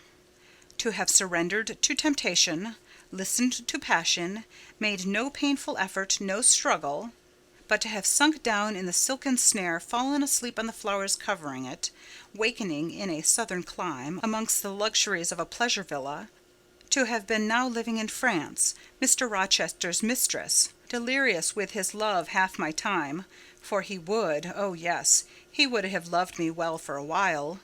He did love me. No one will ever love me so again. I shall never more know the sweet homage given to beauty, youth, and grace, for never to any one else shall I seem to possess these charms. He was fond and proud of me. It is what no man besides will ever be. But where am I wandering, and what am I saying, and above all, feeling? Whether is it better, I ask, to be a slave to a fool's paradise at Marseilles, fevered with delusive bliss one hour, suffocating with the bitterest tears of remorse and shame the next, or to be a village schoolmistress, free and honest, in a breezy mountain nook in the healthy heart of England? Yes, I feel now that I was right when I adhered to principle and law, and scorned and crushed the insane promptings of a frenzied moment. God directed me to a correct choice. I thank His providence for the guidance. Having brought my eventide musings to this point, I rose, went to my door, and looked at the sunset of the harvest day, and at the quiet fields before my cottage, which, with the school, was distant half a mile from the village. The birds were singing their last strains. The air was mild, and dew was balm. While I looked, I thought myself happy, and was surprised to find myself ere long weeping. And why? For the doom which had reft me from adhesion to my master. For him I was no more to see. For the desperate grief and fatal fury, consequences of my departure, which might now, perhaps, be dragging him from the path of right, too far to leave hope of ultimate restoration thither. At this thought, I turned my face aside from the lovely sky of eve and lonely vale of Morton. I say lonely, for in that bend of it, visible to me, there was no building apparent, save the church and the parsonage, half-hidden trees, and, quite at the extremity, the roof of Vale Hall, where the rich Mr. Oliver and his daughter lived. I hid my eyes, and leant my head against the stone frame of my door. But soon a slight noise near the wicket which shut in my tiny garden from the meadow beyond, it made me look up. A dog, old Carlo, Mr. Rivers's pointer, as I saw in a moment, was pushing the gate with his nose, and St. John himself leaned upon it with folded arms. His brow knit, his gaze, grave almost to displeasure, fixed on me. I asked him to come in. "No, I cannot stay. I have only brought you a little parcel my sisters left for you. I think it contains a colour box, pencils, and paper." I approached to take it. A welcome gift it was.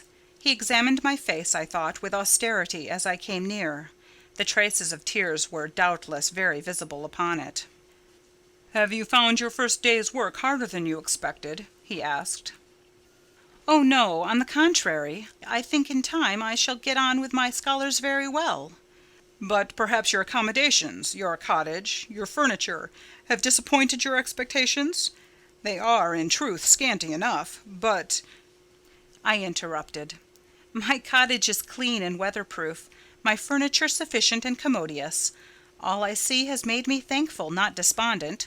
I am not absolutely such a fool and sensualist as to regret the absence of a carpet, a sofa, and silver plate. Besides, 5 weeks ago I had nothing. I was an outcast, a beggar, a vagrant. Now I have acquaintance, a home, a business. I wonder at the goodness of God, the generosity of my friends, the bounty of my lot. I do not repine." "But you feel solitude and oppression?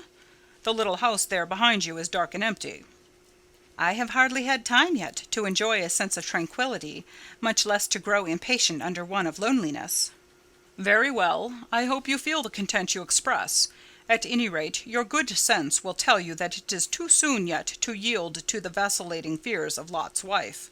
What you had left before I saw you, of course I do not know, but I counsel you to resist firmly every temptation which would incline you to look back. Pursue your present career steadily, for some months at least." "It is what I mean to do," I answered. St. John continued.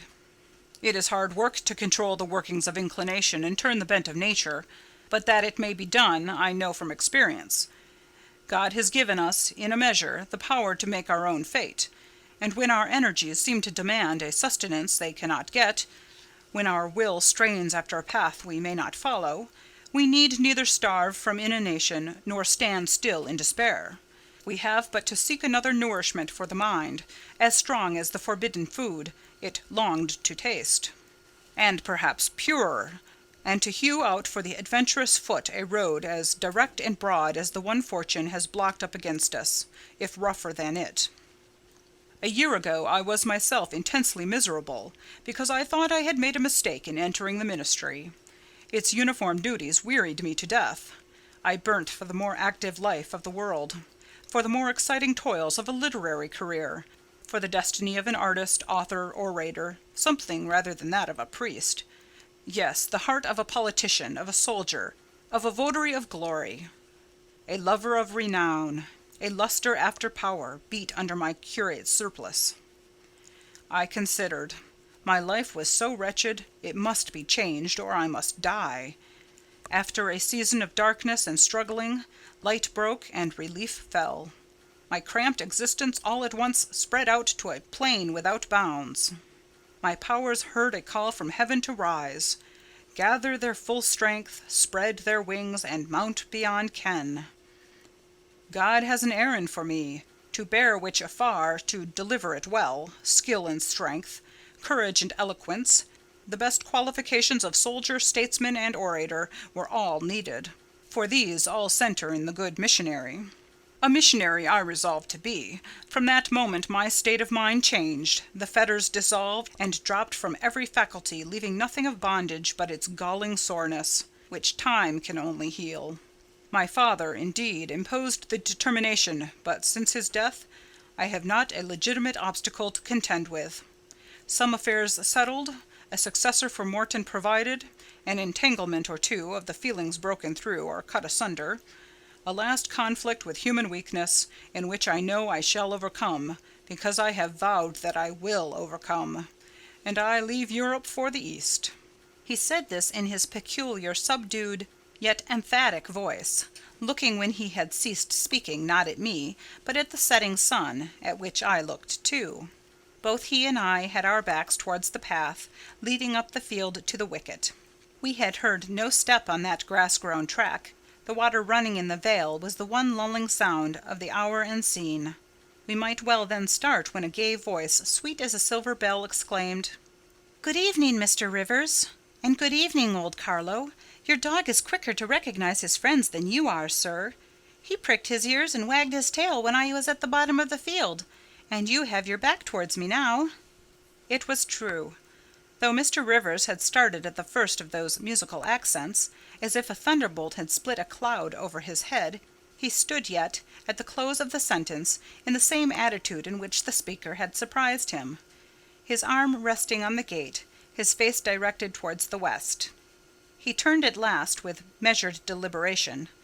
A vision, as it seemed to me, had risen at his side. There appeared, within 3 feet of him, a form clad in pure white, a youthful, graceful form, full yet fine in contour; and when, after bending to caress Carlo, it lifted up its head and threw back a long veil, there bloomed under his glance a face of perfect beauty.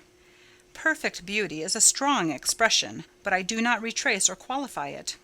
As sweet features as ever the temperate clime of Albion moulded, as pure hues of rose and lily as ever her humid gales and vapoury skies generated and screened, justified, in this instance, the term. No charm was wanting, no defect was perceptible. The young girl had regular and delicate lineaments, eyes shaped and coloured as we see them in lovely pictures, large and dark and full; the long and shadowy eyelash which encircles a fine eye with so soft a fascination; the pencilled brow which gives such clearness; the white smooth forehead which adds such repose to the livelier beauties of tint and ray; the cheek oval fresh and smooth; the lips fresh too, ruddy, healthy, sweetly formed; the even and gleaming teeth without flaw; the small dimpled chin; the ornament of rich plenteous tresses; all advantages, in short, which, combined, realize the ideal of beauty, were fully hers.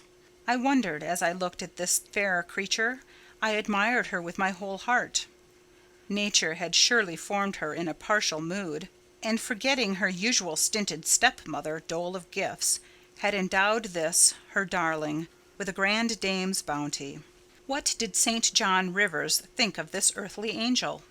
I naturally asked myself that question as I saw him turn to her and look at her, and as naturally I sought the answer to the inquiry in his countenance.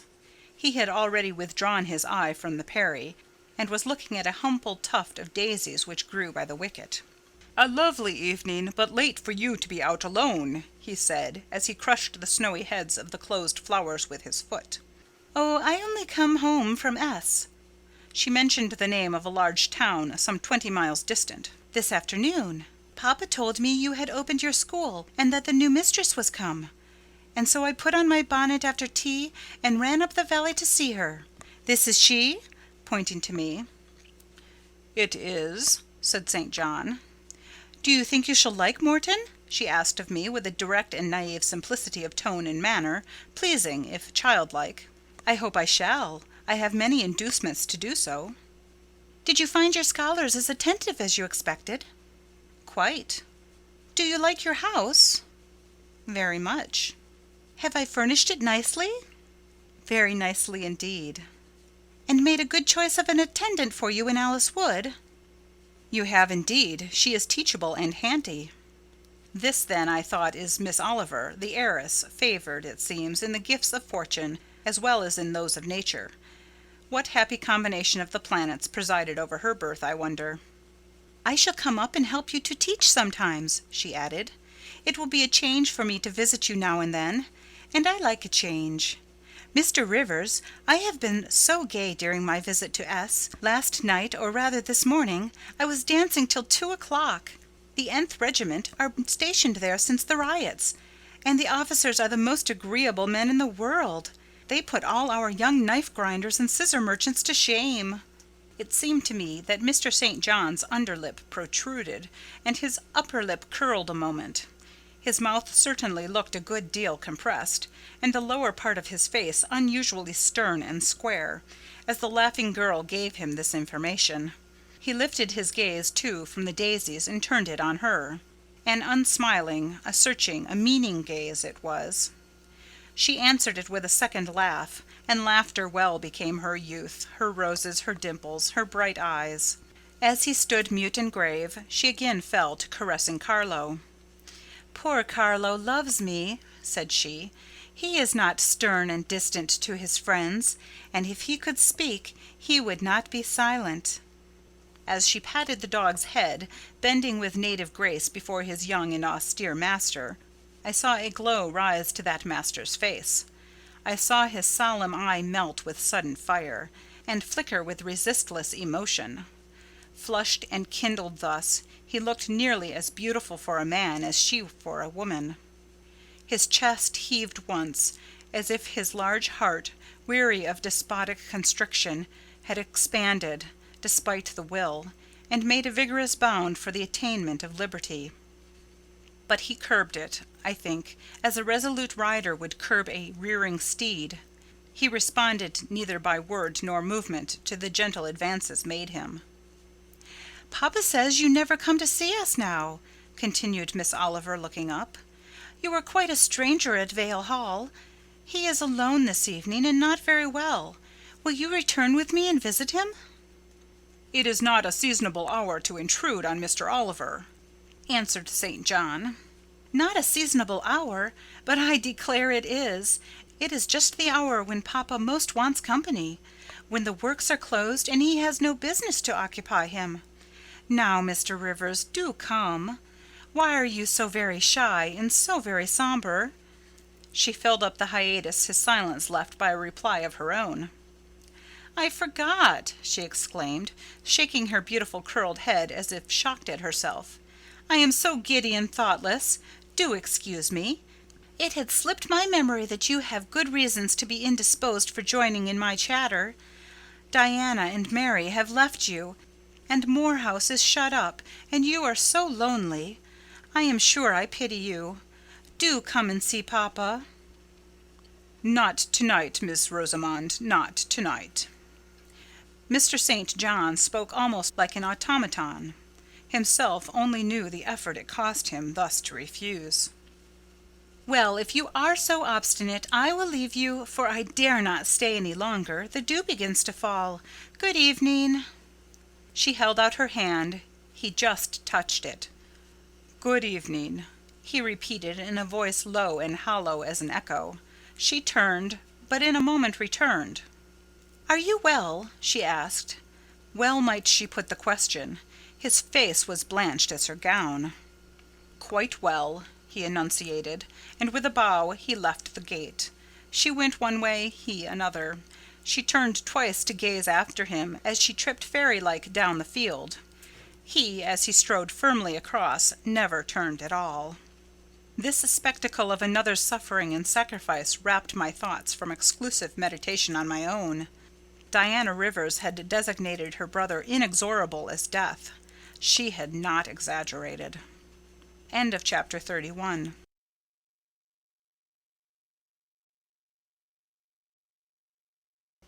Chapter 32. I continued the labours of the village school as actively and faithfully as I could. It was truly hard work at first. Some time elapsed before, with all my efforts, I could comprehend my scholars and their nature. Wholly untaught, with faculties quite torpid, they seemed to me hopelessly dull, and, at first sight, all dull alike. But I soon found I was mistaken. There was a difference amongst them as amongst the educated, and when I got to know them, and they me, this difference rapidly developed itself. Their amazement at me, my language, my rules and ways, once subsided, I found some of these heavy-looking, gaping rustics wake up into sharp-witted girls enough. Many showed themselves obliging and amiable too, and I discovered amongst them not a few examples of capacity that won both my goodwill and my admiration. These soon took a pleasure in doing their work well, in keeping their persons neat, in learning their tasks regularly, in acquiring quiet and orderly manners. The rapidity of their progress, in some instances, was even surprising, and an honest and happy pride I took in it. Besides, I began personally to like some of the best girls, and they liked me. I had amongst my scholars several farmers' daughters, young women grown almost. These could already read, write, and sew, and to them I taught the elements of grammar, geography, history, and the finer kinds of needlework. I found estimable characters amongst them, characters desirous of information and disposed for improvement, with whom I passed many a pleasant evening hour in their own houses. Their parents then, the farmer and his wife, loaded me with attentions. There was an enjoyment in accepting their simple kindness, and in repaying it by a consideration, a scrupulous regard to their feelings, to which they were not, perhaps, at all times accustomed, and which both charmed and benefited them, because while it elevated them in their own eyes, it made them emulous to merit the deferential treatment they received. I felt I became a favourite in the neighbourhood. Whenever I went out, I heard on all sides cordial salutations, and was welcomed with friendly smiles. To live amidst general regard, though it be but the regard of working people, is like sitting in sunshine calm and sweet. Serene inward feelings bud and bloom under the ray.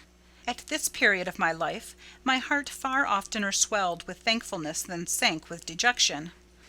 And yet, reader, to tell you all in the midst of this calm, this useful existence, after a day passed in honourable exertion amongst my scholars, an evening spent in drawing or reading contentedly alone, I used to rush into strange dreams at night, dreams many-coloured, agitated, full of the ideal, the stirring, the stormy, dreams where, amidst unusual scenes, charged with adventure, with agitating risk and romantic chance, I still again and again meet Mr. Rochester, always at some exciting crisis; and then the sense of being in his arms, hearing his voice, meeting his eye, touching his hand and cheek, loving him, being loved by him, the hope of passing a lifetime at his side, would be renewed with all its first force and fire. Then I woke. Then I recalled where I was and how situated. Then I rose up on my curtainless bed, trembling and quivering. And then the still, dark night witnessed the convulsion of despair and heard the burst of passion. By 9 o'clock the next morning I was punctually opening the school, tranquil, settled, prepared for the steady duties of the day.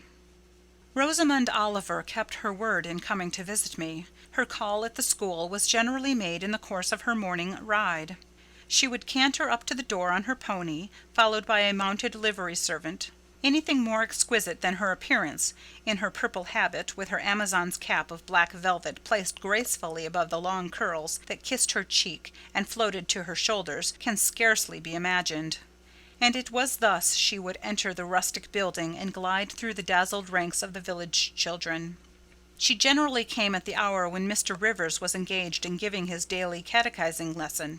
Keenly, I fear, did the eye of the visitress pierce the young pastor's heart. A sort of instinct seemed to warn him of her entrance, even when he did not see it; and when he was looking quite away from the door, if she appeared at it, her cheek would glow, and his marble-seeming features, though they refused to relax, changed indescribably, and in their very quiescence became expressive of a repressed fervour, stronger than working muscle or darting glance could indicate. Of course she knew her power. Indeed, he did not, because he could not conceal it from her. In spite of his Christian stoicism, when she went up and addressed him and smiled gaily, encouragingly, even fondly in his face, his hand would tremble and his eye burn. He seemed to say, with his sad and resolute look, if he did not say it with his lips, "I love you, and I know you prefer me. It is not despair of success that keeps me dumb. If I offered my heart, I believe you would accept it. But that heart is already laid on a sacred altar. The fire is arranged round it. It will soon be no more than a sacrifice consumed." And then she would pout like a disappointed child. A pensive cloud would soften her radiant vivacity. She would withdraw her hand hastily from his, and turn in transient petulance from his aspect, at once so heroic and so martyr-like. St. John, no doubt, would have given the world to follow, recall, retain her, when she thus left him. But he would not give one chance of heaven, nor relinquish, for the Elysium of her love, one hope of the true, eternal paradise. Besides, he could not bind all that he had in his nature, the rover, the aspirant, the poet, the priest, in the limits of a single passion. He could not, he would not, renounce his wild field of mission warfare for the parlours and the peace of Vale Hall. I learnt so much from himself in an inroad I once, despite his reserve, had the daring to make on his confidence. Miss Oliver already honoured me with frequent visits to my cottage. I had learnt her whole character, which was without mystery or disguise. She was coquettish, but not heartless; exacting, but not worthlessly selfish. She had been indulged from her birth, but was not absolutely spoiled. She was hasty, but good-humoured; vain (she could not help it, when every glance in the glass showed her such a flush of loveliness), but not affected; Liberal-handed, innocent of the pride of wealth, ingenious, sufficiently intelligent, gay, lively, and unthinking, she was very charming, in short, even to a cool observer of her own sex like me. But she was not profoundly interesting or thoroughly impressive.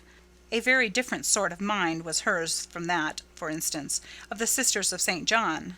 Still, I liked her almost as I liked my pupil Adele, except that for a child whom we have watched over and taught, a closer affection is engendered than we can give an equally attractive adult acquaintance. She had taken an amiable caprice to me, and said I was like Mr. Rivers, only certainly, she allowed, not 1/10 so handsome, though I was a nice neat little soul enough, but he was an angel. I was, however, good, clever, composed, and firm, like him. I was a lusus naturae, she affirmed, as a village schoolmistress. She was sure my previous history, if known, would make a delightful romance. One evening, while with her usual childlike activity and thoughtless yet not offensive inquisitiveness, she was rummaging the cupboard and the table drawer of my little kitchen, she discovered first 2 French books, a volume of Schiller, a German grammar and dictionary, and then my drawing materials and some sketches, including a pencil head of a pretty little cherub-like girl, one of my scholars, and sundry views from nature, taken in the Vale of Morton and on the surrounding moors. She was first transfixed with surprise, and then electrified with delight. Had I done these pictures? Did I know French and German? What a love, what a miracle I was! I drew better than her master in the first school in S. Would I sketch a portrait of her to show to papa? With pleasure, I replied, and I felt a thrill of artist delight at the idea of copying so perfect and radiant a model. She had then a dark blue silk dress, her arms and her neck were bare. Her only ornament was her chestnut tresses, which waved over her shoulders with all the wild grace of natural curls. I took a sheet of fine cardboard, and drew a careful outline. I promised myself the pleasure of colouring it, and, as it was getting late then, I told her she must come and sit another day. She made such a report of me to her father that Mr. Oliver himself accompanied her next evening, a tall, massive-featured, middle-aged and grey-headed man, at whose side his lovely daughter looked like a bright flower near a hoary turret. He appeared a taciturn and perhaps a proud personage, but he was very kind to me. The sketch of Rosamond's portrait pleased him highly. He said I must make a finished picture of it. He insisted, too, on my coming the next day to spend the evening at Vale Hall. I went. I found it a large, handsome residence, showing abundant evidences of wealth in the proprietor. Rosamond was full of glee and pleasure all the time I stayed.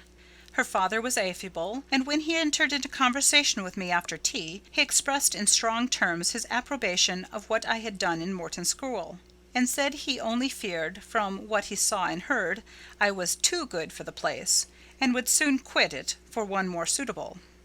"Indeed," cried Rosamond, "she is clever enough to be a governess in a high family, papa." I thought I would far rather be where I am than in any high family in the land. Mr. Oliver spoke of Mr. Rivers, of the Rivers family, with great respect. He said it was a very old name in that neighbourhood, that the ancestors of the house were wealthy, that all Morton had once belonged to them, that even now he considered the representative of that house might, if he liked, make an alliance with the best. He accounted it a pity that so fine and talented a young man should have formed the design of going out as a missionary. It was quite throwing a valuable life away. It appeared, then, that her father would throw no obstacle in the way of Rosamond's union with St. John. Mr. Oliver evidently regarded the young clergyman's good birth, old name, and sacred profession as sufficient compensation for the want of fortune. It was the 5th of November and a holiday. My little servant, after helping me to clean my house, was gone, well satisfied with the fee of a penny for her aid.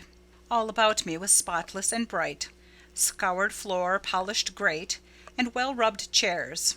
I had also made myself neat, and had now the afternoon before me to spend as I would. The translation of a few pages of German occupied an hour. Then I got my palette and pencils, and fell to the more soothing, because easier occupation, of completing Rosamond Oliver's miniature. The head was finished already, There was but the background to tint and the drapery to shade off. A touch of carmine, too, to add to the ripe lips. A soft curl here and there to the tresses. A deeper tinge to the shadow of the lash under the azured eyelid. I was absorbed in the execution of these nice details when after one rapid tap my door unclosed, admitting St. John Rivers. "I am come to see how you are spending your holiday," he said. "Not, I hope, in thought. No, that is well. While you draw, you will not feel lonely. You see, I mistrust you still. Though you have borne up wonderfully so far, I have brought you a book for evening solace." And he laid on the table a new publication, a poem, one of those genuine productions so often vouchsafed to the fortunate public of those days, the golden age of modern literature. Alas! the readers of my era are less favoured. But courage! I will not pause either to accuse or repine. I know poetry is not dead, nor genius lost, nor has Mammon gained power over either, to bind or slay. They will both assert their existence, their presence, their liberty and strength again one day. Powerful angels safe in heaven, they smile when sordid souls triumph, and feeble ones weep over their destruction. Poetry destroyed? Genius banished? No! Mediocrity, no! Do not let envy prompt you to the thought. No, they not only live, but reign and redeem. And without their divine influence spread everywhere, you would be in hell, the hell of your own meanness. While I was eagerly glancing at the bright pages of Marmion, for Marmion it was, St. John stooped to examine my drawing. His tall figure sprang erect again with a start. He said nothing. I looked up at him. He shunned my eye. I knew his thoughts well, and could read his heart plainly. At the moment I felt calmer and cooler than he. I had then temporarily the advantage of him, and I conceived an inclination to do him some good, if I could. With all his firmness and self-control, thought I, he tasks himself too far, locks every feeling and pain within, expresses, confesses, imparts nothing. I am sure it would benefit him to talk a little about his sweet Rosamond, whom he thinks he ought not to marry. I will make him talk. I said first, "Take a chair, Mr. Rivers." But he answered, as he always did, that he could not stay. "Very well," I responded mentally, "stand if you like, but you shall not go just yet. I am determined. Solitude is at least as bad for you as it is for me. I'll try if I cannot discover the secret spring of your confidence, and find an aperture in that marble breast through which I can shed one drop of the balm of sympathy." "Is this portrait like?" I asked bluntly. "Like? Like whom? I did not observe it closely." "You did, Mr. Rivers." He almost started at my sudden and strange abruptness. He looked at me astonished. "Oh, that is nothing yet," I muttered within. "I don't mean to be baffled by a little stiffness on your part. I'm prepared to go considerable lengths." I continued, "You observed it closely and distinctly, but I have no objection to your looking at it again." And I rose and placed it in his hand. "A well-executed picture," he said. "Very soft, clear colouring, very graceful and correct drawing." "Yes, yes, I know all that. But what of the resemblance? Who is it like?" Mastering some hesitation, he answered, "Miss Oliver, I presume?" "Of course. And now, sir, to reward you for that accurate guess, I promise to paint you a careful and faithful duplicate of this very picture, provided you admit that the gift would be acceptable to you. I don't wish to throw away my time and trouble on an offering you would deem worthless." He continued to gaze at the picture. The longer he looked, the firmer he held it, the more he seemed to covet it. "It is like," he murmured. "The eye is well managed. The colour, light, expression are perfect. It smiles." "Would it comfort or would it wound you to have a similar painting? Tell me that. When you are in Madagascar or in the Cape or in India, would it be a consolation to have that memento in your possession, or would the sight of it bring recollections calculated to enervate and distress?" He now furtively raised his eyes. He glanced at me, irresolute, disturbed. He again surveyed the picture. "That I should like to have it is certain. Whether it would be judicious or wise is another question." Since I have ascertained that Rosamond really preferred him, and that her father was not likely to oppose the match, I, less exalted in my views than St. John, had been strongly disposed in my own heart to advocate their union.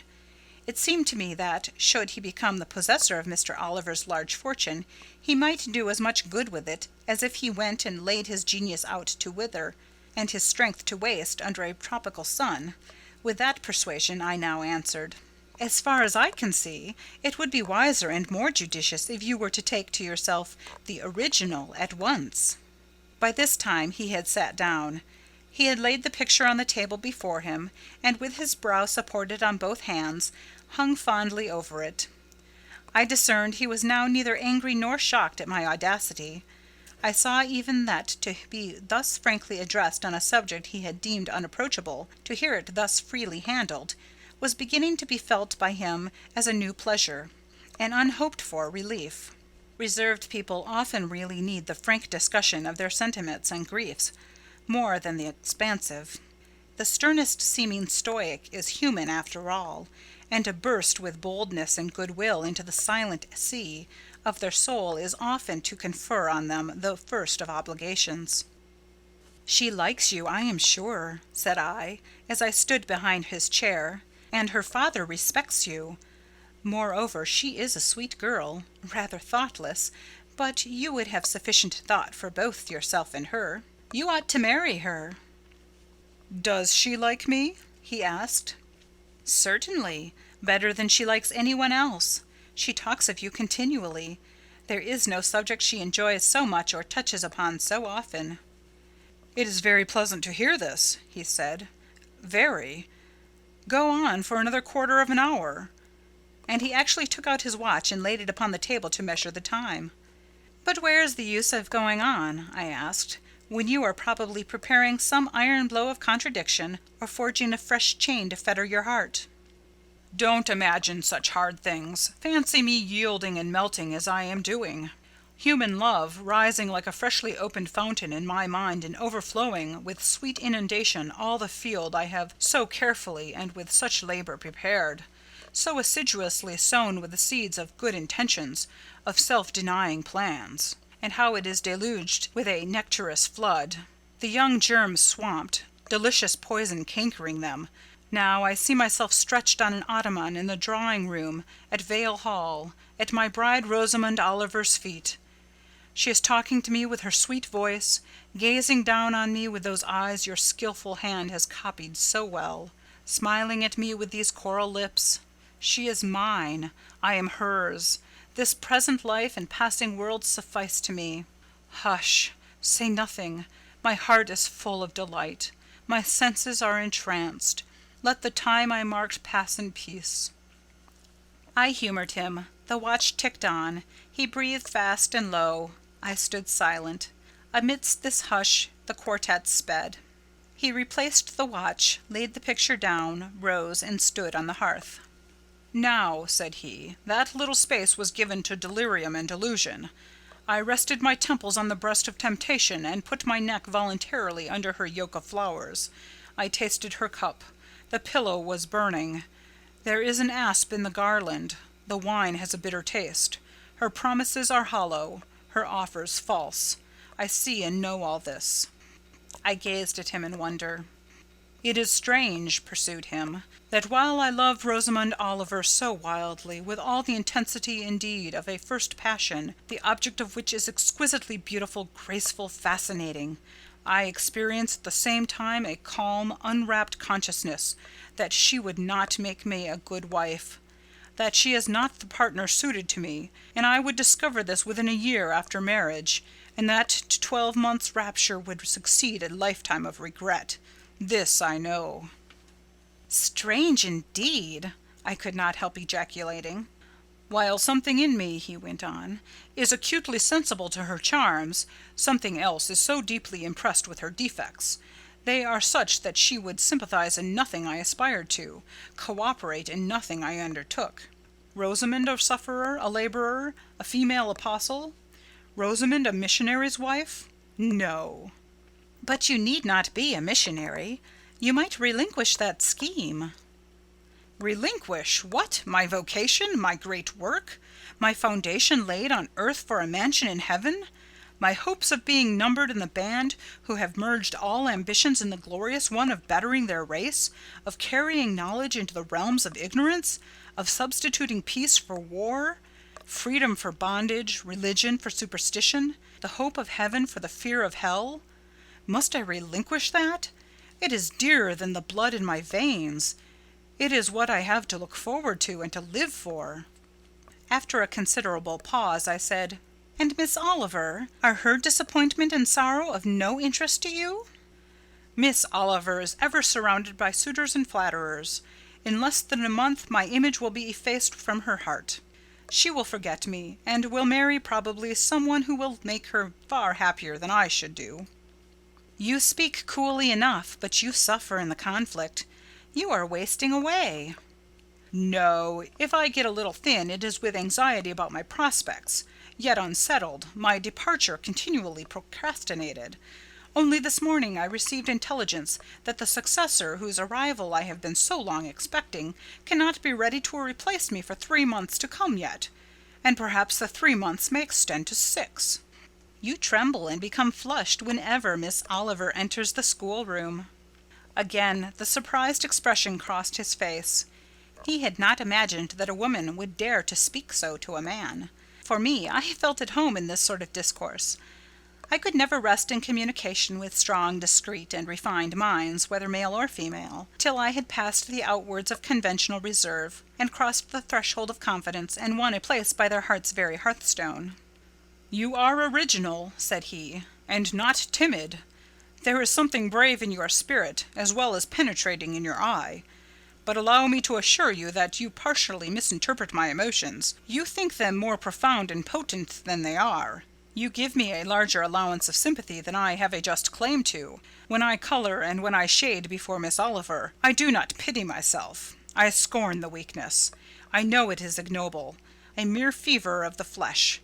Not, I declare, the convulsion of the soul. That is just as fixed as a rock, firm, set in the depths of a restless sea. Know me to be what I am, a cold, hard man." I smiled incredulously. "You have taken my confidence by storm," he continued, "and now it is much at your service. I am simply in my original state, stripped of that blood-bleached robe with which Christianity covers human deformity, a cold, hard, ambitious man. Natural affection only, of all the sentiments, has permanent power over me. Reason and not feeling is my guide. My ambition is unlimited. My desire to rise higher, to do more than others insatiable. I honour endurance, perseverance, industry, talent, because these are the means by which men achieve great ends and mount to lofty eminence. I watch your career with interest, because I consider you a specimen of a diligent, orderly, energetic woman, not because I deeply compassionate what you have gone through, or what you still suffer." "You would describe yourself as a mere pagan philosopher," I said. "No, there is this difference between me and deistic philosophers. I believe, and I believe the gospel. You missed your epithet.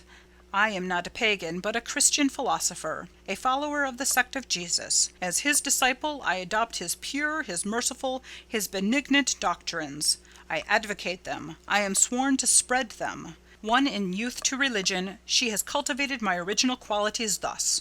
From the minute germ, natural affection, she has developed the overshadowing tree, philanthropy.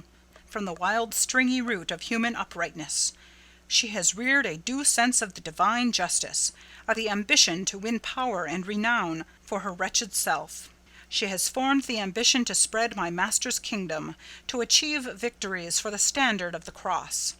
So much has religion done for me, turning the original materials to the best account, pruning and training nature. But she could not eradicate nature, nor will it be eradicated, till this mortal shall put on immortality."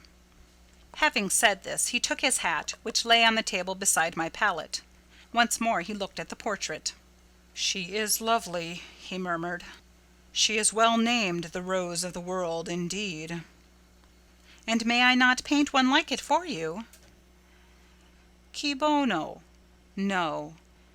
He drew over the picture the sheet of thin paper on which I was accustomed to rest my hand in painting to prevent the cardboard from being sullied. What he suddenly saw on this blank paper it was impossible for me to tell, but something had caught his eye. He took it up with a snatch. He looked at the edge, then shot a glance at me, inexpressibly peculiar and quite incomprehensible, a glance that seemed to take and make note of every point in my shape, face, and dress, for it traversed all, quick, keen as lightning. His lips parted as if to speak, but he checked the coming sentence, whatever it was. "What is the matter?" I asked. "Nothing in the world," was the reply, and replacing the paper, I saw him dexterously tear a narrow strip from the margin. It disappeared in his glove, and with one hasty nod and good afternoon he vanished. "Well," I exclaimed, using an expression of the district, "that caps the globe, however." I, in my turn, scrutinized the paper, but saw nothing on it save a few dingy stains of paint where I had tried the tint in my pencil. I pondered the mystery a minute or two, but finding it insolvable, and being certain it could not be of much moment, I dismissed and soon forgot it. End of chapter 32.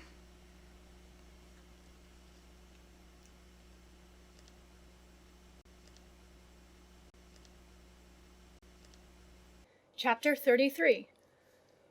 When Mr. St. John went, it was beginning to snow.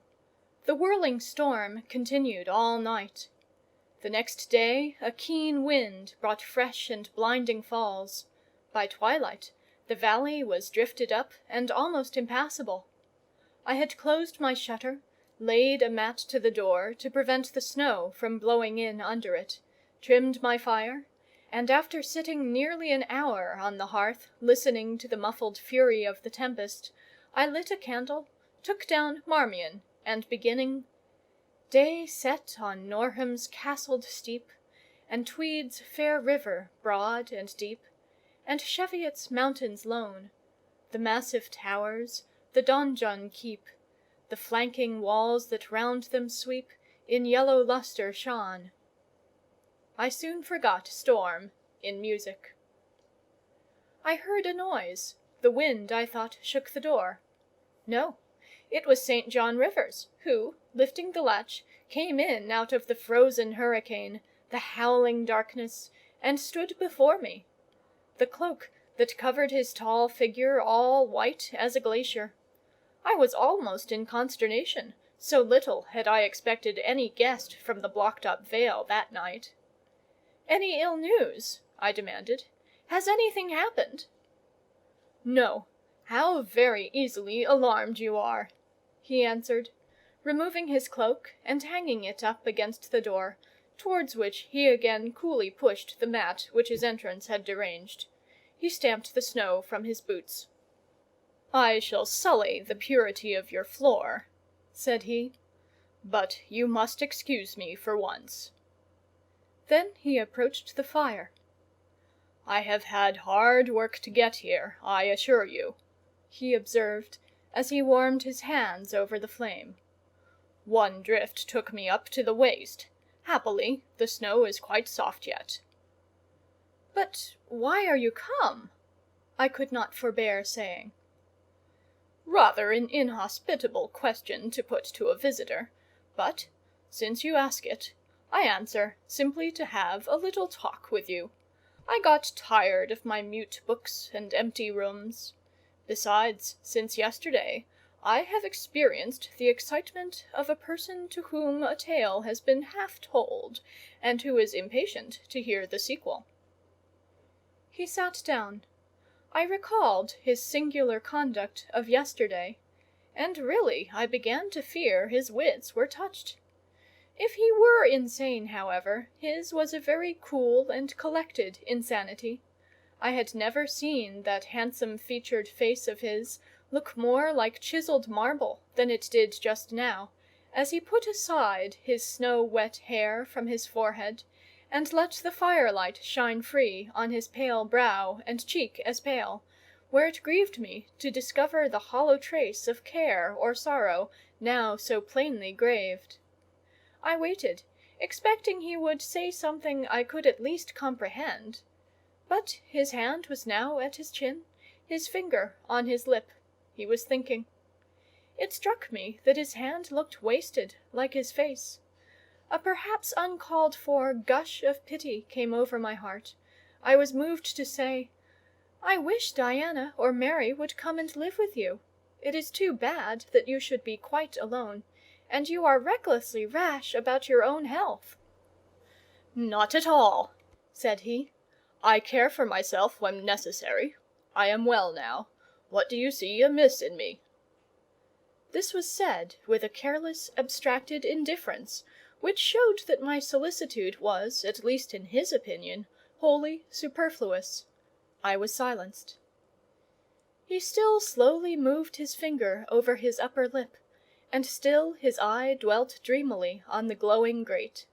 Thinking it urgent to say something, I asked him presently if he felt any cold draught from the door, which was behind him. "No, no," he responded shortly and somewhat testily. "Well," I reflected, "if you won't talk, you may be still. I'll let you alone now, and return to my book." So I snuffed the candle, and resumed the perusal of Marmion. He soon stirred. My eye was instantly drawn to his movements. He only took out a morocco pocket-book, thence produced a letter, which he read in silence, folded it, put it back, relapsed into meditation. It was vain to try to read with such an inscrutable fixture before me, nor could I, in impatience, consent to be dumb. He might rebuff me if he liked, but talk I would. "Have you heard from Diana and Mary lately?" "Not since the letter I showed you a week ago." "There has not been any change made about your own arrangements? You will not be summoned to leave England sooner than you expected?" "I fear not, indeed. Such chance is too good to befall me." Baffled so far, I changed my ground. I bethought myself to talk about the school and my scholars. "Mary Garrett's mother is better, and Mary came back to school this morning, and I shall have 4 new girls next week from the Foundry Close. They would have come to-day but for the snow." "Indeed." "Mr. Oliver pays for 2. "Does he?"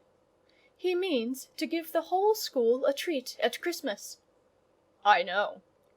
"Was it your suggestion?" "No." "Whose then?" "His daughter's, I think." "It is like her. She is so good-natured." "Yes." Again came the blank of a pause. The clock struck 8 strokes. It aroused him. He uncrossed his legs, sat erect, turned to me. "Leave your book a moment, and come a little nearer the fire," he said. Wondering, and of my wonder finding no end, I complied. "Half an hour ago," he pursued, "I spoke of my impatience to hear the sequel of a tale. On reflection, I find the matter will be better managed by my assuming the narrator's part, and converting you into a listener. Before commencing, it is but fair to warn you that the story will sound somewhat hackneyed in your ears, but stale details often regain a degree of freshness when they pass through new lips. For the rest, whether trite or novel, it is short. 20 years ago, a poor curate, never mind his name at this moment, fell in love with a rich man's daughter. She fell in love with him and married him, against the advice of all her friends, who consequently disowned her immediately after the wedding. Before 2 years passed, the rash pair were both dead, and laid quietly side by side under one slab. I have seen their grave. It formed part of the pavement of a huge churchyard surrounding the grim, soot-black old cathedral of an overgrown manufacturing town in shire. They left a daughter, which, at its very birth, Charity received in her lap, cold as that of the snowdrift I almost stuck fast in to-night. Charity carried the friendless thing to the house of its rich maternal relations.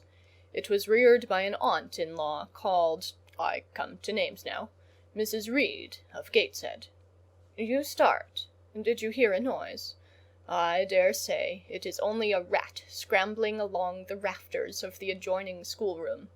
It was a barn before I had it repaired and altered, and barns are generally haunted by rats. To proceed. Mrs. Reed kept the orphan 10 years. Whether it was happy or not with her, I cannot say, never having been told. But at the end of that time she transferred it to a place you know, being no other than Lowood School, where you so long resided yourself. It seems her career there was very honourable. From a pupil she became a teacher, like yourself. Really, it strikes me there are parallel points in her history and yours. She left it to be a governess. There again, your fates were analogous. She undertook the education of the ward of a certain Mr. Rochester. Mr. Rivers! I interrupted. I can guess your feelings, he said, but restrain them for a while. I have nearly finished. Hear me to the end. Of Mr. Rochester's character I know nothing, but the one fact that he professed to offer honourable marriage to this young girl, and that at the very altar she discovered he had a wife yet alive, though a lunatic. What his subsequent conduct and proposals were is a matter of pure conjecture. But when an event transpired which rendered inquiry after the governess necessary, it was discovered she was gone. No one could tell when, where, or how. She had left Thornfield Hall in the night. Every research after her course had been vain. The country had been scoured, far and wide. No vestige of information could be gathered respecting her. Yet that she should be found is become a matter of serious urgency. Advertisements have been put in all the papers. I myself have received a letter from one Mr. Briggs, a solicitor, communicating the details I have just imparted. Is it not an odd tale? Just tell me this, said I, and since you know so much, you surely can tell it me. What of Mr. Rochester? How and where is he? What is he doing? Is he well? I am ignorant of all concerning Mr. Rochester. The letter never mentions him but to narrate the fraudulent and illegal attempt I have adverted to. You should rather ask the name of the governess, the nature of the event which requires her appearance. Did no one go to Thornfield Hall, then? Did no one see Mr. Rochester? I suppose not. But they wrote to him? Of course. And what did he say? Who has his letters? Mr. Briggs intimates that the answer to his application was not from Mr. Rochester, but from a lady. It is signed Alice Fairfax. I felt cold and dismayed. My worst fears, then, were probably true. He had, in all probability, left England, and rushed in reckless desperation to some former haunt on the continent. And what opiate for his severe sufferings, what object for his strong passions, had he sought there? I dared not answer the question. Oh, my poor master, once almost my husband, whom I had often called my dear Edward. He must have been a bad man, observed Mr. Rivers. You don't know him. Don't pronounce an opinion upon him, I said with warmth. Very well, he answered quietly. And indeed, my head is otherwise occupied than with him. I have my tale to finish. Since you won't ask the governess's name, I must tell it of my own accord. Stay, I have it here. It is always more satisfactory to see important points written down, fairly committed to black and white. And the pocket-book was again deliberately produced, opened, sought through. From one of its compartments was extracted a shabby slip of paper, hastily torn off. I recognized in its texture and its stains of ultramarine and lake and vermilion the ravished margin of the portrait cover. He got up, held it close to my eyes, and I read, traced in Indian ink in my own handwriting, the words Jane Eyre, the work doubtless of some moment of abstraction. "Briggs wrote to me of a Jane Eyre," he said. "The advertisements demanded a Jane Eyre. I knew a Jane Elliot. I confess I had my suspicions, but it was only yesterday afternoon they were at once resolved into certainty. You own the name, and renounce the alias?" Yes, yes. But where is Mr. Briggs? He perhaps knows more of Mr. Rochester than you do. "Briggs is in London. I should doubt his knowing anything at all about Mr. Rochester. It is not in Mr. Rochester he is interested. Meantime, you forget essential points in pursuing trifles. You do not inquire why Mr. Briggs sought after you, what he wanted with you." "Well, what did he want?" "Merely to tell you that your uncle, Mr. Eyre of Madeira, is dead; that he has left you all his property; and that you are now rich. Merely that. Nothing more." "I? Rich?" "Yes, you, rich. Quite an heiress." Silence succeeded. "You must prove your identity, of course," resumed St. John presently. "A step which will offer no difficulties. You can then enter on immediate possession. Your fortune is vested in the English funds. Briggs has the will and the necessary documents." Here was a new card turned up. It is a fine thing, reader, to be lifted in a moment from indigence to wealth, a very fine thing, but not a matter one can comprehend, or consequently enjoy, all at once. And then there are other chances in life far more thrilling and rapture-giving. This is solid, an affair of the actual world, nothing ideal about it. All its associations are solid and sober, and its manifestations are the same. One does not jump and spring and shout hurrah at hearing one has got a fortune. One begins to consider responsibilities, and to ponder business.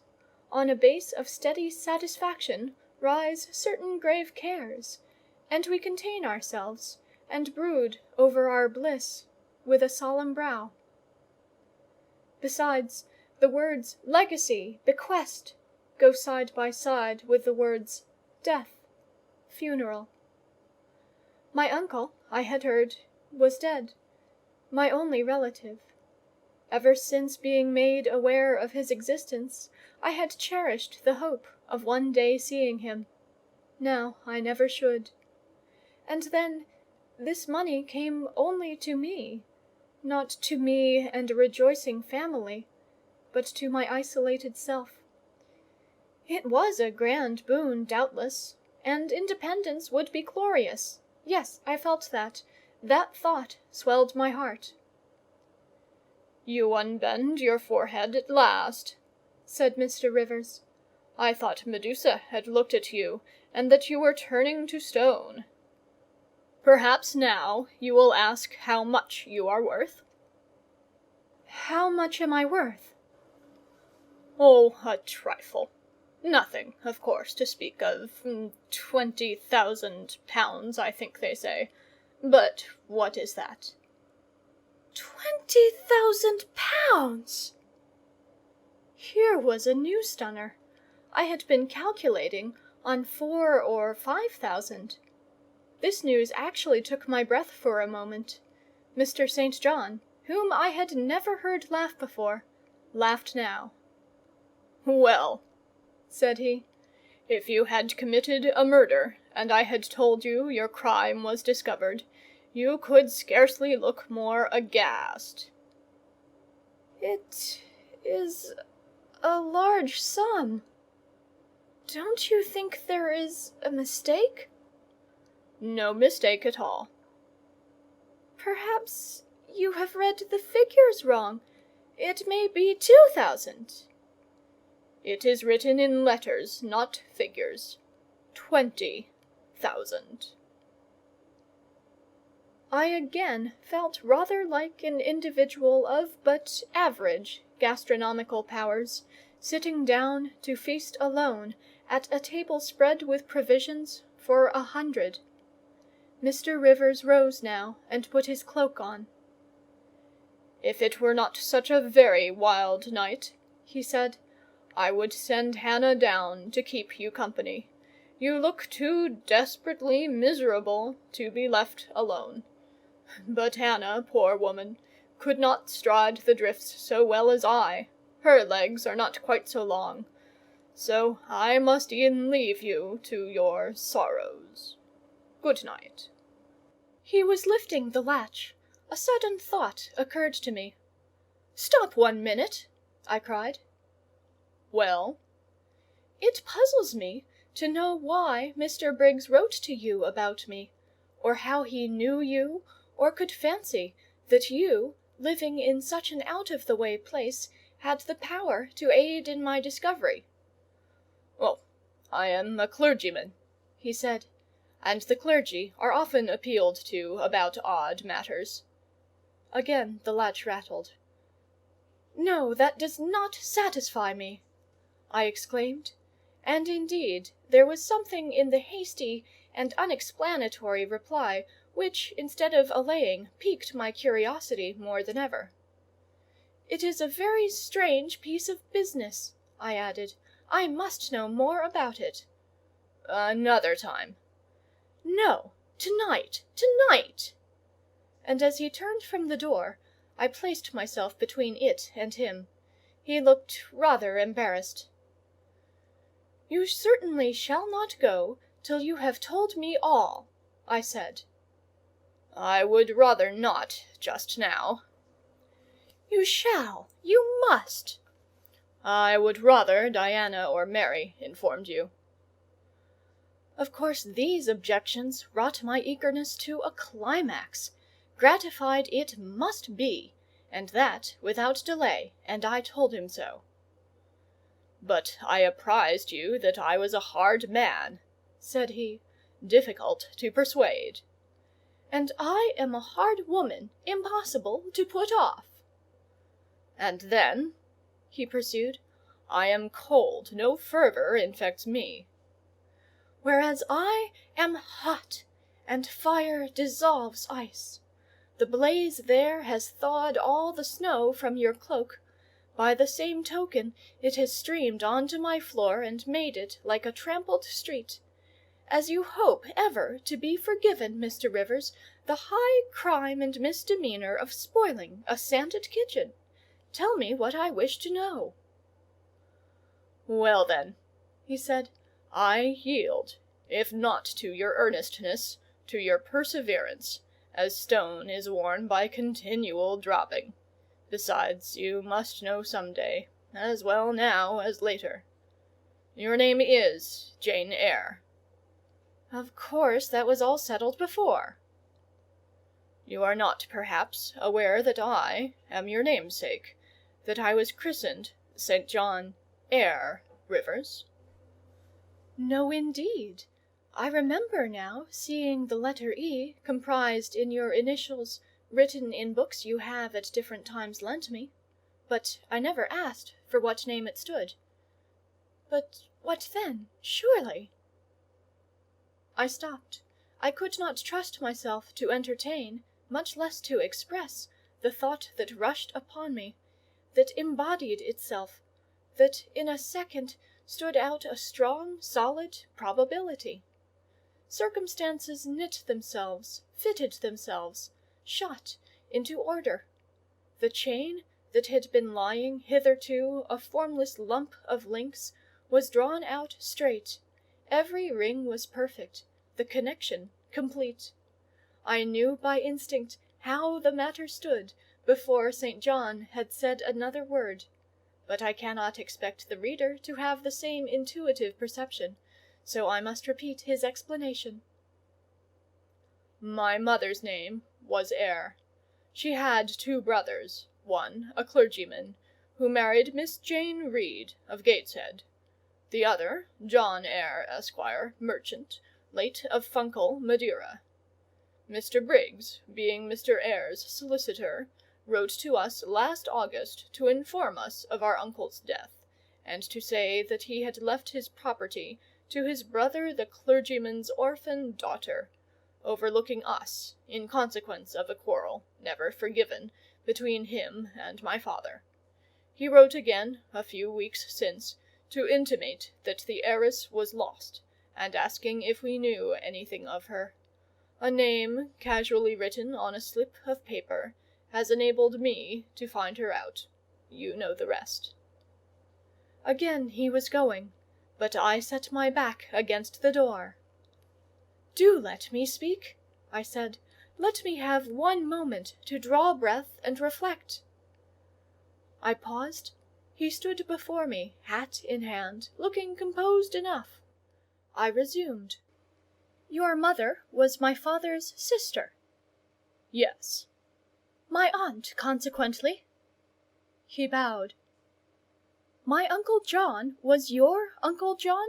You, Diana, and Mary are his sister's children, as I am his brother's child?" "Undeniably." "You three, then, are my cousins. Half our blood on each side flows from the same source?" "We are cousins, yes." I surveyed him. It seemed I had found a brother, one I could be proud of, one I could love, and two sisters whose qualities were such that when I knew them but as mere strangers, they had inspired me with genuine affection and admiration. The two girls, on whom, kneeling down on the wet ground and looking through the low latticed window of Moor House kitchen, I had gazed with so bitter a mixture of interest and despair, were my near kinswomen, and the young and stately gentleman who had found me almost dying at his threshold was my blood relation. Glorious discovery to a lonely wretch! This was wealth indeed, wealth to the heart, a mine of pure genial affections. This was a blessing, bright, vivid, and exhilarating, not like the ponderous gift of gold, rich and welcome enough in its way, but sobering from its weight. I now clapped my hands in sudden joy. My pulse bounded, my veins thrilled. "Oh, I am glad! I am glad!" I exclaimed. St. John smiled. "Did I not say you neglected essential points to pursue trifles?" he asked. "You were serious when I told you you had got a fortune, and now, for a matter of no moment, you are excited." "What can you mean? It may be of no moment to you. You have sisters, and don't care for a cousin. But I had nobody, and now 3 relations, or 2 if you don't choose to be counted, are born into my world full grown. I say again, I am glad." I walked fast through the room. I stopped, half suffocated, with the thoughts that rose faster than I could receive, comprehend, settle them. Thoughts of what might, could, would, and should be, and that ere long. I looked at the blank wall. It seemed a sky thick with ascending stars. Every one lit me to a purpose or delight. Those who had saved my life, whom, till this hour, I had loved barrenly, I could now benefit. They were under a yoke, I could free them. They were scattered, I could reunite them. The independence, the affluence which was mine, might be theirs too. Were we not 4? 20,000 pounds shared equally would be 5,000 each. Justice, enough and to spare. Justice would be done. Mutual happiness secured. Now the wealth did not weigh on me. Now it was not a mere bequest of coin. It was a legacy of life, hope, enjoyment. How I looked while these ideas were taking my spirit by storm, I cannot tell. But I perceived soon that Mr. Rivers had placed a chair behind me, and was gently attempting to make me sit down on it. He also advised me to be composed. I scorned the insinuation of helplessness and distraction, shook off his hand, and began to walk about again. "Write to Diana and Mary tomorrow," I said, "and tell them to come home directly. Diana said they would both consider themselves rich with £1,000, so with 5,000 they will do very well." "Tell me where I can get you a glass of water," said St. John. "You must really make an effort to tranquilize your feelings." "Nonsense! And what sort of an effect will the bequest have on you? Will it keep you in England, induce you to marry Miss Oliver, and settle down like an ordinary mortal?" "You wander. Your head becomes confused. I have been too abrupt in communicating the news. It has excited you beyond your strength." "Mr. Rivers, you quite put me out of patience. I am rational enough. It is you who misunderstand, or rather who affect to misunderstand." "Perhaps if you explained yourself a little more fully, I should comprehend better." "Explain? What is there to explain? You cannot fail to see that £20,000, the sum in question, divided equally between the nephew and 3 nieces of our uncle, will give 5,000 to each. What I want is that you should write to your sisters and tell them of the fortune that has accrued to them." "To you, you mean?" "I have intimated my view of the case. I am incapable of taking any other. I am not brutally selfish, blindly unjust, or fiendishly ungrateful. Besides, I am resolved I will have a home and connections. I like Moor House, and I will live at Moor House. I like Diana and Mary, and I will attach myself for life to Diana and Mary. It would please and benefit me to have £5,000. It would torment and oppress me to have 20,000, which, moreover, could never be mine in justice, though it might in law. I abandon to you, then, what is absolutely superfluous to me. Let there be no opposition and no discussion about it. Let us agree amongst each other, and decide the point at once." "This is acting on first impulses. You must take days to consider such a matter, ere your word can be regarded as valid." "Oh, if all you doubt is my sincerity, I am easy. You see the justice of the case?" "I do see a certain justice, but it is contrary to all custom. Besides, the entire fortune is your right. My uncle gained it by his own efforts. He was free to leave it to whom he would. He left it to you. After all, justice permits you to keep it. You may, with a clear conscience, consider it absolutely your own."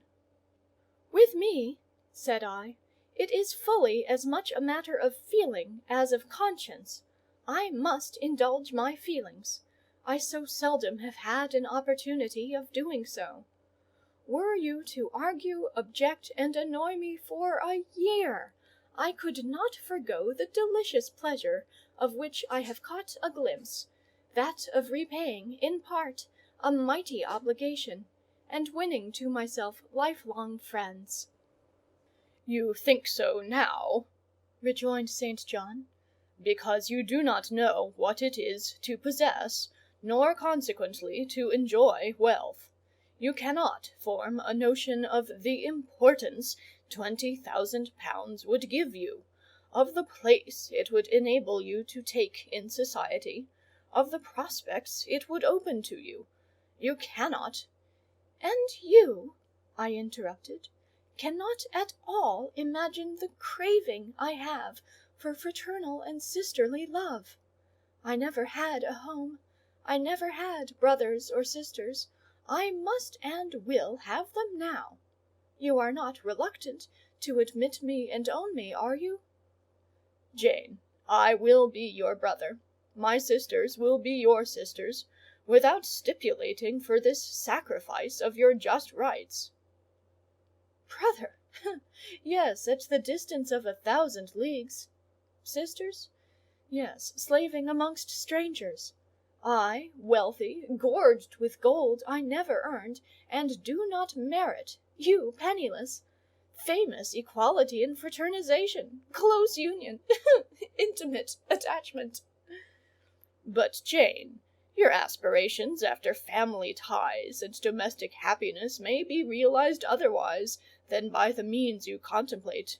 You may marry. Nonsense again. Marry! I don't want to marry, and never shall marry. That is saying too much. Such hazardous affirmations are a proof of the excitement under which you labour. It is not saying too much. I know what I feel, and how averse are my inclinations to the bare thought of marriage. No one would take me for love, and I will not be regarded in the light of a mere money speculation. And I do not want a stranger, unsympathizing, alien, different from me. I want my kindred, those with whom I have full fellow-feeling. Say again, you will be my brother. When you uttered the words, I was satisfied, happy. Repeat them, if you can. Repeat them sincerely. I think I can. I know I have always loved my own sisters, and I know on what my affection for them is grounded, respect for their worth, and admiration of their talents. You, too, have principle and mind. Your tastes and habits resemble Diana's and Mary's. Your presence is always agreeable to me.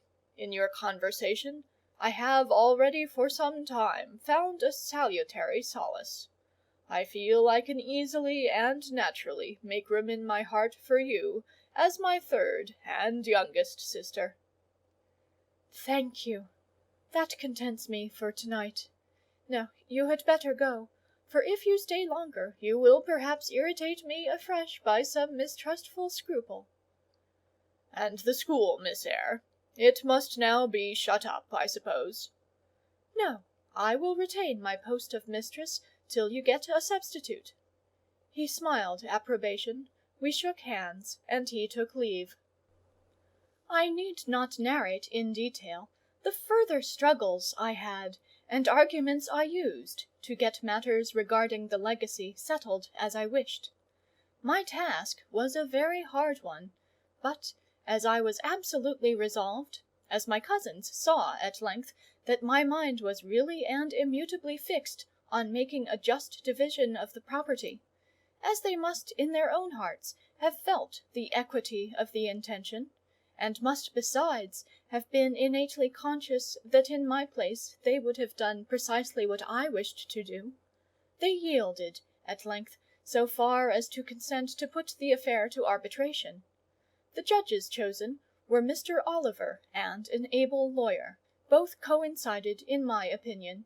I carried my point. The instruments of transfer were drawn out. St. John, Diana, Mary, and I each became possessed of a competency. End of chapter 33 of Jane Eyre.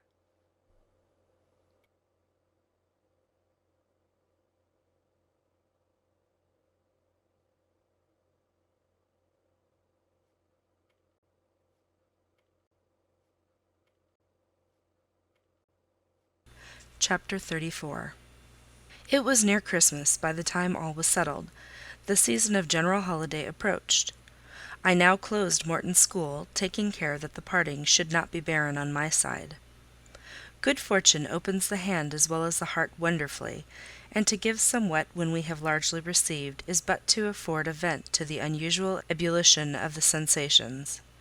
I had long felt with pleasure that many of my rustic scholars liked me, and when we parted, that consciousness was confirmed.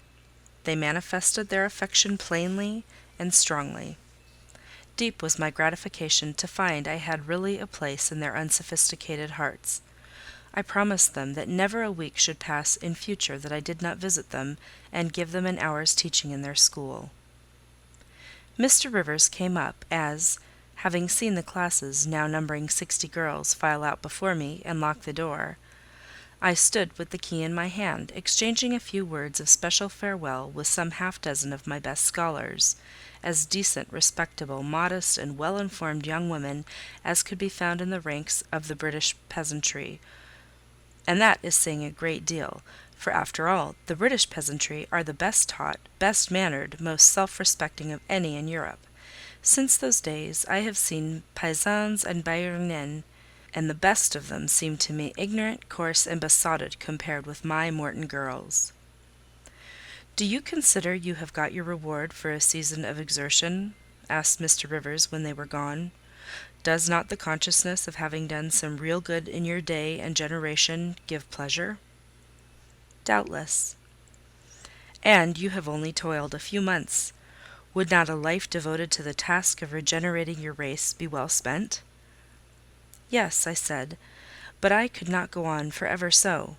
I want to enjoy my own faculties as well as to cultivate those of other people. I must enjoy them now. Don't recall either my mind or body to the school. I am out of it and disposed for full holiday." He looked grave. "What now? What sudden eagerness is this you evince? What are you going to do?" "To be active as I can. And first I must beg you to set Hannah at liberty and get somebody else to wait on you." "Do you want her?" "Yes, to go with me to Moor House. Diana and Mary will be at home in a week, and I want to have everything in order against their arrival." "I understand. I thought you were flying off on some excursion. It is better so. Hannah shall go with you." "Tell her to be ready by tomorrow, then, and here is the schoolroom key. I will give you the key of my cottage in the morning." He took it. "You give it up very gleefully," said he. "I don't quite understand your light-heartedness, because I cannot tell what employment you propose to yourself as a substitute for the one you are relinquishing. What aim, what purpose, what ambition in life have you now?" "My first aim will be to clean down. Do you comprehend the full force of the expression? To clean down Moor House from chamber to cellar. My next, to rub it up with beeswax, oil, and an indefinite number of cloths, till it glitters again. My third, to arrange every chair, table, bed, carpet, with mathematical precision. Afterwards I shall go near to ruin you in coals and peat, to keep up good fires in every room.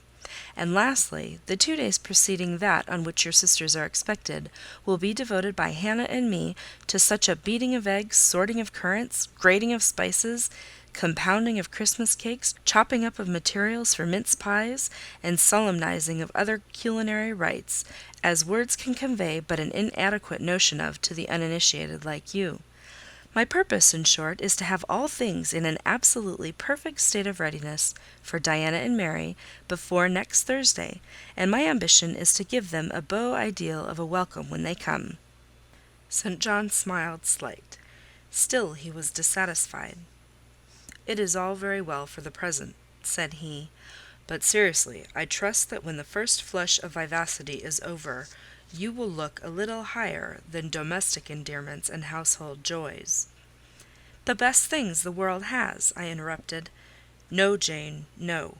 This world is not the scene of fruition. Do not attempt to make it so, nor of rest. Do not turn slothful. I mean, on the contrary, to be busy. Jane, I excuse you for the present. 2 months' grace I allow you for the full enjoyment of your new position, and for pleasing yourself with this late-found charm of relationship.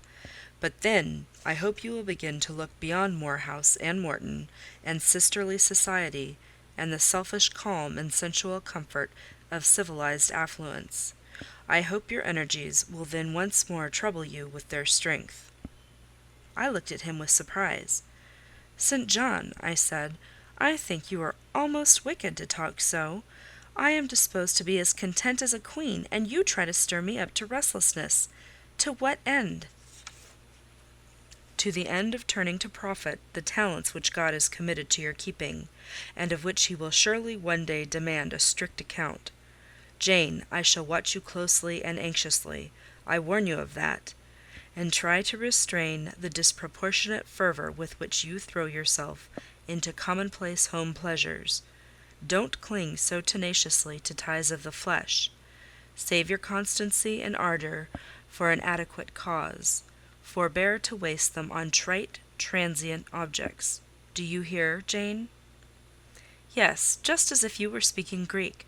I feel I have adequate cause to be happy, and I will be happy. Good-bye. Happy at Moor House I was, and hard I worked, and so did Hannah. She was charmed to see how jovial I could be amidst the bustle of a house turned topsy-turvy, how I could dust and brush and clean and cook. And really, after a day or two of confusion, worse confounded, it was delightful, by degrees, to invoke order from the chaos ourselves had made. I had previously taken a journey to S. to purchase some new furniture, my cousins having given me carte blanche to effect what alterations I pleased, and a sum having been set aside for that purpose. The ordinary sitting-room and bedrooms I left much as they were, for I knew Diana and Mary would derive more pleasure from seeing again the old homely tables and chairs and beds than from the spectacle of the smartest innovations. Still, some novelty was necessary to give their return the piquancy with which I wished it to be invested. Dark, handsome new carpets and curtains, an arrangement of some carefully selected antique ornaments in porcelain and bronze, new coverings in mirrors, and dressing-cases for the toilet tables, answered the end. They looked fresh without being glaring. A spare parlour and bedroom I refurnished entirely with old mahogany and crimson upholstery. I laid canvas on the passage and carpets on the stairs. When all was finished, I thought Moor House as complete a model of bright, modest snugness within, as it was, at this season, a specimen of wintry waste and desert dreariness without. The eventful Thursday at length came. They were expected about dark, and ere dusk fires were lit upstairs and below. The kitchen was in perfect trim. Hannah and I were dressed, and all was in readiness. St. John arrived first. I had entreated him to keep quite clear of the house till everything was arranged, and indeed the bare idea of the commotion, at once sordid and trivial, going on within its walls, sufficed to scare him to estrangement. He found me in the kitchen, watching the progress of certain cakes for tea, then baking. Approaching the hearth, he asked if I was at last satisfied with housemaid's work. I answered by inviting him to accompany me on a general inspection of the result of my labours. With some difficulty, I got him to make the tour of the house. He just looked in at the doors I opened, and when he had wandered upstairs and downstairs, he said I must have gone through a great deal of fatigue and trouble to have effected such considerable changes in so short a time. But not a syllable did he utter indicating pleasure in the improved aspect of his abode. This silence damped me. I thought perhaps the alterations had disturbed some old associations he valued. I inquired whether this was the case, no doubt in a somewhat crestfallen tone. Not at all. He had, on the contrary, remarked that I had scrupulously respected every association. He feared, indeed, I must have bestowed more thought on the matter than it was worth. How many minutes, for instance, had I devoted to studying the arrangement of this very room? By the by, could I tell him where such a book was? I showed him the volume on the shelf. He took it down, and withdrawing to his accustomed window recess, he began to read it. Now, I did not like this, reader. St. John was a good man, but I began to feel he had spoken truth of himself when he said he was hard and cold. The humanities and amenities of life had no attraction for him, its peaceful enjoyments no charm. Literally, he lived only to aspire after what was good and great, certainly, but still he would never rest, nor approve of others resting around him. As I looked at his lofty forehead, still and pale as a white stone, at his fine lineaments fixed in study, I comprehended all at once that he would hardly make a good husband, that it would be a trying thing to be his wife. I understood, as by inspiration, the nature of his love for Miss Oliver. I agreed with him that it was but a love of the senses. I comprehended how he should despise himself for the feverish influence it exercised over him. How he should wish to stifle and destroy it, and how he should mistrust its ever conducing permanently to his happiness, or hers.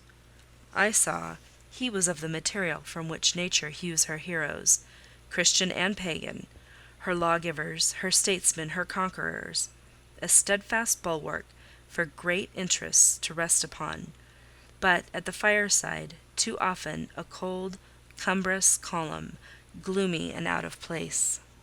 This parlour is not his sphere, I reflected.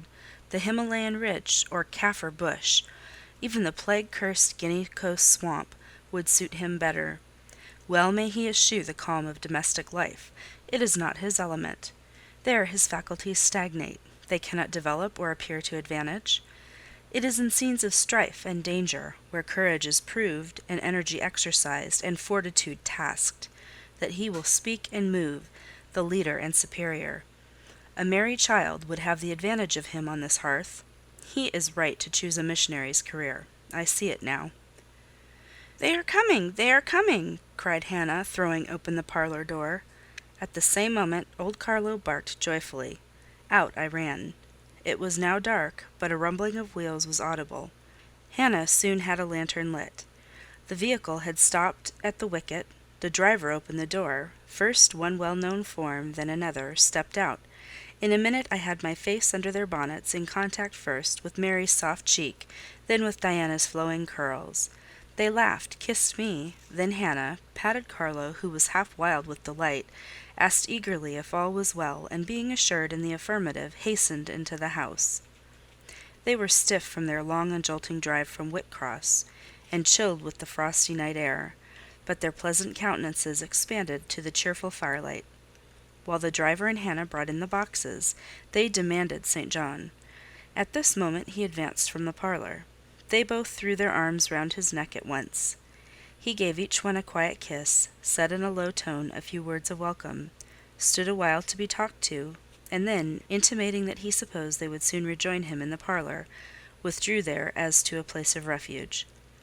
I had lit their candles to go upstairs, but Diana had first to give hospitable orders respecting the driver. This done, both followed me.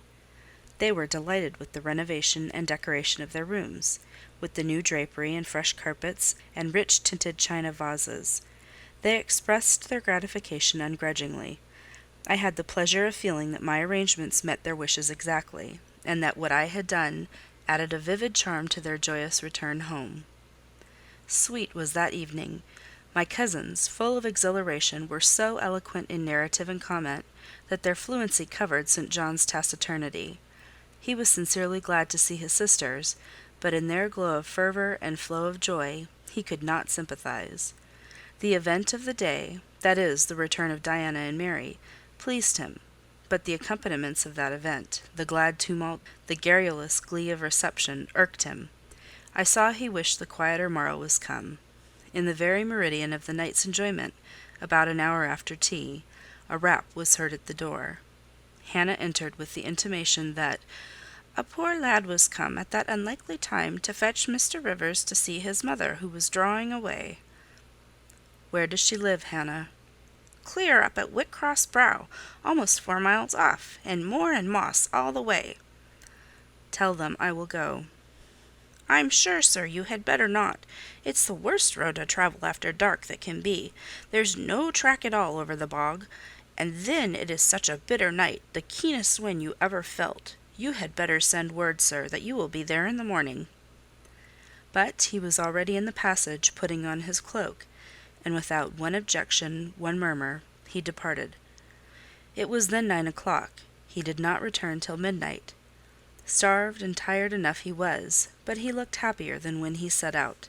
He had performed an act of duty, made an exertion, felt his own strength to do and deny, and was on better terms with himself. I am afraid the whole of the ensuing week tried his patience. It was Christmas week. We took no settled employment, but spent it in a sort of merry domestic dissipation. The air of the moors, the freedom of home, the dawn of prosperity acted on Diana and Mary's spirits like some life-giving elixir. They were gay from morning till noon, from noon till night. They could always talk, and their discourse, witty, pithy, original, had such charms for me that I preferred listening to and sharing in it to doing anything else. St. John did not rebuke our vivacity, but he escaped from it. He was seldom in the house. His parish was large, the population scattered, and he found daily business in visiting the sick and poor in its different districts. One morning, at breakfast, Diana, after looking a little pensive for some minutes, asked him if his plans were yet unchanged?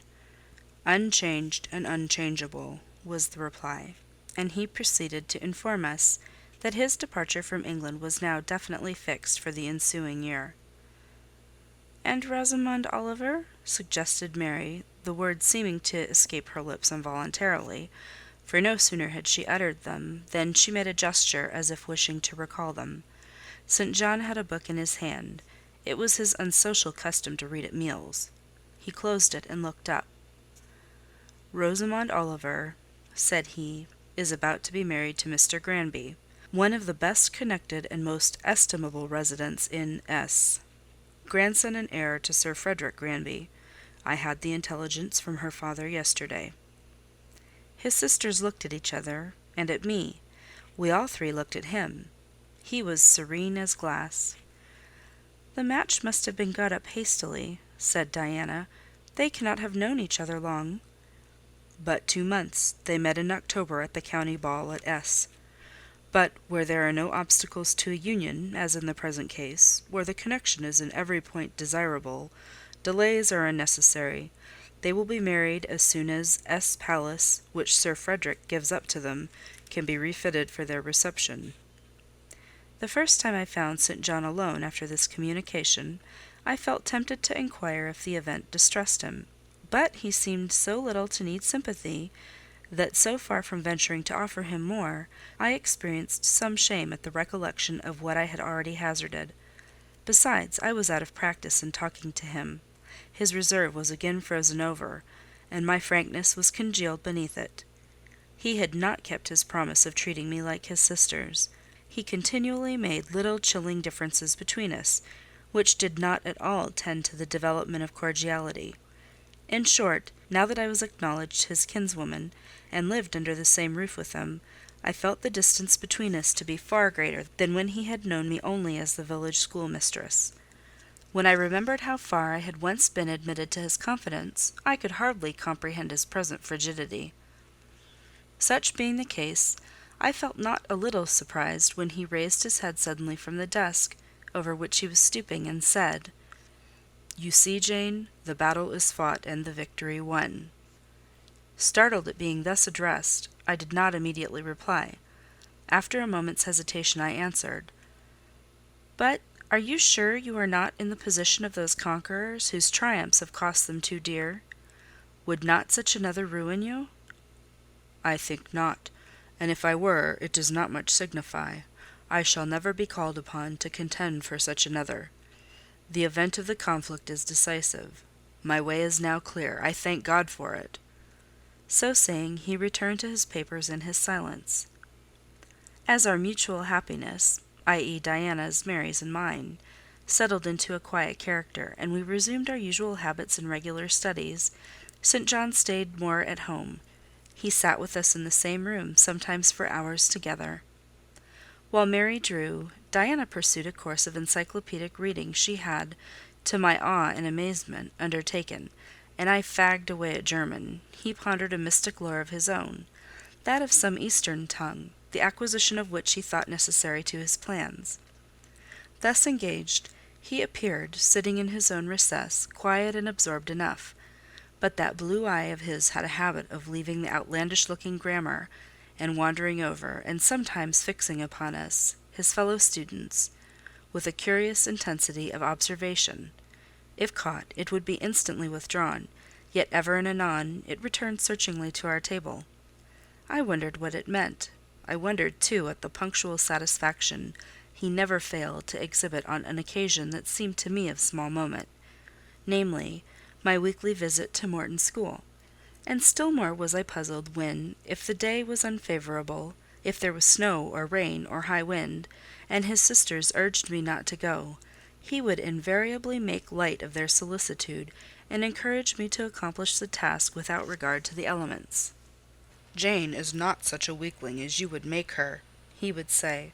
"She can bear a mountain blast, or a shower, or a few flakes of snow, as well as any of us. Her constitution is both sound and elastic, better calculated to endure variations of climate than many more robust." And when I returned, sometimes a good deal tired, and not a little weather-beaten, I never dared to complain, because I saw that to murmur would be to vex him.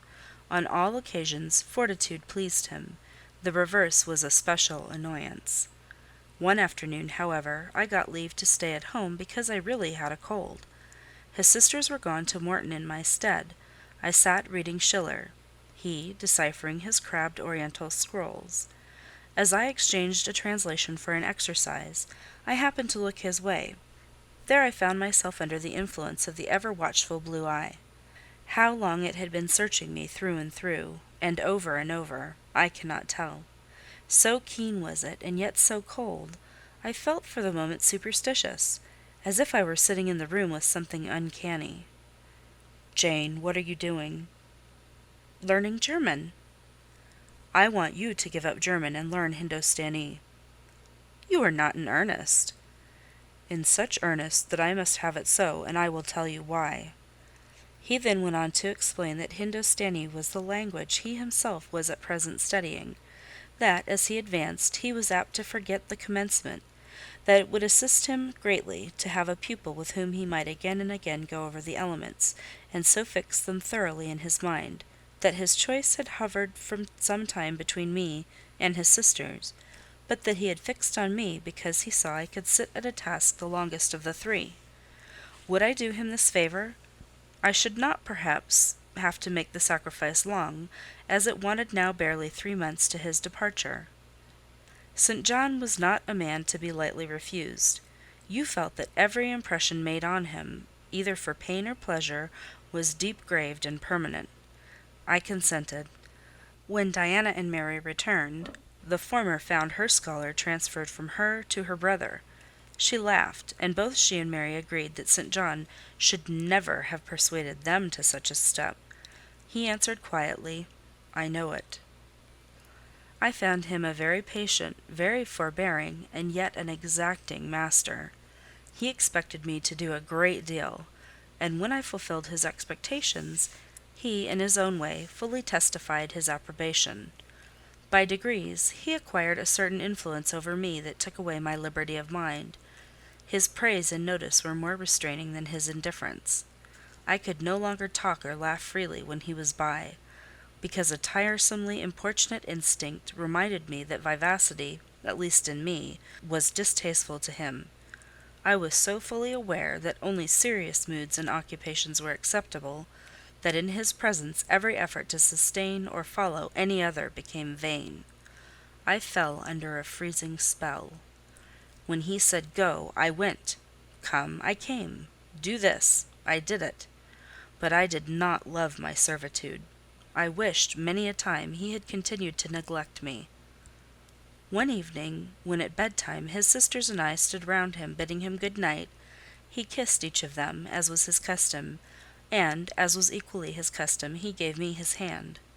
Diana, who chanced to be in a frolicsome humour, she was not painfully controlled by his will, for hers in another way was as strong, exclaimed, "St. John, you used to call Jane your third sister, but you don't treat her as such. You should kiss her too." She pushed me towards him. I thought Diana very provoking, and felt uncomfortably confused, and while I was thus thinking and feeling, St. John bent his head. His Greek face was brought to a level with mine. His eyes questioned my eyes piercingly. He kissed me. There are no such things as marble kisses, or ice kisses, or I should say, my ecclesiastical cousin's salute belonged to one of these classes. But there may be experiment kisses, and his was an experiment kiss. When given, he viewed me to learn the result. It was not striking. I am sure I did not blush. Perhaps I might have turned a little pale, for I felt as if the kiss were a seal affixed to my fetters.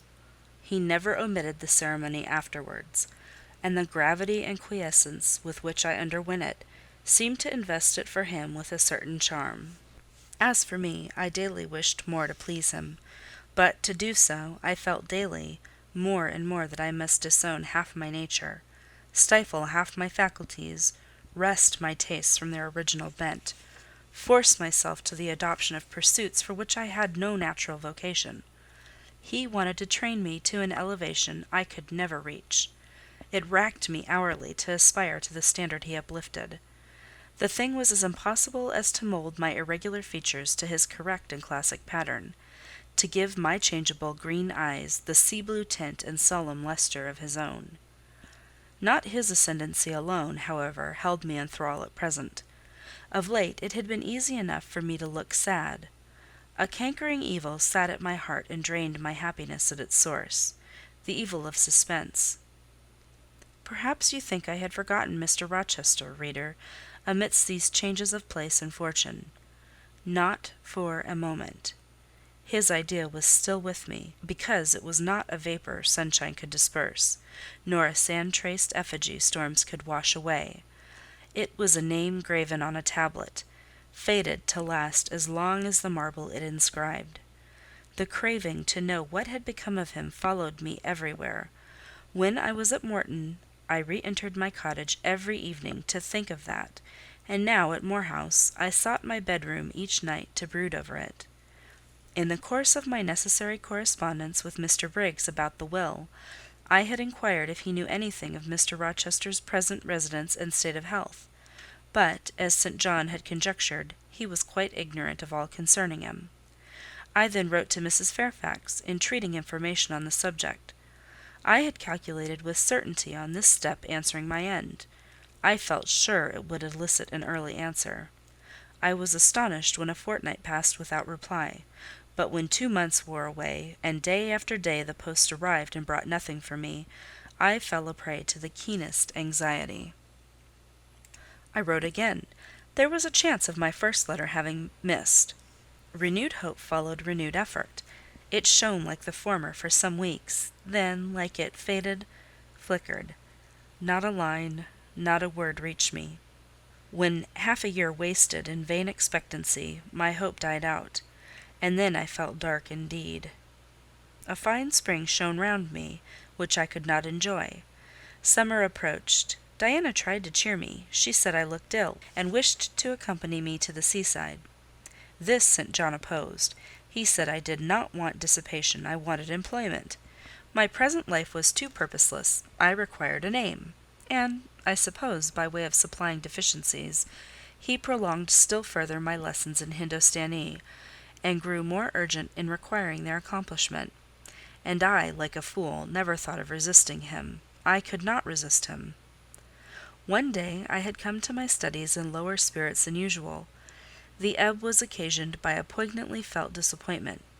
Hannah had told me in the morning there was a letter for me, and when I went down to take it, almost certain that the long-looked-for tidings were vouchsafed me at last, I found only an unimportant note from Mr. Briggs on business. The bitter check had wrung from me some tears, and now as I sat poring over the crabbed characters of flourishing tropes of an Indian scribe, my eyes filled again. St. John called me to his side to read. In attempting to do this, my voice failed me. Words were lost in sobs. He and I were the only occupants of the parlour. Diana was practising her music in the drawing-room. Mary was gardening. It was a very fine May day, clear, sunny, and breezy. My companion expressed no surprise at this emotion, nor did he question me as to its cause. He only said, "We will wait a few minutes, Jane, till you are more composed." And while I smothered the paroxysm with all haste, he sat calm and patient, leaning on his desk, and looking like a physician watching with the eye of science an expected and fully understood crisis in a patient's malady. Having stifled my sobs, wiped my eyes, and muttered something about not being very well that morning, I resumed my task, and succeeded in completing it. St. John put away my books, and his, locked his desk, and said, "Now, Jane, you shall take a walk, and with me." "I will call Diana and Mary." "No, I want only one companion this morning, and that must be you. Put on your things, go out by the kitchen door. Take the road towards the head of Marsh Glen. I will join you in a moment. I know no medium. I never in my life have known any medium in my dealings with positive hard characters, antagonistic to my own, between absolute submission and determined revolt.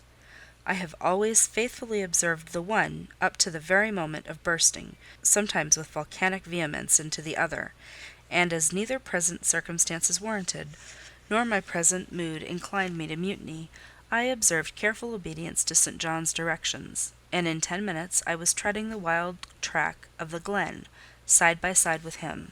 The breeze was from the west. It came over the hills, sweet with scents of heath and rush. The sky was of stainless blue.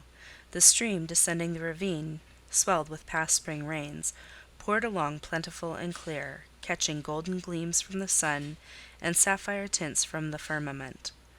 As we advanced and left the track, we trod a soft turf, mossy fine and emerald green, minutely enamelled with a tiny white flower, and spangled with a star-like yellow blossom.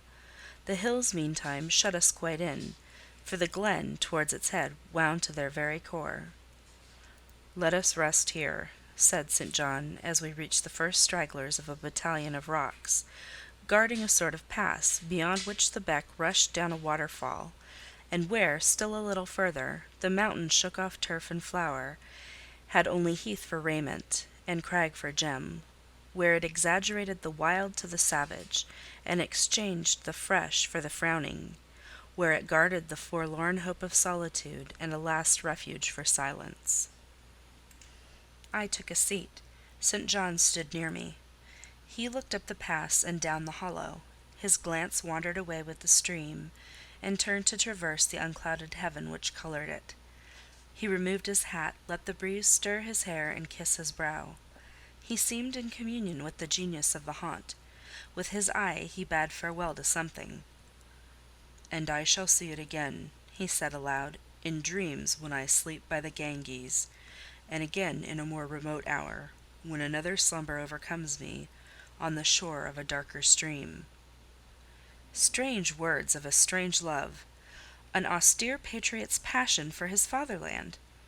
He sat down. For half an hour we never spoke, neither he to me nor I to him. That interval passed. He recommenced. "Jane, I go in 6 weeks. I have taken my berth in an East Indiaman which sails on the 20th of June." "God will protect you, for you have undertaken his work," I answered. "Yes," said he, "there is my glory and joy. I am the servant of an infallible master. I am not going out under human guidance, subject to the defective laws and erring control of my feeble fellow worms. My king, my lawgiver, my captain is the all-perfect. It seems strange to me that all round me do not burn to enlist under the same banner, to join in the same enterprise. All have not your powers, and it would be folly for the feeble to wish to march with the strong. I do not speak to the feeble, or think of them. I address only such as are worthy of the work, and competent to accomplish it." "Those are few in number, and difficult to discover." "You say truly. But when found, it is right to stir them up, to urge and exhort them to effort, to show them what their gifts are, and why they were given, to speak heaven's message in their ear, to offer them direct from God a place in the ranks of his chosen." "If they are really qualified for the task, will not their own hearts be the first to inform them of it?" I felt as if an awful charm was framing round and gathering over me. I trembled to hear some fatal word spoken which would at once declare and rivet the spell. "And what does your heart say?" demanded St. John. "My heart is mute, my heart is mute," I answered, struck and thrilled. "Then I must speak for it," continued the deep, relentless voice. "Jane, come with me to India. Come as my helpmeet and fellow labourer." The glen and sky spun round, the hills heaved. It was as if I had heard a summons from heaven, as if a visionary messenger, like him of Macedonia, had announced, "Come over and help us." But I was no apostle. I could not behold the herald, I could not receive his call. "Oh, St. John!" I cried, "have some mercy!" I appealed to one who, in the discharge of what he believed his duty, knew neither mercy nor remorse. He continued— "God and nature intended you for a missionary's wife. It is not personal, but mental endowments they have given you. You are formed for labour, not for love. A missionary's wife you shall be. You shall be mine. I claim you, not for my pleasure, but for my sovereign service." "I am not fit for it. I have no vocation," I said. He had calculated on these first objections. He was not irritated by them. Indeed, as he leaned back against the crag behind him, folded his arms on his chest, and fixed his countenance, I saw he was prepared for a long and trying opposition, and had taken in a stock of patience to last him to its close; resolved, however, that the close should be conquest for him. "Humility, Jane," said he, "is the groundwork of Christian virtues. You say right that you are not fit for the work. Who is fit for it? Or, who that ever truly called, believes himself worthy of the summons? I, for instance, am but dust and ashes. With St. Paul, I acknowledge myself the chiefest of sinners, but I do not suffer this sense of my personal vileness to daunt me. I know my leader, that he is just as well as mighty, and while he has chosen a feeble instrument to perform a great task, he will, from the boundless stores of his providence, supply the inadequacy of the means to the end. Think like me, Jane. Trust like me. It is the rock of ages I ask you to lean on. Do not doubt but it will bear the weight of your human weakness." "I do not understand a missionary life. I have never studied missionary labours." "There I, humble as I am, can give you the aid you want. I can set your task from hour to hour, stand by you always, help you from moment to moment. This I could do in the beginning. Soon, for I know your powers, you would be as strong and apt as myself, and would not require my help." "But my powers, where are they for this undertaking?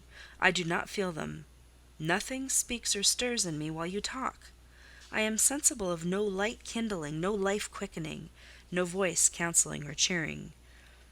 Oh, I wish I could make you see how much my mind is at this moment like a rayless dungeon, with one shrinking fear fettered in its depths, the fear of being persuaded by you to attempt what I cannot accomplish." "I have an answer for you. Hear it. I have watched you ever since we first met. I have made you my study for 10 months. I have proved you in that time by sundry tests, and what have I seen and elicited? In the village school I found you could perform well, punctually, uprightly, labour uncongenial to your habits and inclinations. I saw you could perform it with capacity and tact. You could win while you controlled. In the calm with which you learnt you had become suddenly rich, I read a mind clear of the vice of Demas. Lucre had no undue power over you. In the resolute readiness with which you cut your wealth into 4 shares, keeping but one to yourself and relinquishing the 3 others to the claim of abstract justice, I recognized a soul that revelled in the flame and excitement of sacrifice.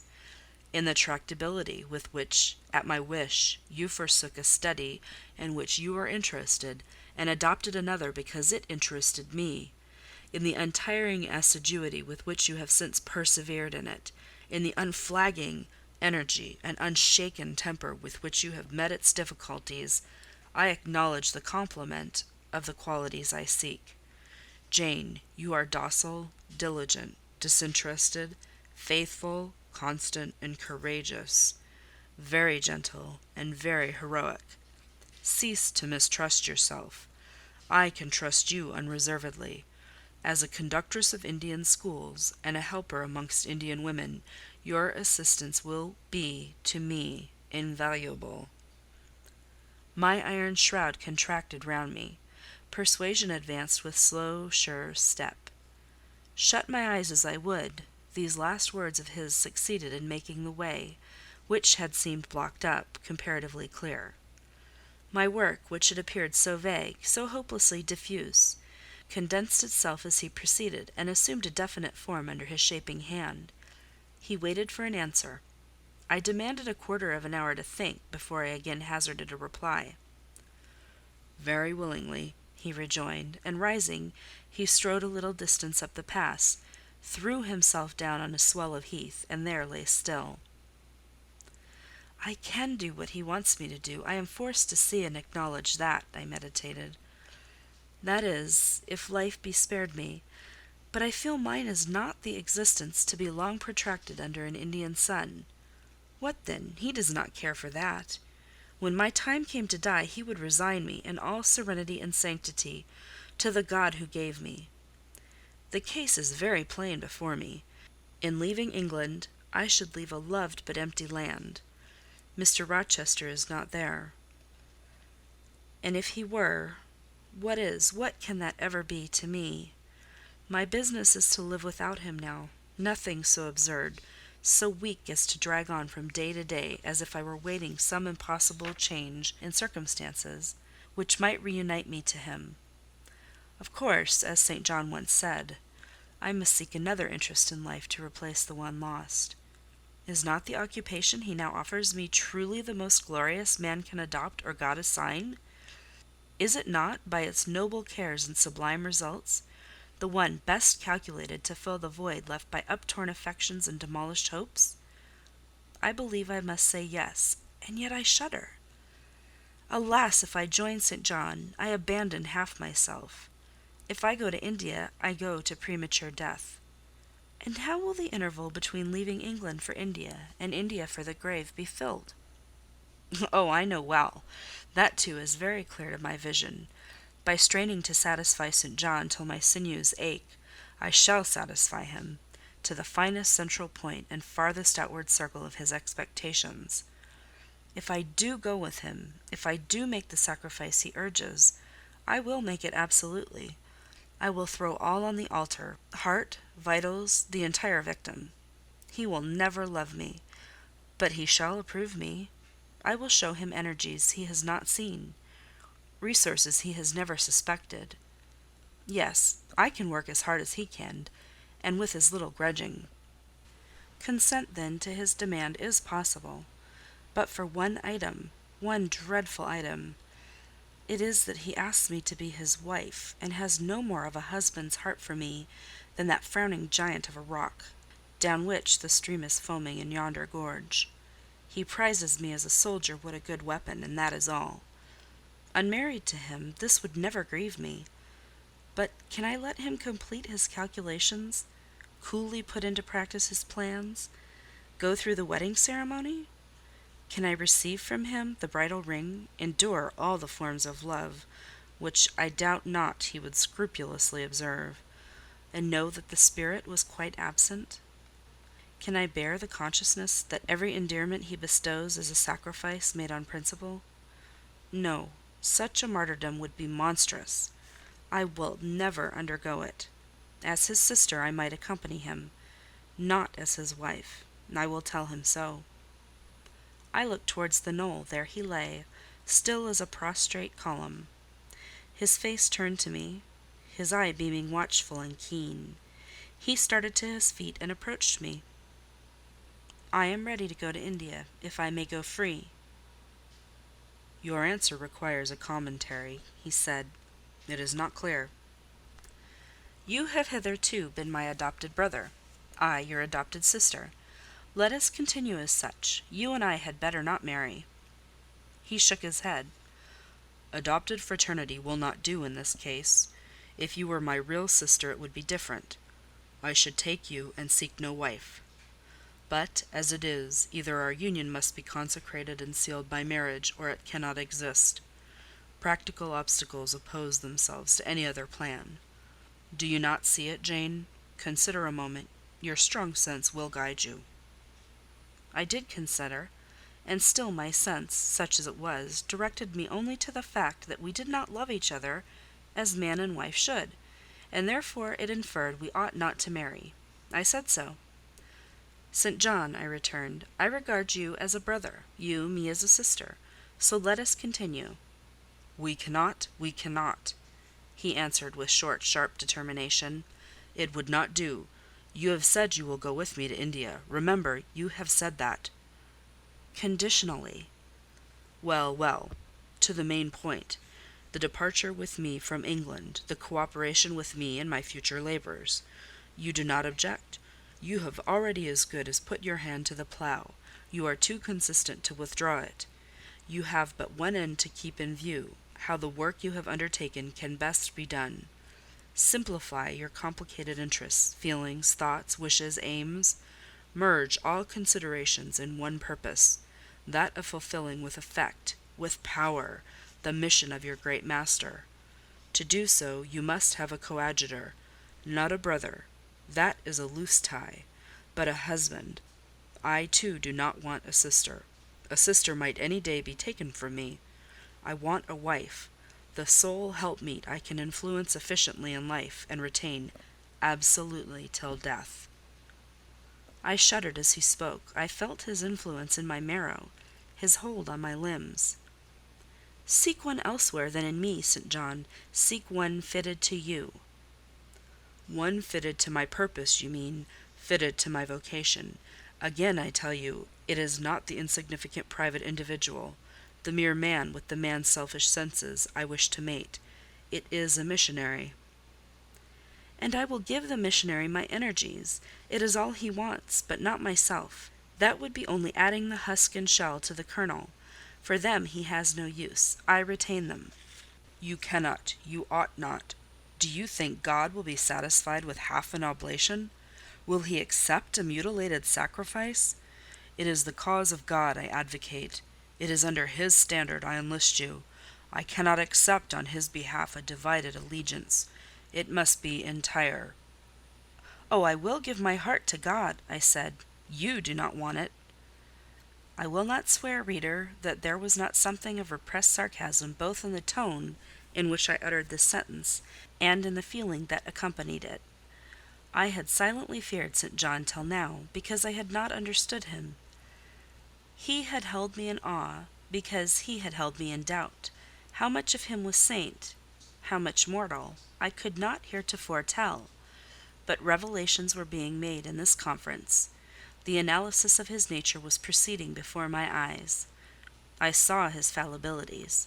I comprehended them. I understood that, sitting there where I did, on the bank of heath, and with that handsome form before me, I sat at the feet of a man, airing as I. The veil fell from his hardness and despotism. Having felt in him the presence of these qualities, I felt his imperfection and took courage. I was with an equal, one with whom I might argue, one whom, if I saw good, I might resist. He was silent after I had uttered the last sentence, and I presently risked an upward glance at his countenance. His eye, bent on me, expressed at once stern surprise and keen inquiry.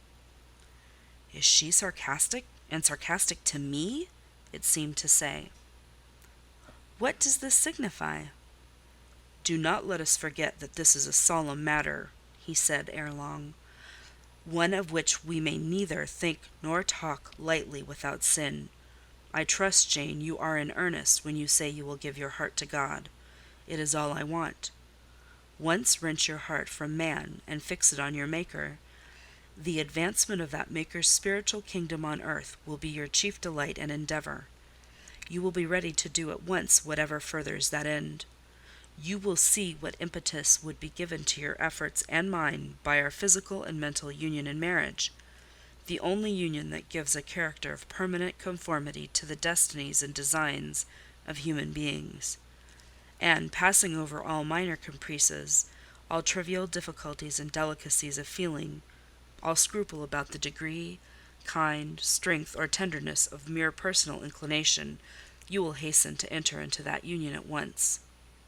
"Shall I?" I said briefly, and I looked at his features, beautiful in their harmony, but strangely formidable in their still severity; at his brow, commanding but not open; at his eyes, bright and deep, and searching, but never soft; at his tall, imposing figure, and fancied myself in idea his wife.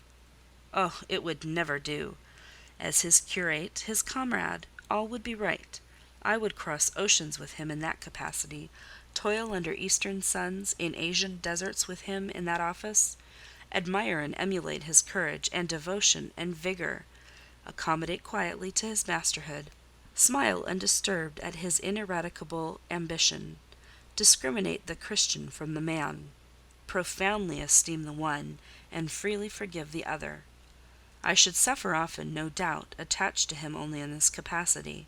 My body would be under rather a stringent yoke, but my heart and mind would be free. I should still have my unblighted self to turn to, my natural unenslaved feelings with which to communicate in moments of loneliness.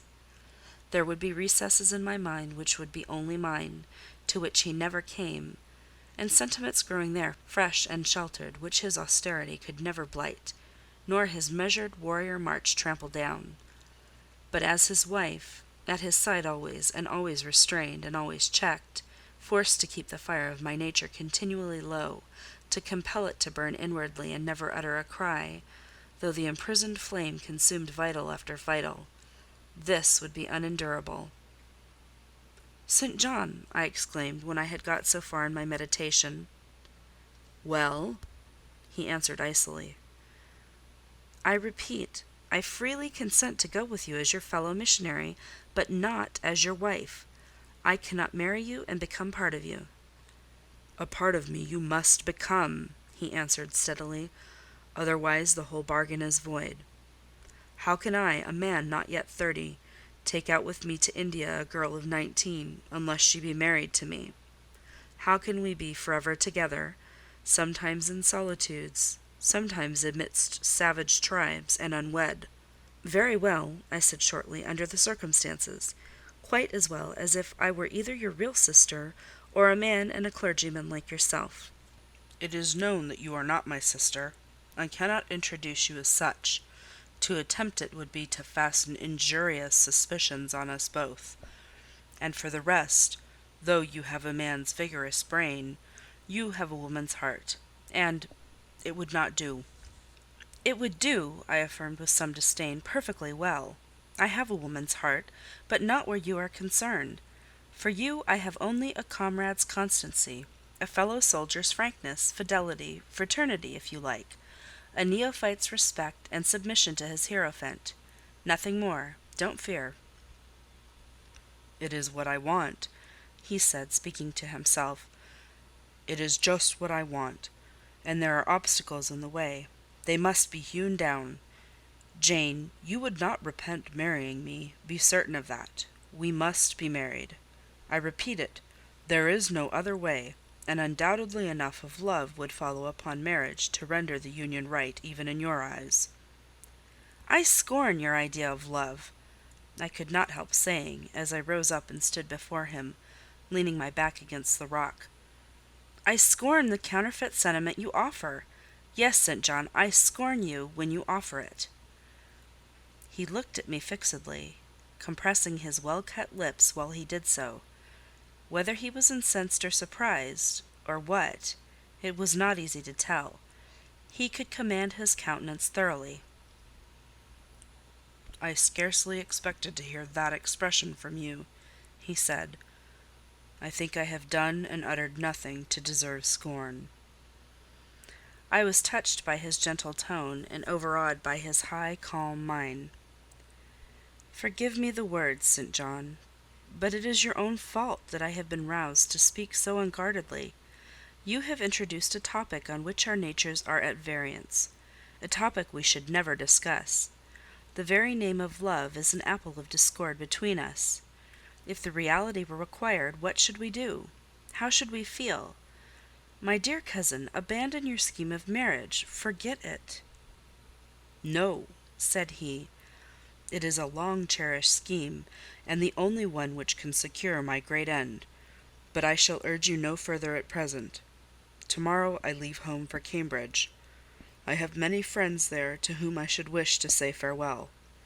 I shall be absent a fortnight. Take that space of time to consider my offer, and do not forget that if you reject it, it is not me you deny, but God. Through my means, He opens to you a noble career. As my wife only can you enter upon it.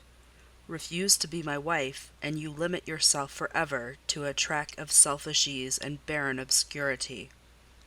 Tremble lest in that case you should be numbered with those who have denied the faith, and are worse than infidels." He had done. Turning from me, he once more looked to the river, looked to hill. But this time his feelings were all pent in his heart. I was not worthy to hear them uttered. As I walked by his side homeward, I read well in his iron silence all he felt towards me. The disappointment of an austere and despotic nature, which has met resistance where it expected submission; the disapprobation of a cool, inflexible judgment, which has detected in another feelings and views in which it has no power to sympathize. In short, as a man, he would have wished to coerce me into obedience. It was only as a sincere Christian he bore so patiently with my perversity, and allowed so long a space for reflection and repentance. That night, after he had kissed his sisters, he thought proper to forget even to shake hands with me, but left the room in silence. I, who, though I had no love, had much friendship for him, I was hurt by the marked omission. So much hurt that tears started to my eyes. "I see you and St. John have been quarrelling, Jane," said Diana, "during your walk on the moor. But go after him. He is now lingering in the passage, expecting you. He will make it up." I have not much pride under such circumstances. I would always rather be happy than dignified, and I ran after him. He stood at the foot of the stairs. "Good night, St. John," said I. "Good night, Jane," he replied calmly. "Then shake hands," I added. What a cold, loose touch he impressed on my fingers! He was deeply displeased by what had occurred that day. Cordiality would not warm, nor tears move him. No happy reconciliation was to be had with him, no cheering smile or generous word. But still the Christian was patient and placid, and when I asked him if he forgave me, he answered that he was not in the habit of cherishing the remembrance of vexation, that he had nothing to forgive, not having been offended. And with that answer he left me. I would much rather he had knocked me down. End of chapter 34.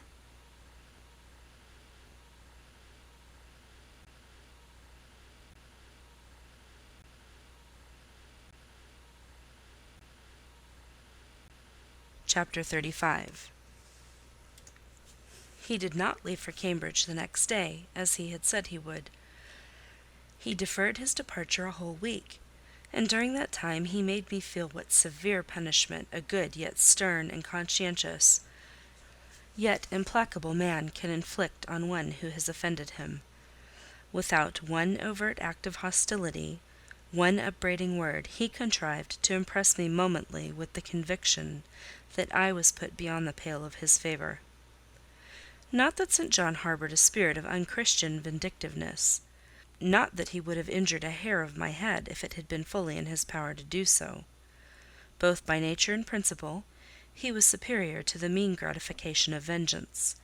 He had forgiven me for saying I scorned him and his love, but he had not forgotten the words, and as long as he and I lived, he never would forget them. I saw by his look, when he turned to me, that they were always written on the air between him and me. Whenever I spoke, they sounded in my voice to his ear, and their echo toned every answer he gave me. He did not abstain from conversing with me.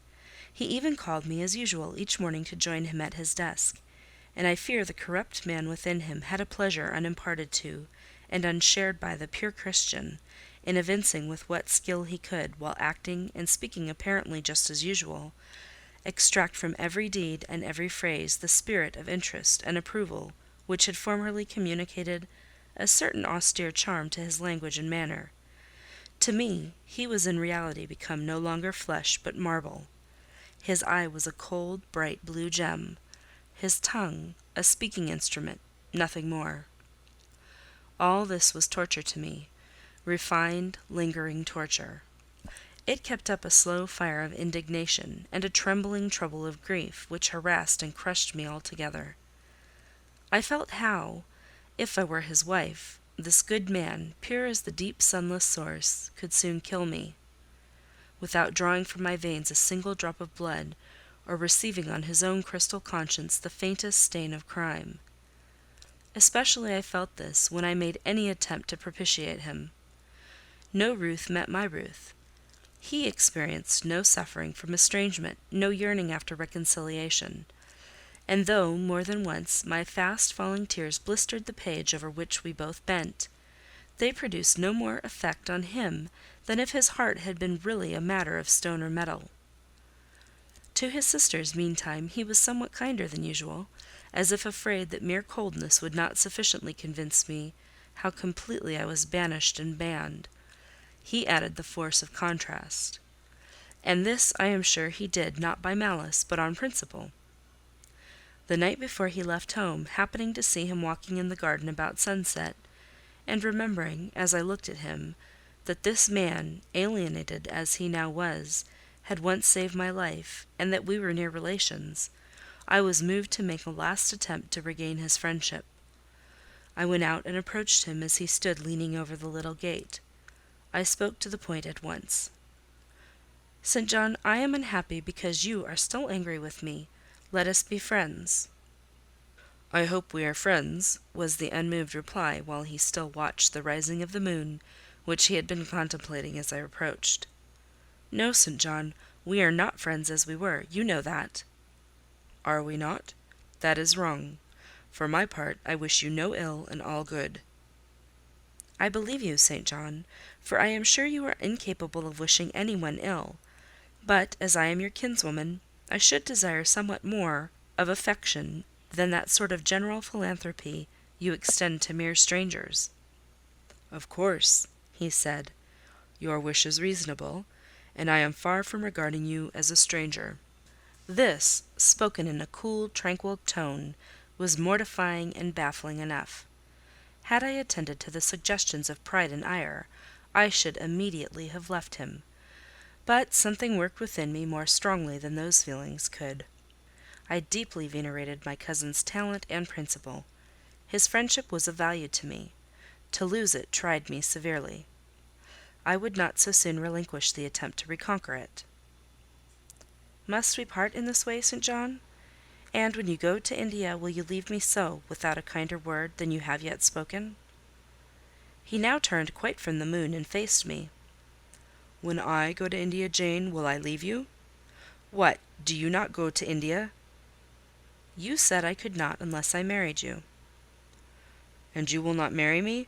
You adhere to that resolution?"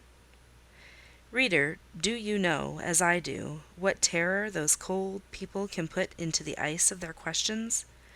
How much of the fall of the avalanche is in their anger? Of the breaking up of the frozen sea in their displeasure? No, St. John, I will not marry you. I adhere to my resolution. The avalanche had shaken and slid a little forward, but it did not yet crash down. "Once more, why this refusal?" he asked. "Formerly," I answered, "because you did not love me. Now," I replied, "because you almost hate me. If I were to marry you, you would kill me. You are killing me now." His lips and cheeks turned white, quite white. "I should kill you? I am killing you? Your words are such as ought not to be used, violent, unfeminine, and untrue. They betray an unfortunate state of mind. They merit severe reproof. They would seem inexcusable, but that it is the duty of man to forgive his fellow, even until 77 times. I had finished the business now.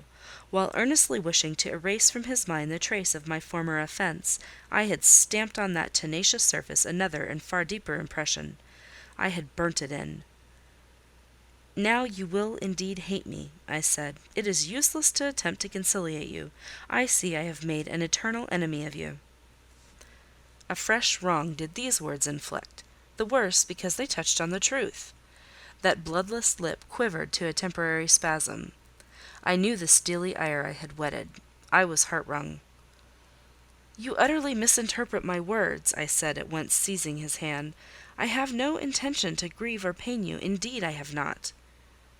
Most bitterly he smiled, most decidedly he withdrew his hand from mine. "And now you recall your promise, and will not go to India at all, I presume?" said he, after a considerable pause. "Yes, I will, as your assistant," I answered. A very long silence succeeded. What struggle there was in him between nature and grace in this interval, I cannot tell. Only singular gleams scintillated in his eyes, and strange shadows passed o'er his face. He spoke at last. "I before proved to you the absurdity of a single woman of your age proposing to accompany abroad a single man of mine. I proved it to you in such terms as, I should have thought, would have prevented your ever again alluding to the plan. That you have done so I regret for your sake."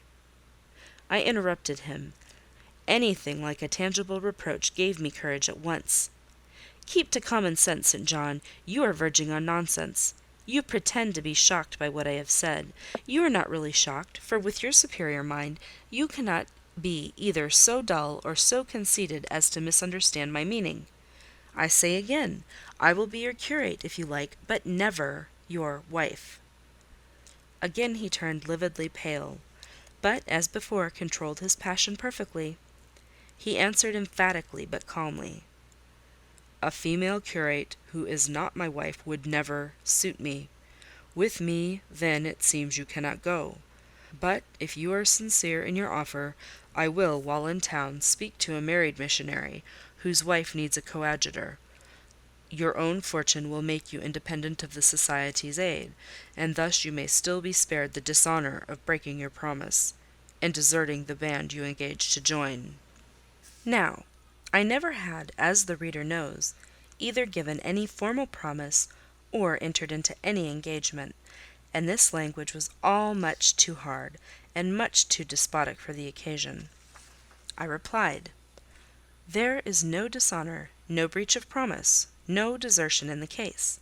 I am not under the slightest obligation to go to India, especially with strangers. With you I would have ventured much, because I admire, confide in, and as a sister I love you. But I am convinced that, go when and with whom I would, I should not live long in that climate." "Ah, you are afraid of yourself," he said, curling his lip. "I am. God did not give me my life to throw away, and to do as you would wish me would, I begin to think, be almost equivalent to committing suicide.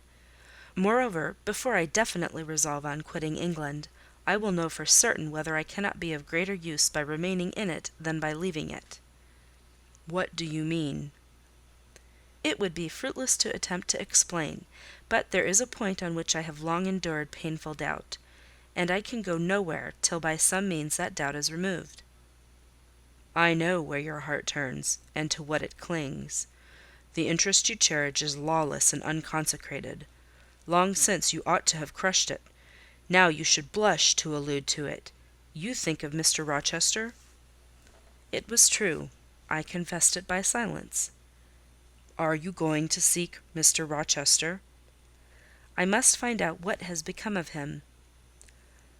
"It remains for me, then," he said, "to remember you in my prayers, and to entreat God for you, in all earnestness, that you may not indeed become a castaway.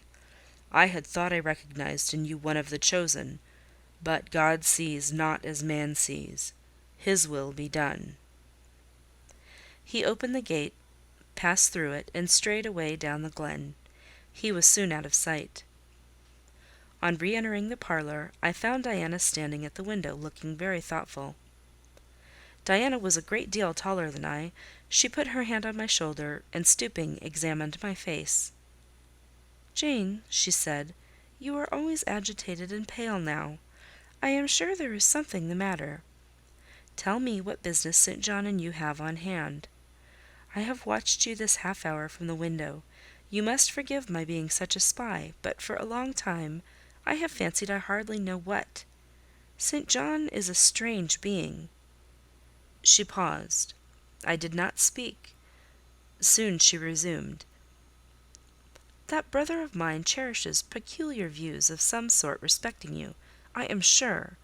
He has long distinguished you by a notice and interest he never showed to anyone else. To what end? I wish he loved you. Does he, Jane?" I put her cool hand to my hot forehead. "No, Di, not one whit." "Then why does he follow you so with his eyes, and get you so frequently alone with him, and keep you so continually at his side? Mary and I had both concluded he wished you to marry him." "He does. He has asked me to be his wife." Diana clapped her hands. "That is just what we hoped and thought. And you will marry him, Jane, won't you? And then he will stay in England." "Far from that, Diana. His sole idea in proposing to me is to procure a fitting fellow-labourer in his Indian toils." "What! He wishes you to go to India?" "Yes." "Madness!" she exclaimed. "You would not live 3 months there, I am certain.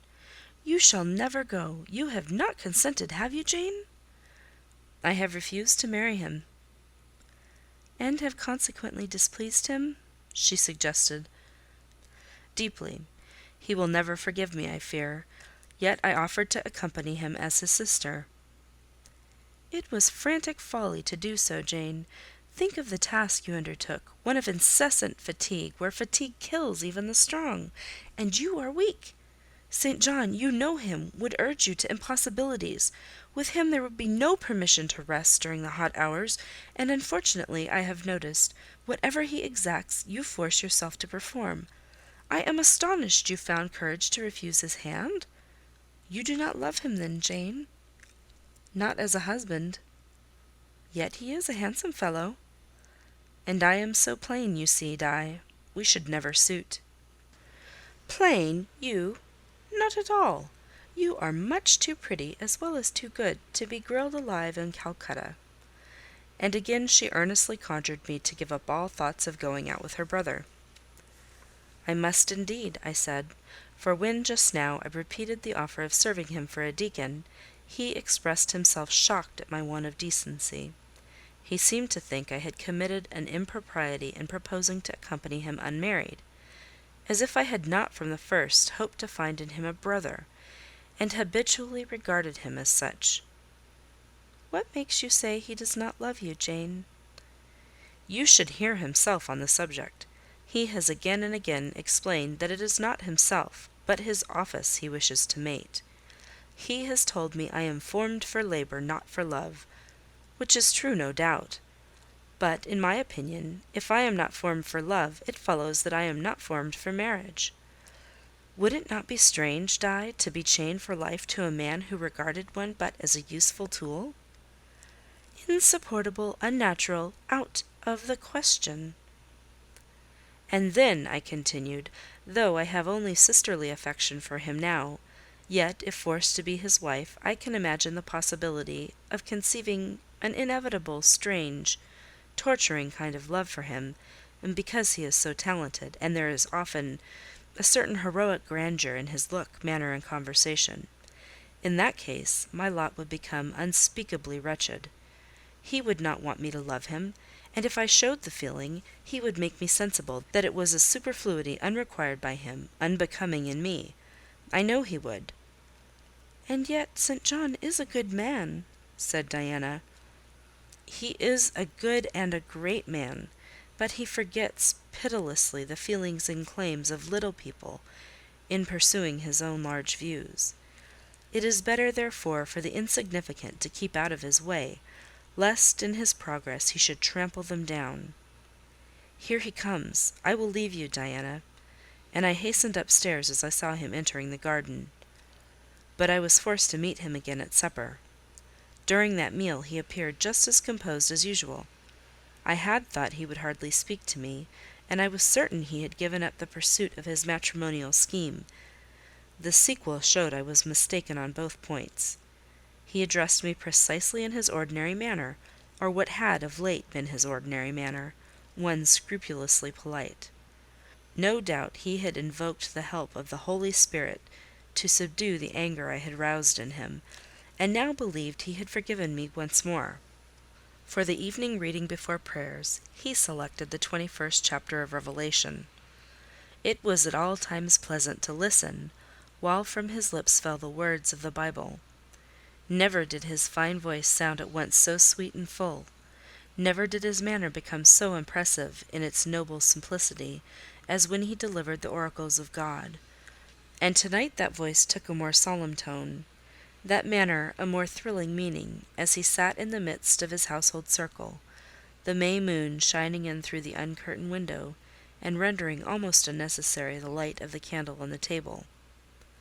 As he sat there, bending over the great old Bible, and described from its page the vision of the new heaven and the new earth, told how God would come to dwell with men, how he would wipe away all tears from their eyes, and promised that there should be no more death, neither sorrow nor crying, nor any more pain, because the former things were passed away.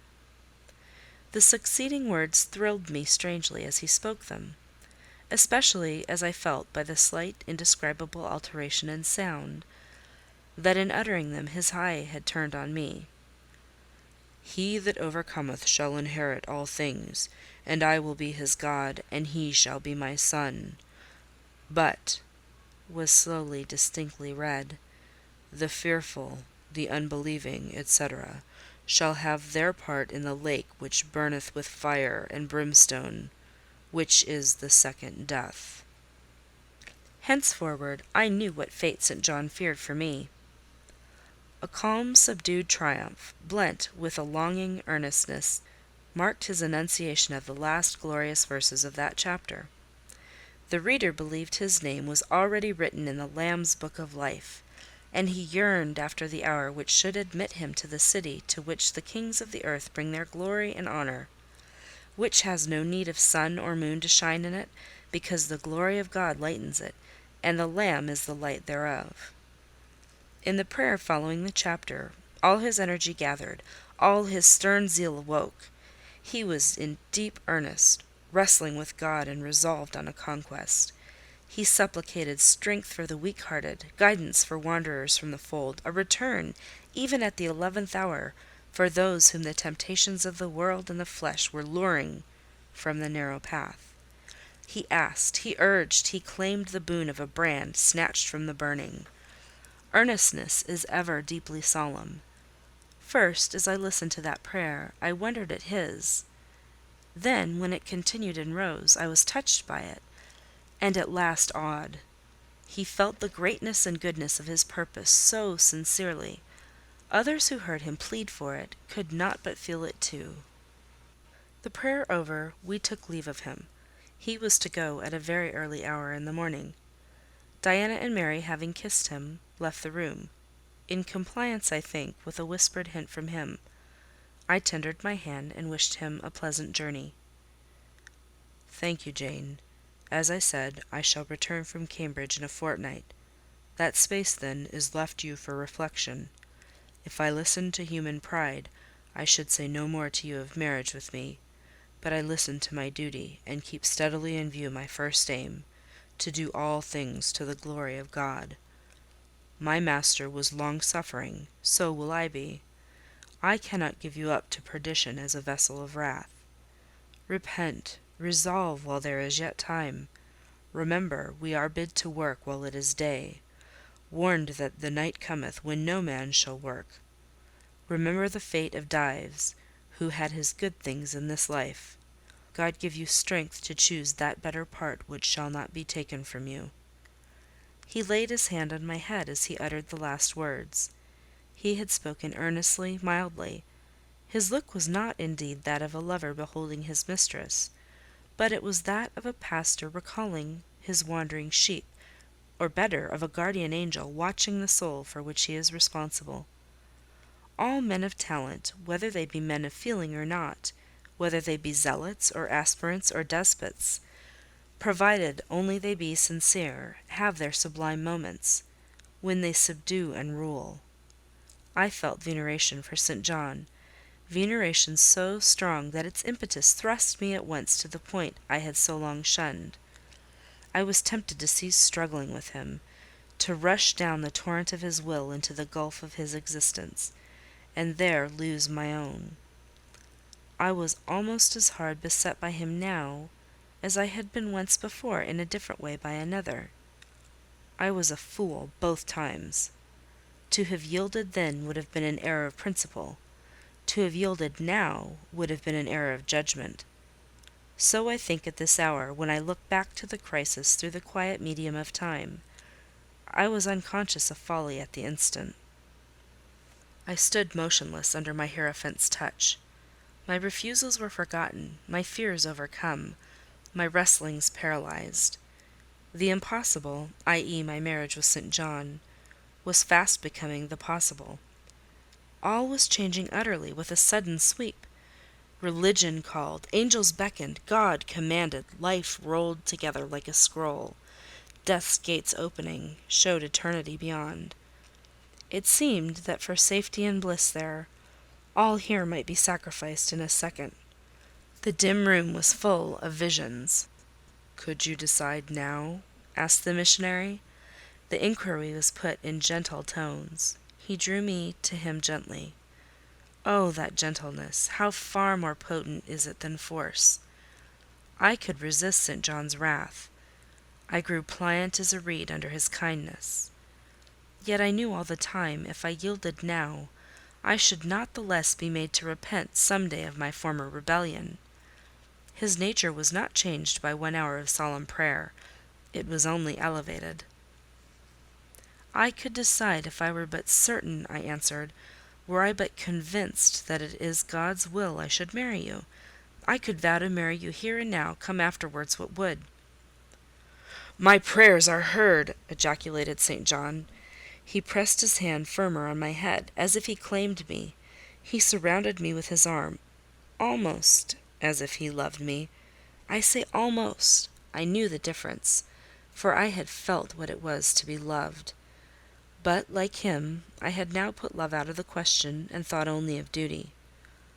I contended with my inward dimness of vision, before which clouds yet rolled.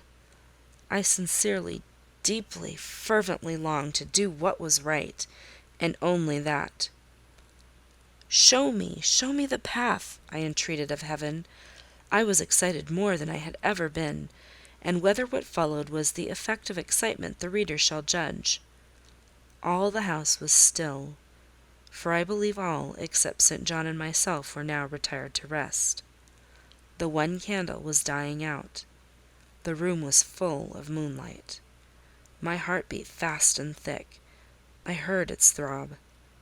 Suddenly it stood still to an inexpressible feeling that thrilled it through, and passed at once to my head and extremities. The feeling was not like an electric shock, but it was quite as sharp, as strange, as startling. It acted on my senses as if their utmost activity hitherto had been but torpor, from which they were now summoned and forced to wake. They rose expectant. Eye and ear waited, while the flesh quivered on my bones. "What have you heard? What do you see?" asked St. John. I saw nothing, but I heard a voice somewhere cry, "Jane! Jane! Jane!" Nothing more. "Oh God, what is it?" I gasped. I might have said, "Where is it?" for it did not seem in the room, nor in the house, nor in the garden. It did not come out of the air, nor from under the earth, nor from overhead. I had heard it, where or whence, for ever impossible to know. And it was the voice of a human being, a known, loved, well-remembered voice, that of Edward Fairfax Rochester, and it spoke in pain and woe wildly, eerily, urgently. "I am coming!" I cried. "Wait for me! Oh, I will come!" I flew to the door, and looked into the passage. It was dark. I ran out into the garden. It was void. "Where are you?" I exclaimed. The hills beyond Marsh Glen sent the answer faintly back. "Where are you?" I listened. The wind sighed low in the firs. All was moorland loneliness and midnight hush. "Down, superstition!" I commented, as that spectre rose up black by the black yew at the gate. "This is not thy deception, not thy witchcraft. It is the work of nature. She was aroused, and did no miracle, but her best." I broke from St. John, who had followed, and would have detained me. It was my time to assume ascendancy. My powers were in play and in force. I told him to forbear question or remark. I desired him to leave me. I must and would be alone. He obeyed at once. Where there is energy to command well enough, obedience never fails. I mounted to my chamber, locked myself in, fell on my knees, and prayed in my way. A different way to St. John's, but effective in its own fashion. I seemed to penetrate very near a mighty spirit, and my soul rushed out in gratitude at his feet. I rose from the thanksgiving, took a resolve, and lay down, unscared, enlightened, eager but for the daylight. End of chapter 35.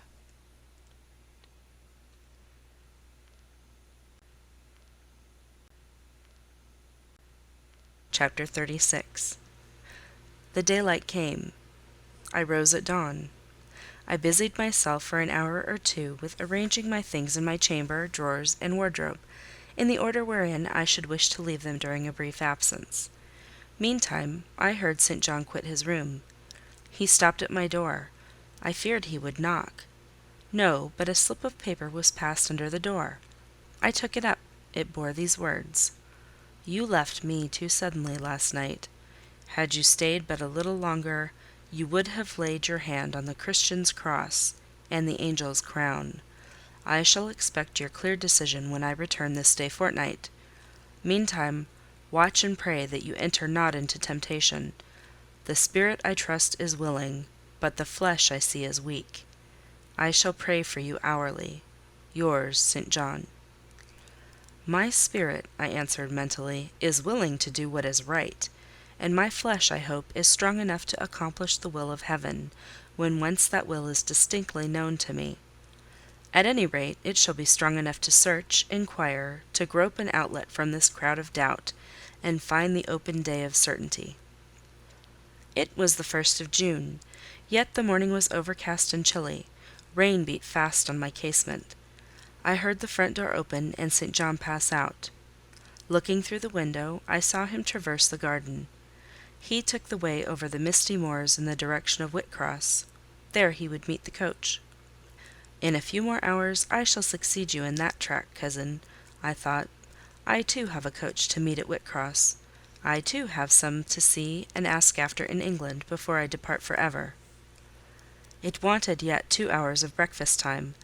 I filled the interval in walking softly about my room and pondering the visitation which had given my plans their present bent. I recalled that inward sensation I had experienced, for I could recall it, with all its unspeakable strangeness. I recalled the voice I had heard. Again I questioned whence it came, as vainly as before. It seemed in me, not in the external world. I asked, was it a mere nervous impression? A delusion? I could not conceive or believe.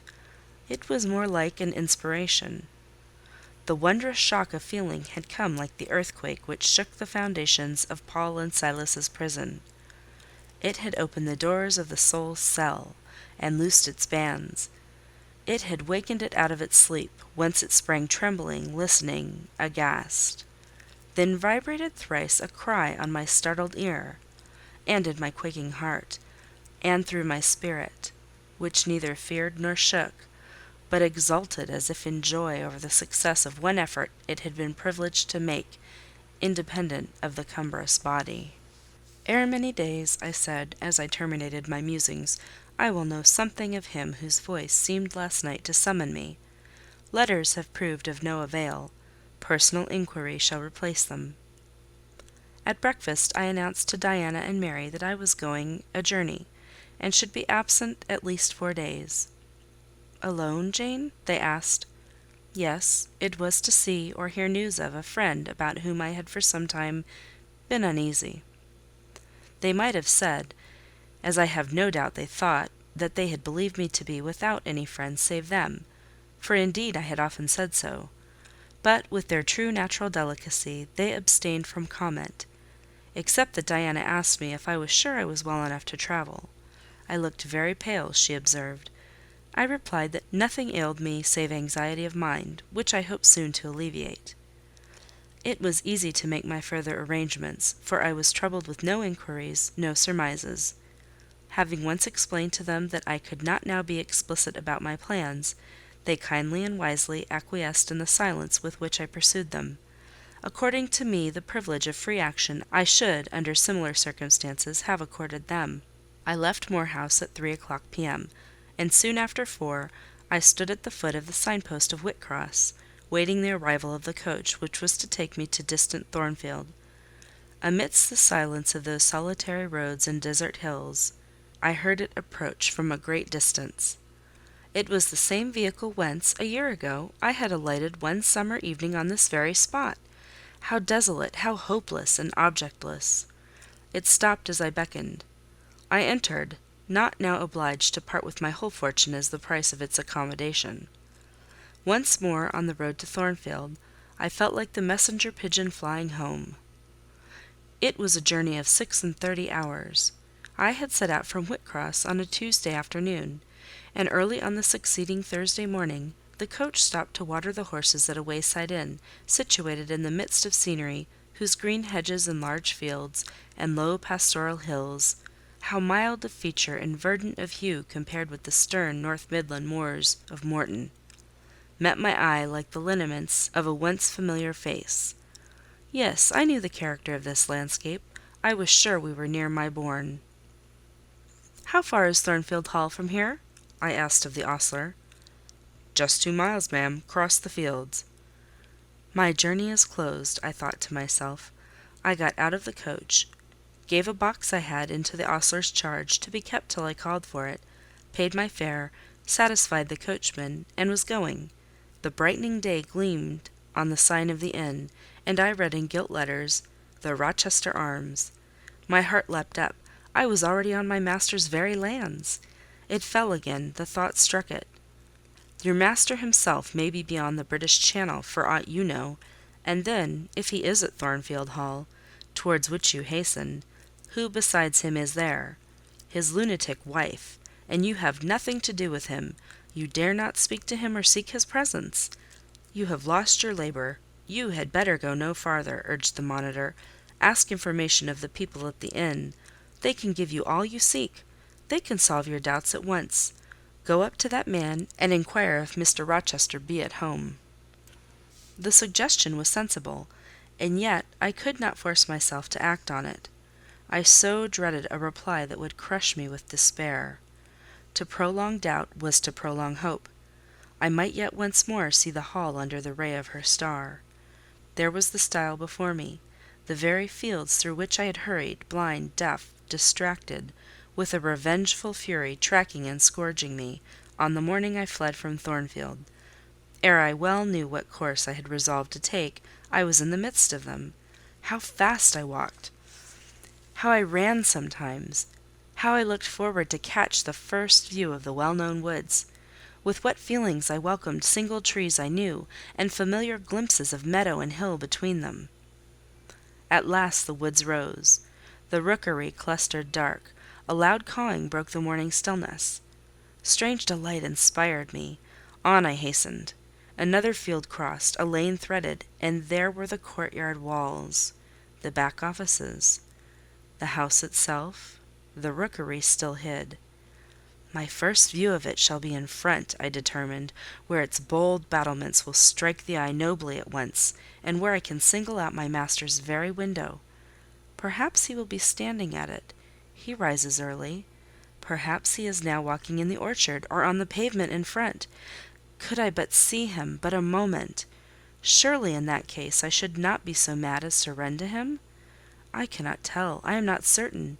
And if I did, what then? God bless him, what then? Who would be hurt by my once more tasting the life his glance can give me? I rave. Perhaps at this moment he is watching the sunrise over the Pyrenees, or on the tideless sea of the south. I had coasted along the lower wall of the orchard, turned its angle. There was a gate just there, opening into the meadow, between 2 stone pillars crowned by stone balls. From behind one pillar I could peep round quietly at the full front of the mansion. I advanced my head with precaution, desirous to ascertain if any bedroom window blinds were yet drawn up. Battlements, windows, long front, all from this sheltered station were at my command. The crows sailing overhead perhaps watched me while I took this survey. I wonder what they thought. They must have considered I was very careful and timid at first, and that gradually I grew very bold and reckless. A peep, and then a long stare, and then a departure from my niche, and a straying out into the meadow, and a sudden stop full in front of the great mansion, and a protracted, hearty gaze towards it. What affectation of diffidence was this at first? They might have demanded. What stupid regardlessness now? Here an illustration, reader. A lover finds his mistress asleep on a mossy bank. He wishes to catch a glimpse of her fair face without waking her. He steals softly over the grass, careful to make no sound. He pauses, fancying she has stirred. He withdraws. Not for worlds would he be seen. All is still. He again advances. He bends over her. A light veil rests on her features. He lifts it, bends lower. Now his eyes anticipate the vision of beauty, warm and blooming and lovely in rest. How hurried was their first glance, but how they fix! How he starts! How he suddenly and vehemently clasps in both arms the form he dared not a moment since touch with his finger! How he calls aloud a name and drops his burden and gazes on it wildly! He thus grasps and cries and gazes, because he no longer fears to waken by any sound he can utter, by any movement he can make. He thought his love slept sweetly. He finds she is stone dead. I looked with timorous joy towards a stately house. I saw a blackened ruin. No need to cower behind a gate-post, indeed, to peep up at chamber lattices, fearing life was astir behind them. No need to listen for doors opening, to fancy steps on the pavement or the gravel walk. The lawn, the grounds were trodden and waste. The portal yawned void. The front was, as I had once seen it in a dream, but a shell-like wall, very high and very fragile-looking, perforated with paneless windows. No roof, no battlements, no chimneys, all had crashed in. And there was the silence of death about it, the solitude of a lonesome wild. No wonder that letters addressed to people here had never received an answer. As well dispatch epistles to a vault in a church aisle. The grim blackness of the stones told by what fate the hall had fallen. By conflagration. But how kindled? What story belonged to this disaster? What loss besides mortar and marble and woodwork had followed upon it? Had life been wrecked, as well as property? If so, whose? Dreadful question! There was no one here to answer it. Not even dumb sign, mute token. In wandering round the shattered walls and through the devastated interior, I gathered evidence that the calamity was not of late occurrence. Winter snows, I thought, had drifted through that void arch. Winter rains had beaten in at those hollow casements, for, amidst the drenched piles of rubbish, spring had cherished vegetation. Grass and weed grew here and there between the stones and fallen rafters. And oh, where meantime was the hapless owner of this wreck? In what land? Under what auspices? My eye involuntarily wandered to the grey church tower near the gates, and I asked, "Is he with Damer de Rochester, sharing the shelter of his narrow marble house?" Some answer must be had to these questions. I could find it nowhere but at the inn, and thither ere long I returned. The host himself brought my breakfast into the parlour. I requested him to shut the door and sit down. I had some questions to ask him. But when he complied, I scarcely knew how to begin. Such horror had I of the possible answers. And yet the spectacle of desolation I had just left prepared me in a measure for a tale of misery. The host was a respectable-looking, middle-aged man. "You know Thornfield Hall, of course," I managed to say at last. "Yes, ma'am. I lived there once." "Did you? Not in my time, I thought. You were a stranger to me." "I was the late Mr. Rochester's butler," he added. "The late? I seemed to have received with full force the blow I had been trying to evade. "The late!" I gasped. "Is he dead?" "I mean the present gentleman, Mr. Edward's father," he explained. I breathed again. My blood resumed its flow, fully assured by these words that Mr. Edward, my Mr. Rochester, God bless him wherever he was at least alive; was, in short, the present gentleman. Gladdening words! It seemed I could hear all that was to come, whatever the disclosures might be, with comparative tranquillity. Since he was not in the grave, I could bear, I thought, to learn that he was at the Antipodes. "Is Mr. Rochester living at Thornfield now?" I asked, knowing, of course, what the answer would be, but yet desirous of deferring the direct question as to where he really was. "No, ma'am. Oh, no! No one is living there. I suppose you are a stranger in these parts, or you would have heard what happened last autumn. Thornfield Hall is quite a ruin. It was burnt down just about harvest time. A dreadful calamity. Such an immense quantity of valuable property destroyed, hardly any of the furniture could be saved. The fire broke out at dead of night, and, before the engines arrived from Millcote, the building was one mass of flame. It was a terrible spectacle. I witnessed it myself." "At dead of night!" I muttered. Yes, that was ever the hour of fatality at Thornfield. "Was it known how it originated?" I demanded. "They guessed, ma'am, they guessed. Indeed, I should say it was ascertained beyond a doubt. You are not perhaps aware," he continued, edging his chair a little nearer the table, and speaking low, "that there was a lady—a lunatic kept in the house?" "I have heard something of it." "She was kept in very close confinement, ma'am. People even for years was not absolutely certain of her existence. No one saw her. They only knew by rumour that such a person was at the Hall, and who or what she was it was difficult to conjecture. They said Mr. Edward had brought her from abroad, and some believed she had been his mistress. But a queer thing happened a year since, a very queer thing." I feared now to hear my own story. I endeavoured to recall him to the main fact. "And this lady?" "This lady, ma'am," he answered, "turned out to be Mr. Rochester's wife. The discovery was brought about in the strangest way. There was a young lady, a governess at the Hall, that Mr. Rochester fell in—" "But the fire," I suggested. "I'm coming to that, ma'am. That Mr. Edward fell in love with. The servants say they never saw anybody so much in love as he was. He was after her continually. They used to watch him; servants will, you know, ma'am. And he set store on her past everything. For nobody but him thought her so very handsome. She was a little, small thing, they say, almost like a child. I never saw her myself, but I've heard Leah, the housemaid, tell of her. Leah liked her well enough. Mr. Rochester was about 40, and this governess not 20; and you see, when gentlemen of his age fall in love with girls, they are often like as if they were bewitched. Well, he would marry her." "You shall tell me this part of the story another time," I said. "But now I have a particular reason for wishing to hear all about the fire. Was it suspected that this lunatic, Mrs. Rochester, had any hand in it?" "You've hit it, ma'am. It's quite certain that it was her, and nobody but her, that set it going. She had a woman to take care of her called Mrs. Poole, an able woman in her line, and very trustworthy, but for one fault, a fault common to a deal of them nurses and matrons. She kept a private bottle of gin by her, and now and then took a drop over much.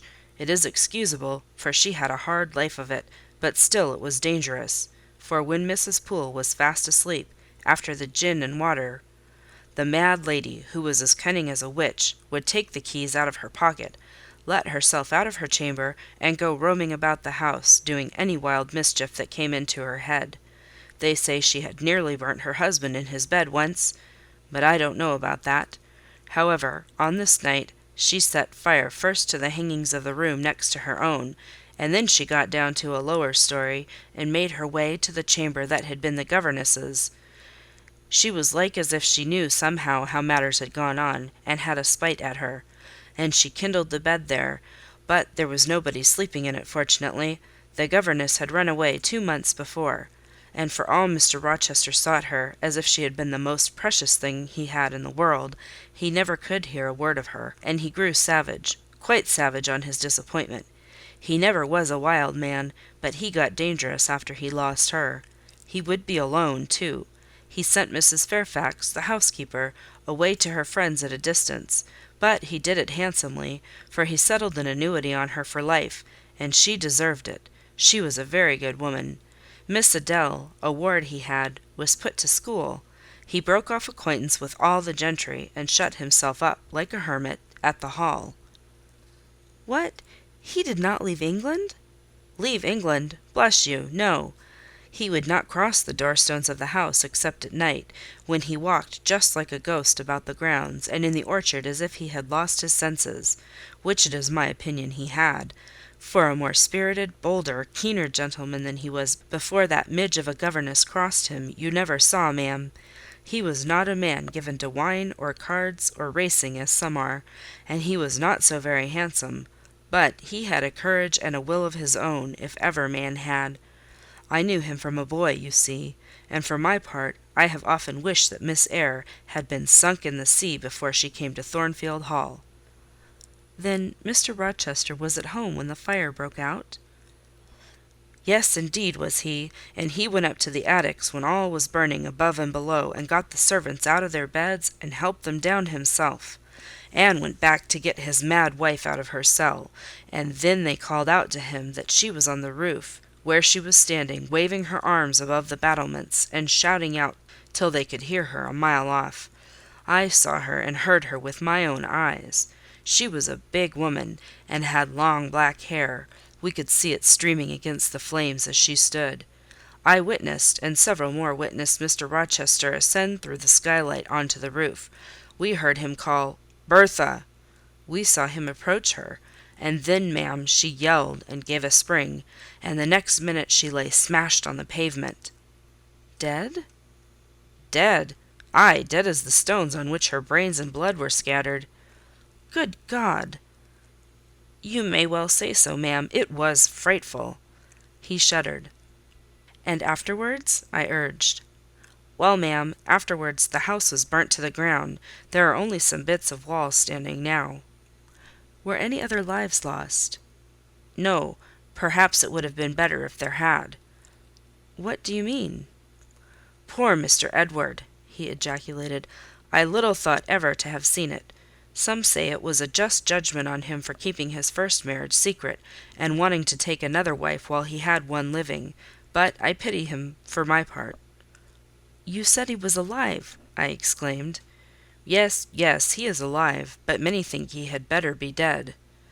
"Why? How?" My blood was again running cold. "Where is he?" I demanded. "Is he in England?" "Aye, aye, he's in England. He can't get out of England, I fancy. He's a fixture now." What agony was this! And the man seemed resolved to protract it.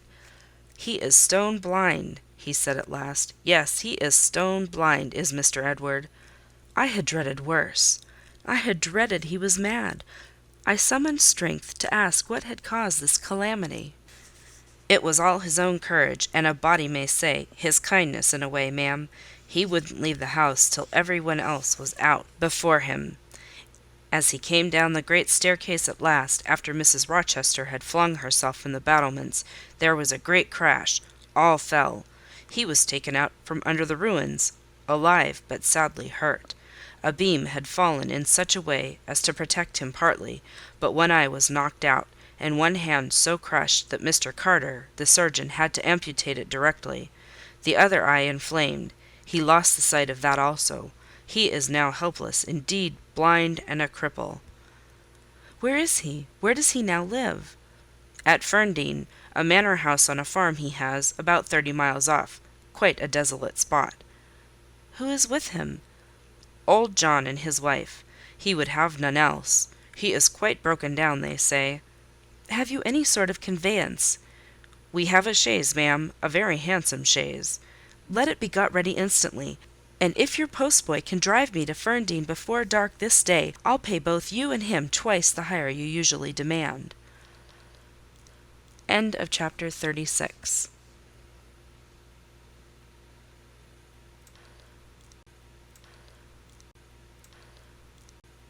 Chapter 37. The manor house of Ferndean was a building of considerable antiquity, moderate size, and no architectural pretensions, deep buried in a wood. I had heard of it before.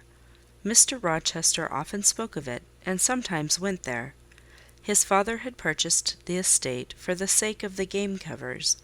He would have let the house, but could find no tenant in consequence of its ineligible and insalubrious site. Ferndean then remained uninhabited and unfurnished, with the exception of some 2 or 3 rooms fitted up for the accommodation of the squire when he went there in the season to shoot. To this house I came, just ere dark, on an evening marked by the characteristics of sad sky, cold gale, and continued small penetrating rain. The last mile I performed on foot, having dismissed the chaise and driver with the double remuneration I had promised. Even when within a very short distance of the manor house, you could see nothing of it, so thick and dark grew the timber of the gloomy wood about it. Iron gates between granite pillars showed me where to enter, and passing through them, I found myself at once in the twilight of close-ranked trees. There was a grass-grown track descending the forest aisle, between hoar and knotty shafts and under branched arches. I followed it, expecting soon to reach the dwelling, but it stretched on and on. It wound far and farther. No sign of habitation or grounds was visible. I thought I had taken a wrong direction and lost my way. The darkness of natural as well as of sylvan dusk gathered over me. I looked round in search of another road. There was none. All was interwoven stem, columnar trunk, dense summer foliage, no opening anywhere. I proceeded. At last my way opened. The trees thinned a little. Presently I beheld a railing, then the house, scarce by this dim light distinguishable from the trees, so dank and green were its decaying walls. Entering a portal fastened only by a latch, I stood amidst a space of enclosed ground, from which the wood swept away in a semicircle. There were no flowers, no garden beds, only a broad gravel walk girdling a grass plat, and this set in the heavy frame of the forest. The house presented 2 pointed gables in its front. The windows were latticed and narrow. The front door was narrow too. 1 step led up to it. The whole looked, as the host of Rochester Arms had said, quite a desolate spot. It was as still as a church on a weekday. The pattering rain on the forest leaves was the only sound audible in its vicinage. "Can there be life here?" I asked. Yes, life of some kind there was, for I heard a movement. That narrow front door was unclosing, and some shape was about to issue from the grange. It opened slowly. A figure came out into the twilight and stood on the step. A man without a hat. He stretched forth his hand as if to feel whether it rained. Dusk as it was, I had recognized him. It was my master, Edward Fairfax Rochester, and no other.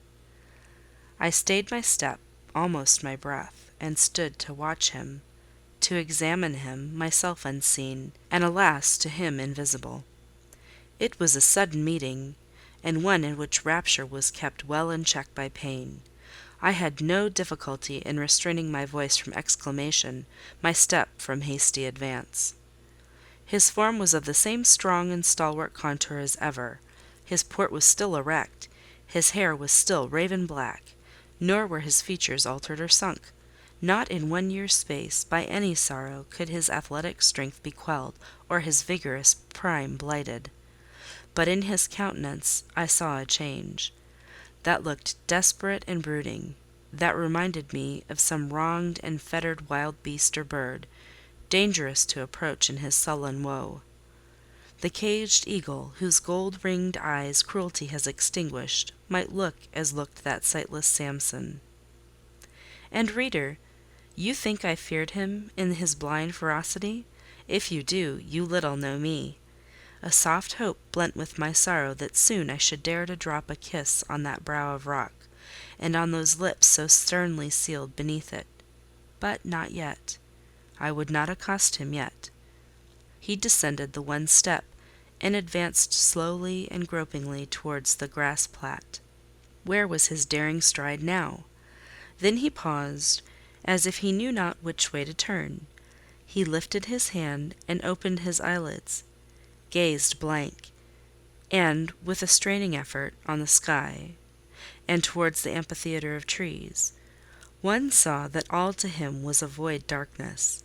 He stretched his right hand; the left arm, the mutilated one, he kept hidden in his bosom. He seemed to wish, by touch, to gain an idea of what lay around him.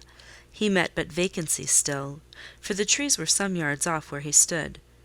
He relinquished the endeavour, folded his arms, and stood quiet and mute in the rain, now falling fast on his uncovered head. At this moment John approached him from some quarter. "Will you take my arm, sir?" he said. "There is a heavy shower coming on. Had you not better go in?" "Let me alone," was the answer. John withdrew without having observed me. Mr. Rochester now tried to walk about. Vainly: all was too uncertain. He groped his way back to the house, and re-entering it, closed the door. I now drew near and knocked. John's wife opened the door for me. "Mary," I said, "how are you?" She started as if she had seen a ghost. I calmed her. To her hurried, "Is it really you, miss, come at this late hour to this lonely place?" I answered by taking her hand, and then I followed her into the kitchen, where John now sat by a good fire. I explained to them in a few words that I had heard all which had happened since I left Thornfield, and that I was come to see Mr. Rochester. I asked John to go down to the turnpike house, where I had dismissed the chaise, and bring my trunk, which I had left there; and then, while I removed my bonnet and shawl, I questioned Mary as to whether I could be accommodated at the manor house for the night, and finding that arrangements to that effect, though difficult, would not be impossible, I informed her I should stay.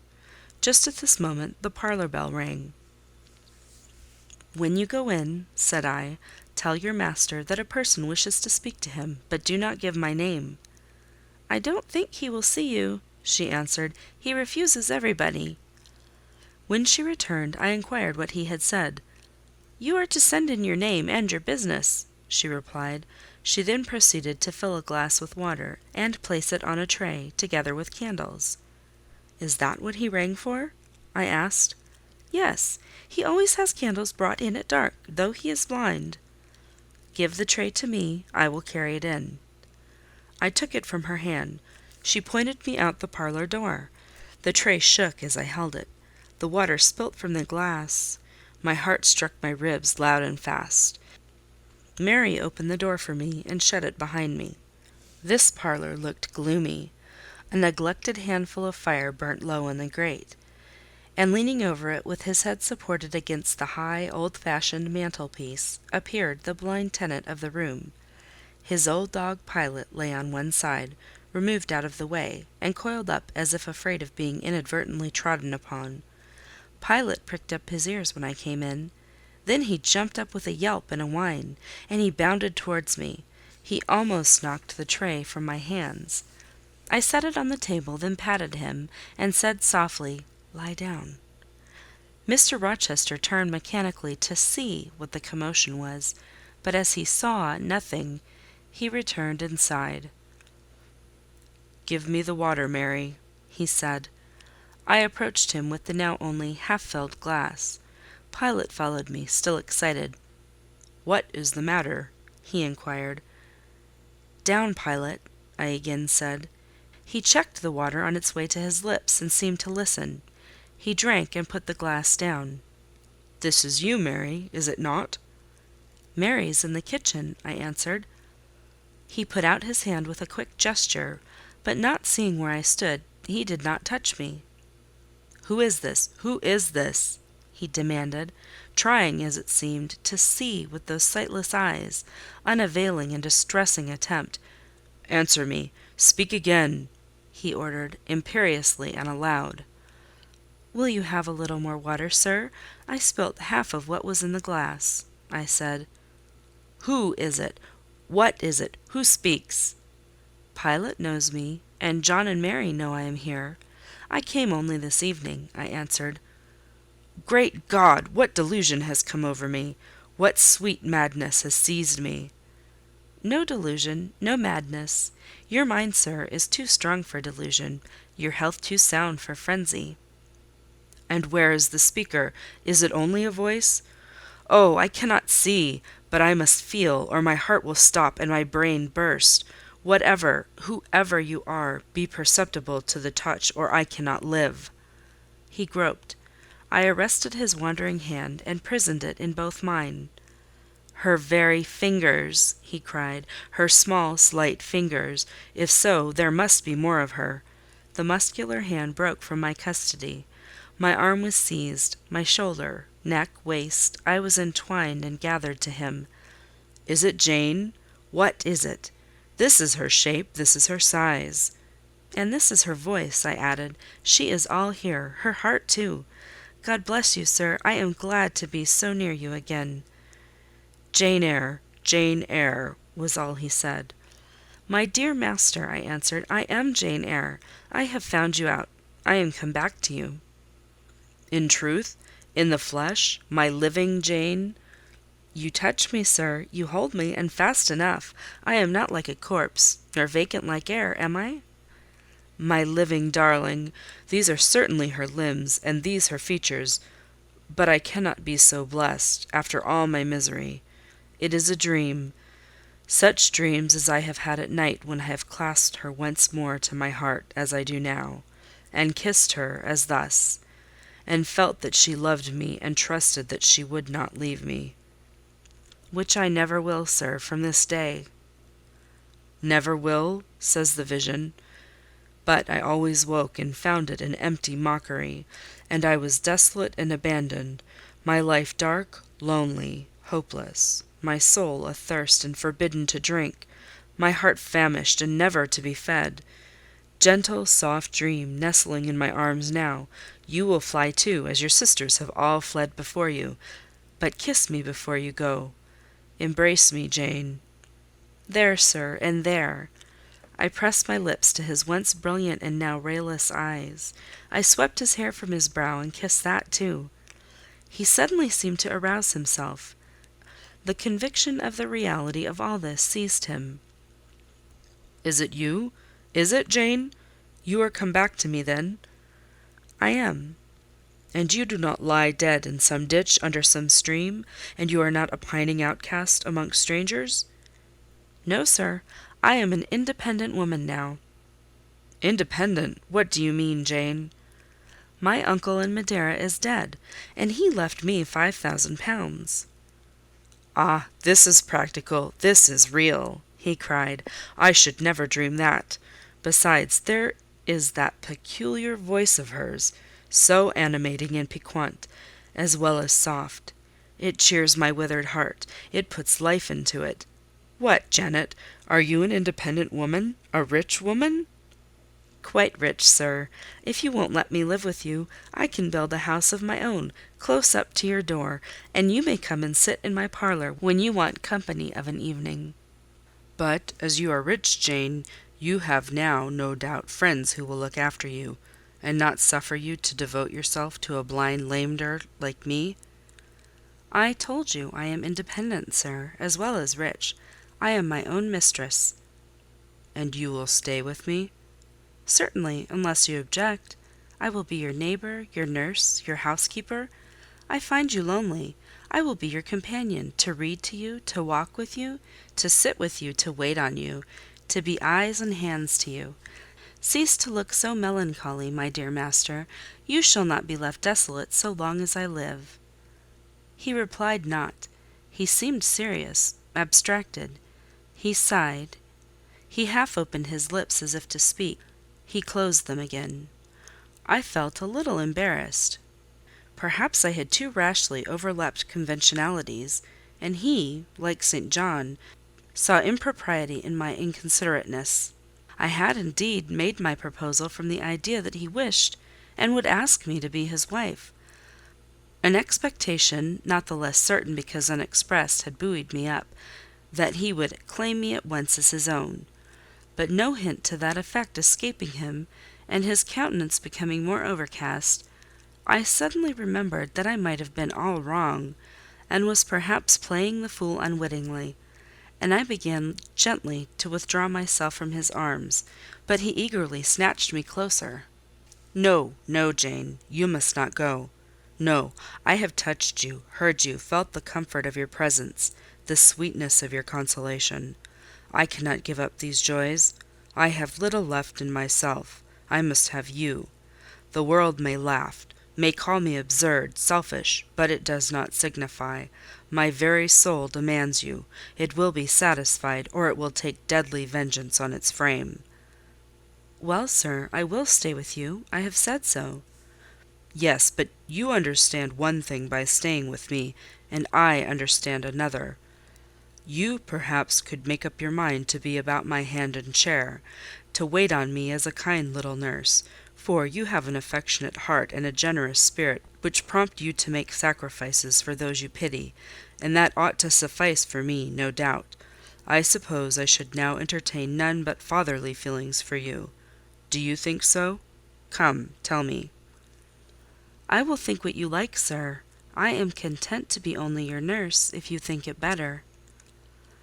"But you cannot always be my nurse, Janet. You are young. You must marry one day." "I don't care about being married." "You should care, Janet. If I were what I once was, I would try to make you care, but a sightless block."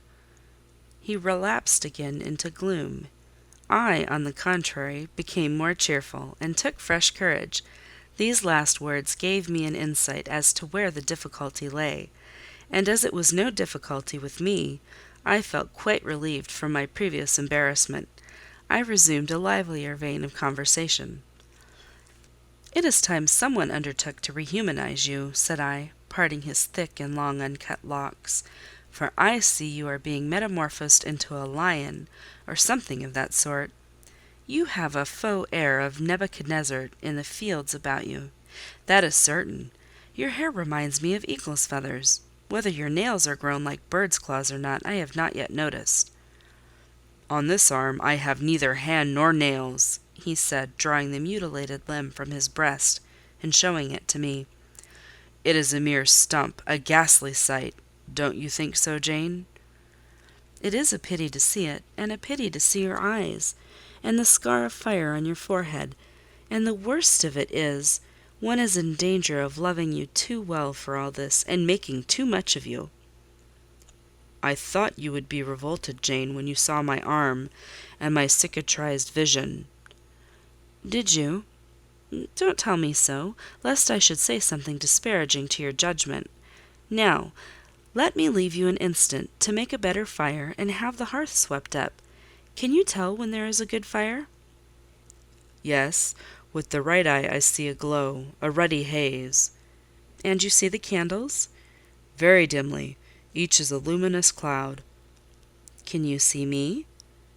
"No, my fairy, but I am only too thankful to hear and feel you." "When do you take supper?" "I never take supper." "But you shall have some to-night. I am hungry. So are you, I dare say, only you forget." Summoning Mary, I soon had the room in more cheerful order. I prepared him likewise a comfortable repast. My spirits were excited, and with pleasure and ease I talked to him during supper, and for a long time after. There was no harassing restraint, no repressing of glee and vivacity with him, for with him I was at perfect ease because I knew I suited him. All I said or did seemed either to console or revive him. Delightful consciousness! It brought to life and light my whole nature. In his presence I thoroughly lived, and he lived in mine. Blind as he was, smiles played over his face, joy dawned on his forehead, his lineaments softened and warmed. After supper, he began to ask me many questions of where I had been, what I had been doing, how I had found him out, but I gave him only very partial replies. It was too late to enter into particulars that night. Besides, I wished to touch no deep thrilling chord, to open no fresh well of emotion in his heart. My sole present aim was to cheer him. Cheered, as I have said, he was, and yet but by fits. If a moment's silence broke the conversation, he would turn restless, touch me, then say, "Jane." You are altogether a human being, Jane? You are certain of that?" "I conscientiously believe so, Mr. Rochester." "Yet how, on this dark and doleful evening, could you so suddenly rise on my lone hearth? I stretched my hand to take a glass of water from a hireling, and it was given me by you. I asked a question, expecting John's wife to answer me, and your voice spoke at my ear." "Because I had come in Mary's stead with the tray." "And there is enchantment in the very hour I am now spending with you.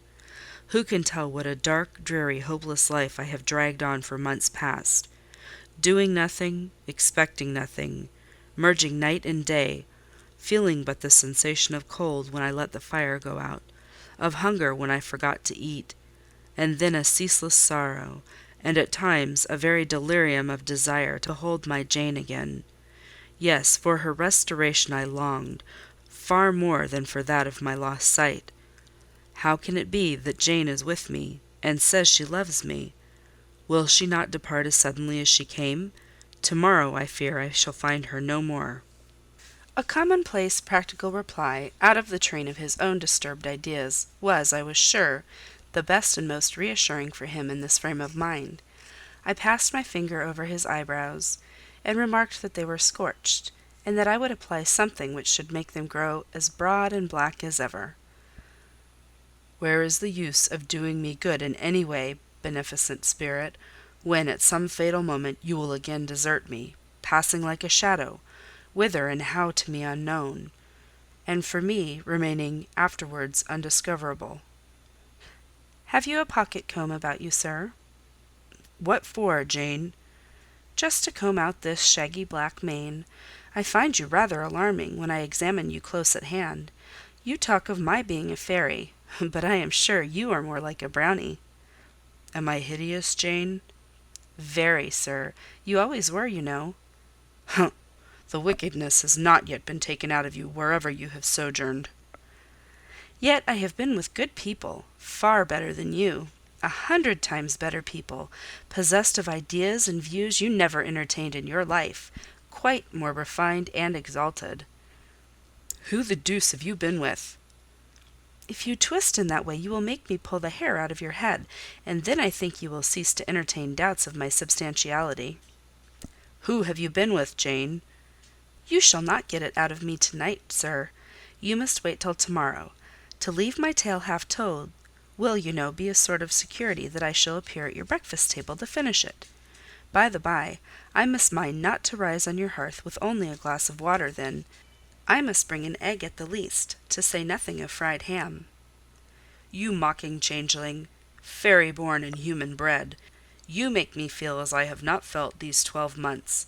If Saul could have had you for his David, the evil spirit would have been exorcised without the aid of the harp." "There, sir, you are redd up and made decent. Now I'll leave you. I have been travelling these last 3 days, and I believe I am tired. Good night." "Just one word, Jane. Were there only ladies in the house where you have been?" I laughed and made my escape, still laughing as I ran upstairs. A good idea, I thought with glee. I see I have the means of fretting him out of his melancholy for some time to come. Very early the next morning, I heard him up and astir, wandering from one room to another. As soon as Mary came down, I heard the question, "Is Miss Eyre here?" Then, "Which room did you put her into? Was it dry? Is she up? Go and ask if she wants anything, and when she will come down." I came down as soon as I thought there was a prospect of breakfast. Entering the room very softly, I had a view of him before he discovered my presence. It was mournful indeed to witness the subjugation of that vigorous spirit to a corporeal infirmity. He sat in his chair, still but not at rest, expectant evidently, the lines of now habitual sadness marking his strong features. His countenance reminded one of a lamp quenched, waiting to be relit, and alas, it was not himself that could now kindle the lustre of animated expression. He was dependent on another for that office. I had meant to be gay and careless, but the powerlessness of the strong man touched my heart to the quick. Still I accosted him with what vivacity I could. "It is a bright sunny morning, sir," I said. "The rain is over and gone, and there is a tender shining after it. You shall have a walk soon." I had wakened the glow. His features beamed. "Oh, you are indeed there, my skylark! Come to me. You are not gone, not vanished. I heard one of your kind an hour ago, singing high over the wood, but its song had no music for me, any more than the rising sun had rays.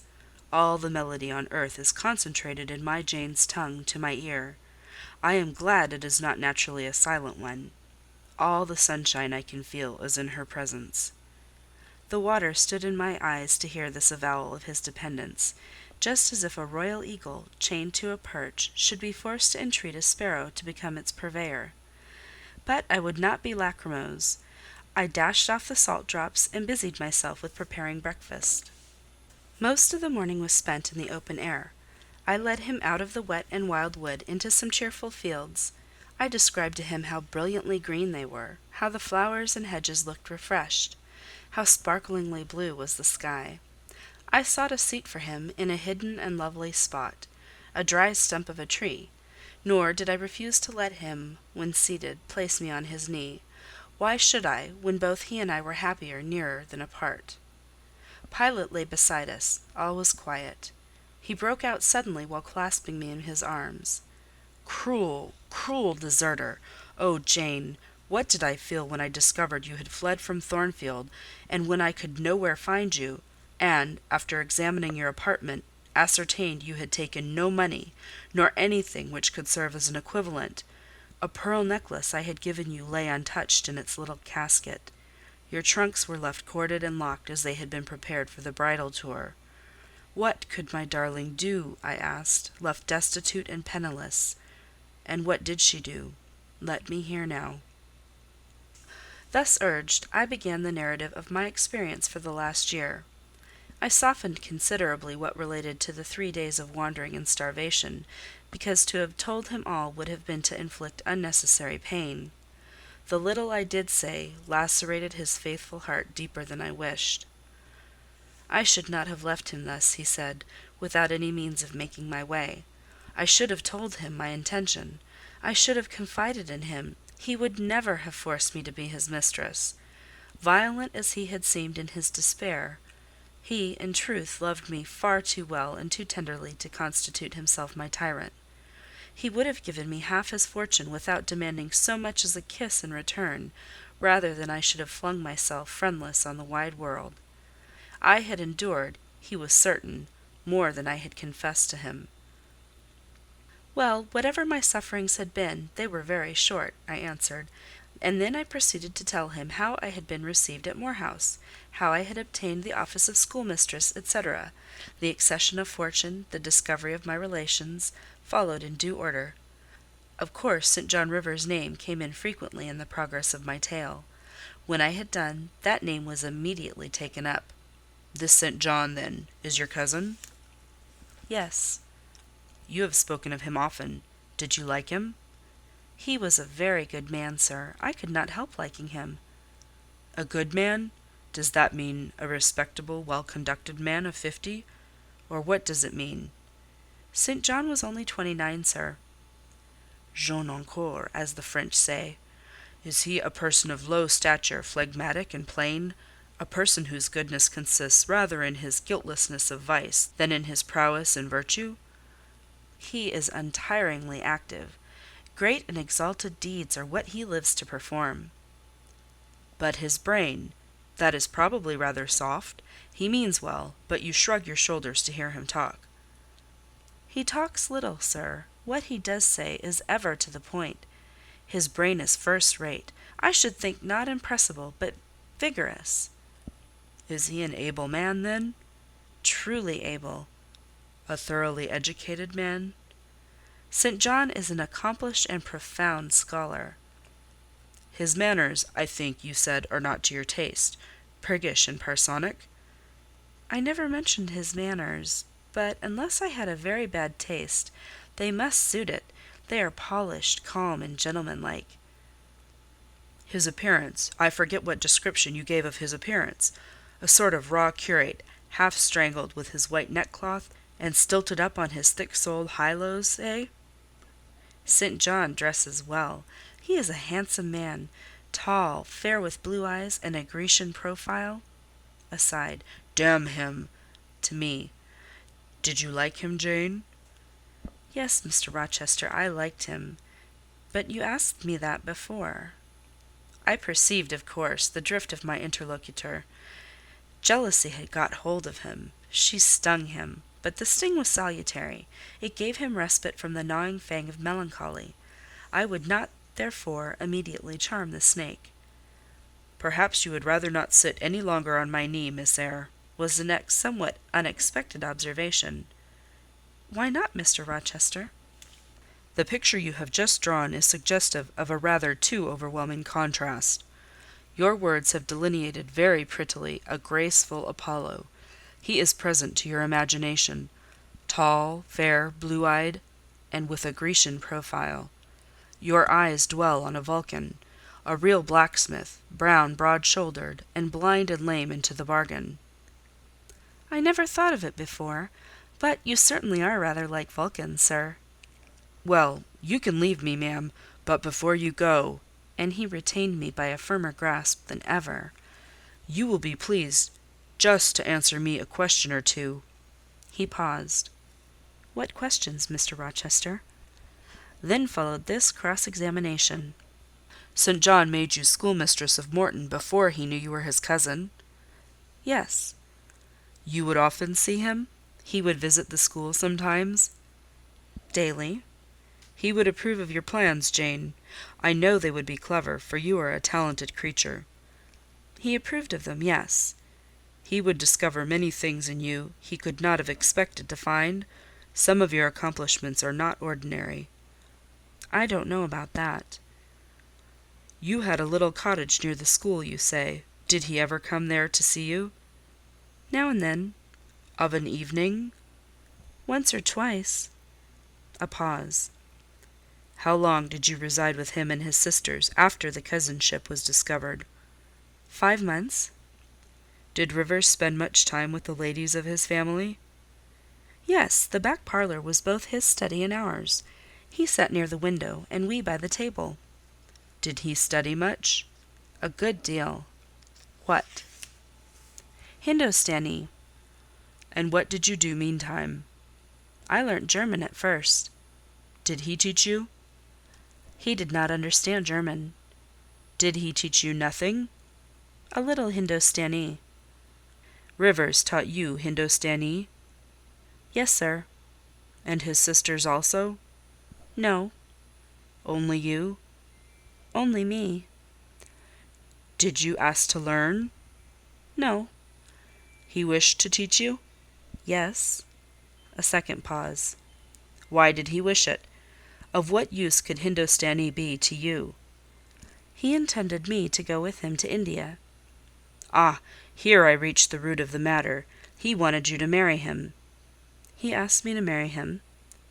"That is a fiction, an impudent invention to vex me." "I beg your pardon, it is the literal truth.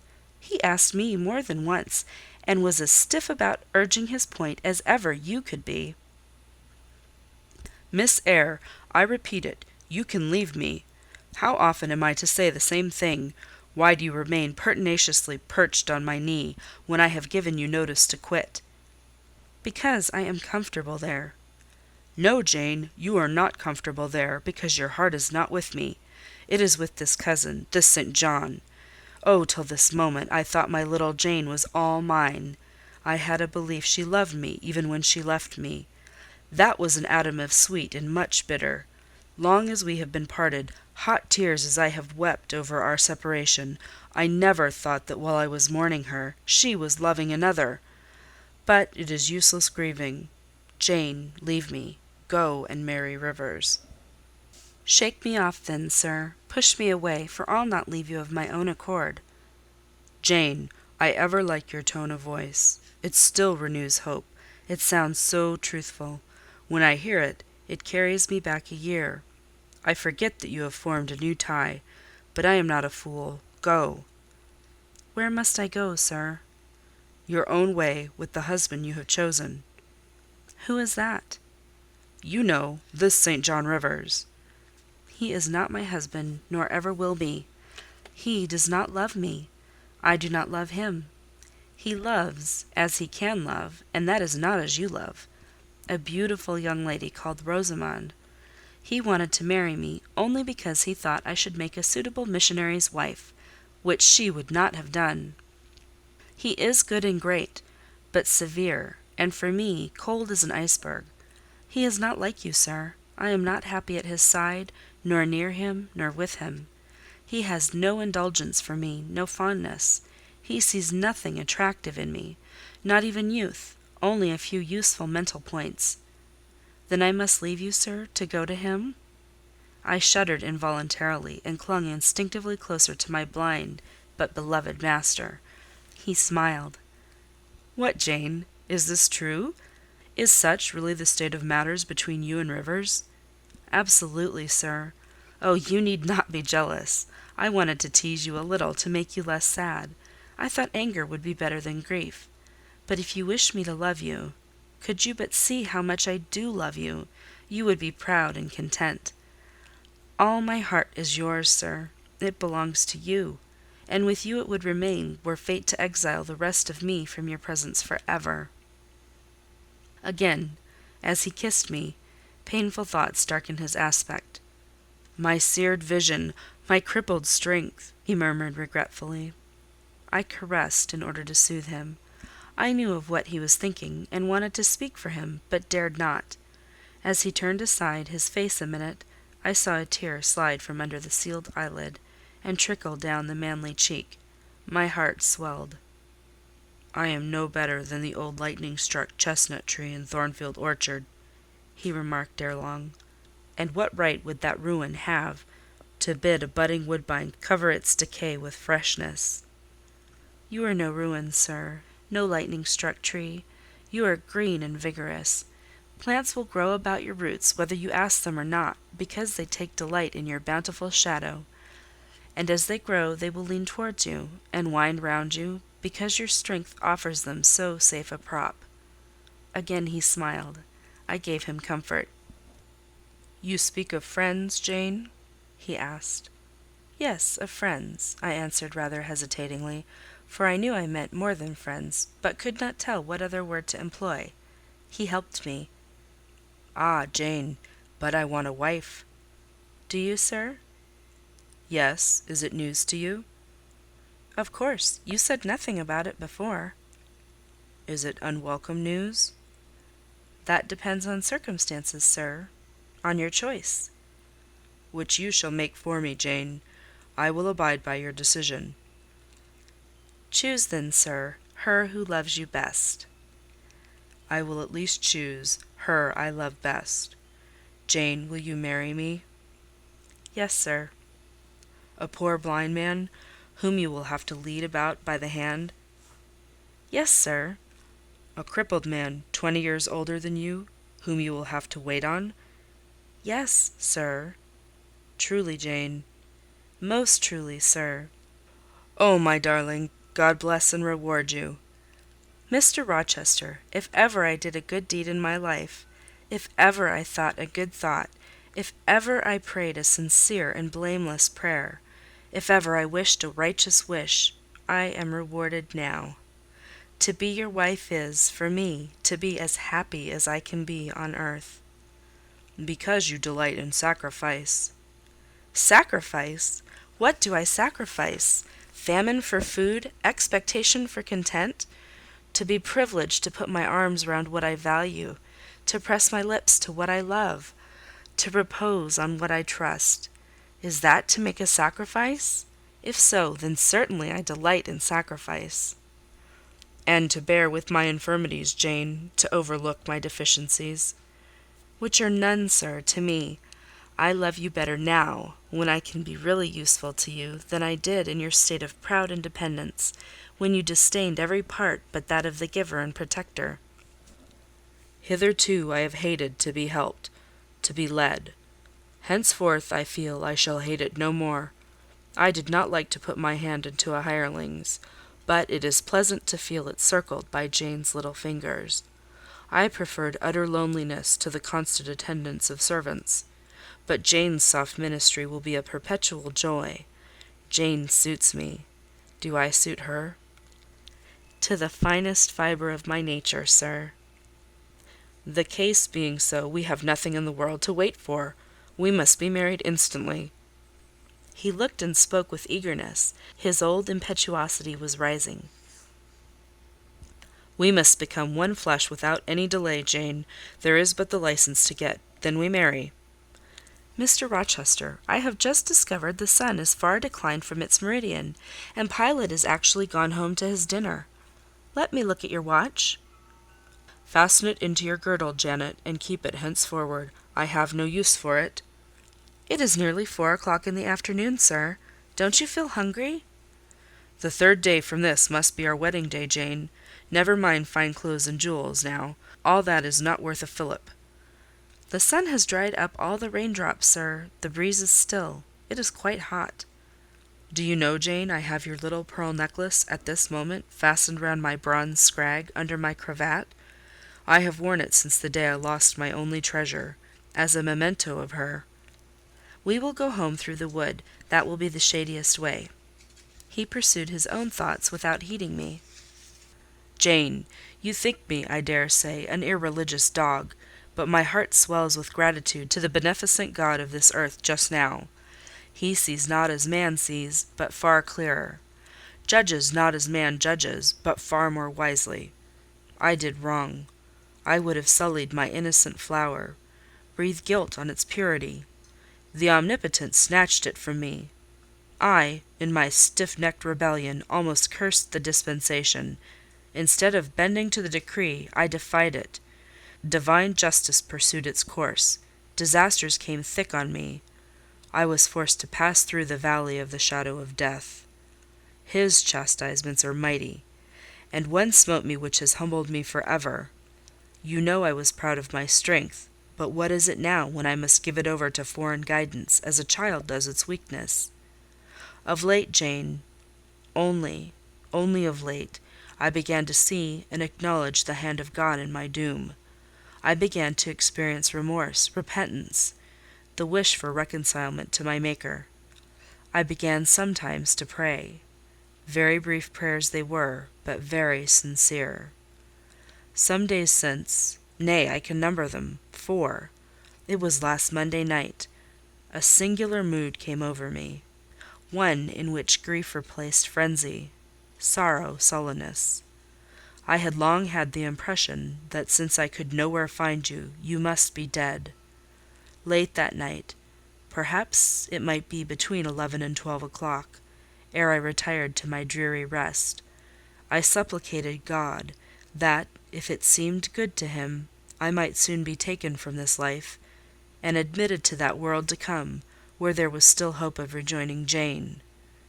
I was in my own room, and sitting by the window, which was open. It soothed me to feel the balmy night air, though I could see no stars, and only by a vague luminous haze knew the presence of a moon. I longed for thee, Janet. Oh, I longed for thee both with soul and flesh. I asked of God, at once in anguish and humility, if I had not been long enough desolate, afflicted, tormented, and might not soon taste bliss and peace once more. That I merited all I endured, I acknowledged. That I could scarcely endure more, I pleaded, and the Alpha and Omega of my heart's wishes broke involuntarily from my lips in the words, "Jane! Jane! Jane!" "Did you speak these words aloud?" "I did, Jane. If any listener had heard me, he would have thought me mad. I pronounced them with such frantic energy." "And it was last Monday night, somewhere near midnight?" "Yes, but the time is of no consequence. What followed is the strange point. You will think me superstitious. Some superstition I have in my blood, and always had. Nevertheless, this is true. True at least it is that I heard what I now relate. As I exclaimed, 'Jane! Jane! Jane!' a voice—I cannot tell whence the voice came, but I know whose voice it was—replied, 'I am coming. Wait for me.' And a moment after went whispering on the wind the words, 'Where are you? I'll tell you if I can the idea, the pictures these words open to my mind, yet it is difficult to express what I want to express. Ferndean is buried, as you see, in a heavy wood, where sound falls dull and dies unreverberating. Where are you? Seemed spoken amongst mountains, for I heard a hill-sent echo repeat the words. Cooler and fresher at the moment the gale seemed to visit my brow. I could have deemed that in some wild, lone scene I and Jane were meeting. In spirit, I believe we must have met. You no doubt were at that hour in unconscious sleep, Jane. Perhaps your soul wandered from its cell to comfort mine, for those were your accents, as certain as I live, they were yours. Reader, it was on Monday night, near midnight, that I too had received the mysterious summons. Those were the very words by which I replied to it. I listened to Mr. Rochester's narrative, but made no disclosure in return. The coincidence struck me as too awful and inexplicable to be communicated or discussed. If I told anything, my tale would be such as must necessarily make a profound impression on the mind of my hearer, and that mind, yet from its sufferings too prone to gloom, needed not the deeper shade of the supernatural. I kept these things then, and pondered them in my heart. "You cannot now wonder," continued my master, "that when you rose upon me so unexpectedly last night, I had difficulty in believing you any other than a mere voice and vision, something that would melt to silence and annihilation, as the midnight whisper and mountain echo had melted before. Now, I thank God, I knew it to be otherwise. Yes, I thank God." He put me off his knee, rose, and reverently lifting his hat from his brow, and bending his sightless eyes to the earth, he stood in mute devotion. Only the last words of the worship were audible. "I thank my Maker, that in the midst of judgment he has remembered mercy. I humbly entreat my Redeemer to give me strength to lead henceforth a purer life than I have done hitherto." Then he stretched his hand out to be led. I took that dear hand, held it a moment to my lips, then let it pass round my shoulder. Being so much lower of stature than he, I served both for his prop and guide. We entered the wood and wended homeward. End of chapter 37.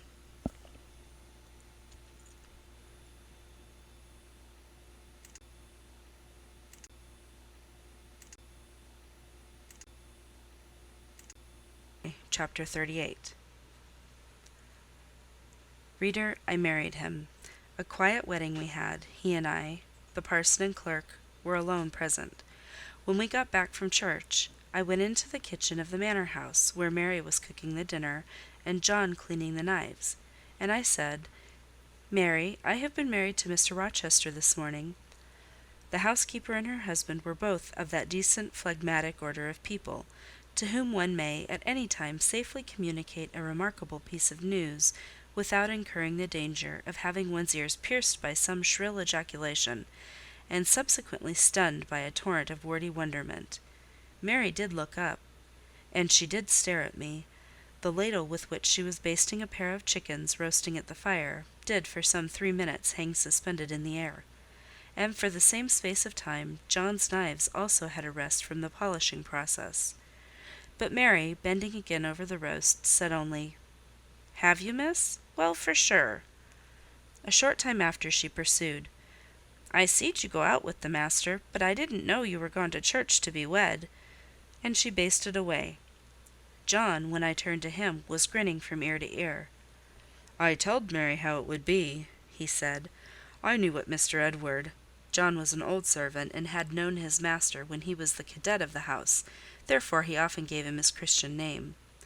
"I knew what Mr. Edward would do, and I was certain he would not wait long neither, and he's done right, for aught I know. I wish you joy, miss," and he politely pulled his forelock. "Thank you, John. Mr. Rochester told me to give you and Mary this." I put into his hand a £5 note. Without waiting to hear more, I left the kitchen. In passing the door of that sanctum some time after, I caught the words, "She'll happen do better for him nor any o' t' grand ladies." And again, "If she bean't one o' the handsomest, She's known foul and very good-natured, and in his een she's fair beautiful, onybody may see that." I wrote to Moor House and to Cambridge immediately, to say what I had done, fully explaining also why I had thus acted. Diana and Mary approved this step unreservedly. Diana announced that she would just give me time to get over the honeymoon, and then she would come and see me. "She had better not wait till then, Jane," said Mr. Rochester, when I read her letter to him. "If she does, she will be too late, for our honeymoon will shine our life long. Its beams will only fade over your grave or mine." How St. John received the news, I don't know. He never answered the letter in which I communicated it. Yet 6 months after he wrote to me, without, however, mentioning Mr. Rochester's name, or alluding to my marriage. His letter was then calm, and though very serious, kind. He has maintained a regular, though not frequent correspondence ever since. He hopes I am happy, and trusts I am not one of those who live without God in the world, and only mind earthly things. You have not quite forgotten little Adèle, have you, reader? I had not. I soon asked and obtained leave of Mr. Rochester to go and see her at the school where he had placed her. Her frantic joy at beholding me again moved me much. She looked pale and thin. She said she was not happy. I found the rules of the establishment were too strict, its course of study too severe for a child of her age. I took her home with me. I meant to become her governess once more, but I soon found this impracticable. My time and cares were now required by another. My husband needed them all. So I sought out a school conducted on a more indulgent system, and near enough to permit of my visiting her often, and bringing her home sometimes. I took care she should never want for anything that could contribute to her comfort. She soon settled in her new abode, became very happy there, and made fair progress in her studies. As she grew up, a sound English education corrected in a great measure her French defects, and when she left school, I found in her a pleasing and obliging companion, docile, good-tempered, and well-principled. By her grateful attention to me and mine, she has long since well repaid any little kindness I ever had it in my power to offer her. My tale draws to its close. One word respecting my experience of married life, and one brief glance at the fortunes of those whose names have most frequently recurred in this narrative, and I have done. I have now been married 10 years. I know what it is to live entirely for and with what I love best on earth. I hold myself supremely blessed beyond what language can express, because I am my husband's life as fully as he is mine. No woman was ever nearer to her mate than I am, ever more absolutely bone of his bone and flesh of his flesh. I know no weariness of my Edward's society. He knows none of mine, any more than we each do of the pulsation of the heart that beats in our separate bosoms. Consequently, we are ever together. To be together is for us to be at once as free as in solitude, as gay as in company. We talk, I believe, all day long. To talk to each other is but a more animated and an audible thinking. All my confidence is bestowed on him, all his confidence is devoted to me. We are precisely suited in character. Perfect concord is the result. Mr. Rochester continued blind for the first 2 years of our union. Perhaps it was that circumstance that drew us so very near, that knit us so very close, for I was then his vision, as I am still his right hand. Literally, I was, what he often called me, the apple of his eye. He saw nature, he saw books through me, and never did I weary of gazing for his behalf, and of putting into words the effect of field, tree, town, river, cloud, sunbeam, of the landscape before us, of the weather around us, and impressing by sound on his ear what light could no longer stamp on his eye. Never did I weary of reading to him, never did I weary of conducting him where he wished to go, of doing for him what he wished to be done. And there was a pleasure in my services, most full, most exquisite, even though sad, because he claimed these services without painful shame or damping humiliation. He loved me so truly that he knew no reluctance in profiting by my attendance. He felt that I loved him so fondly that to yield that attendance was to indulge my sweetest wishes. One morning at the end of the 2 years, as I was writing a letter to his dictation, He came and bent over me and said, "Jane, have you a glittering ornament round your neck?" I had a gold watch chain. I answered, "Yes." "And have you a pale blue dress on?" I had.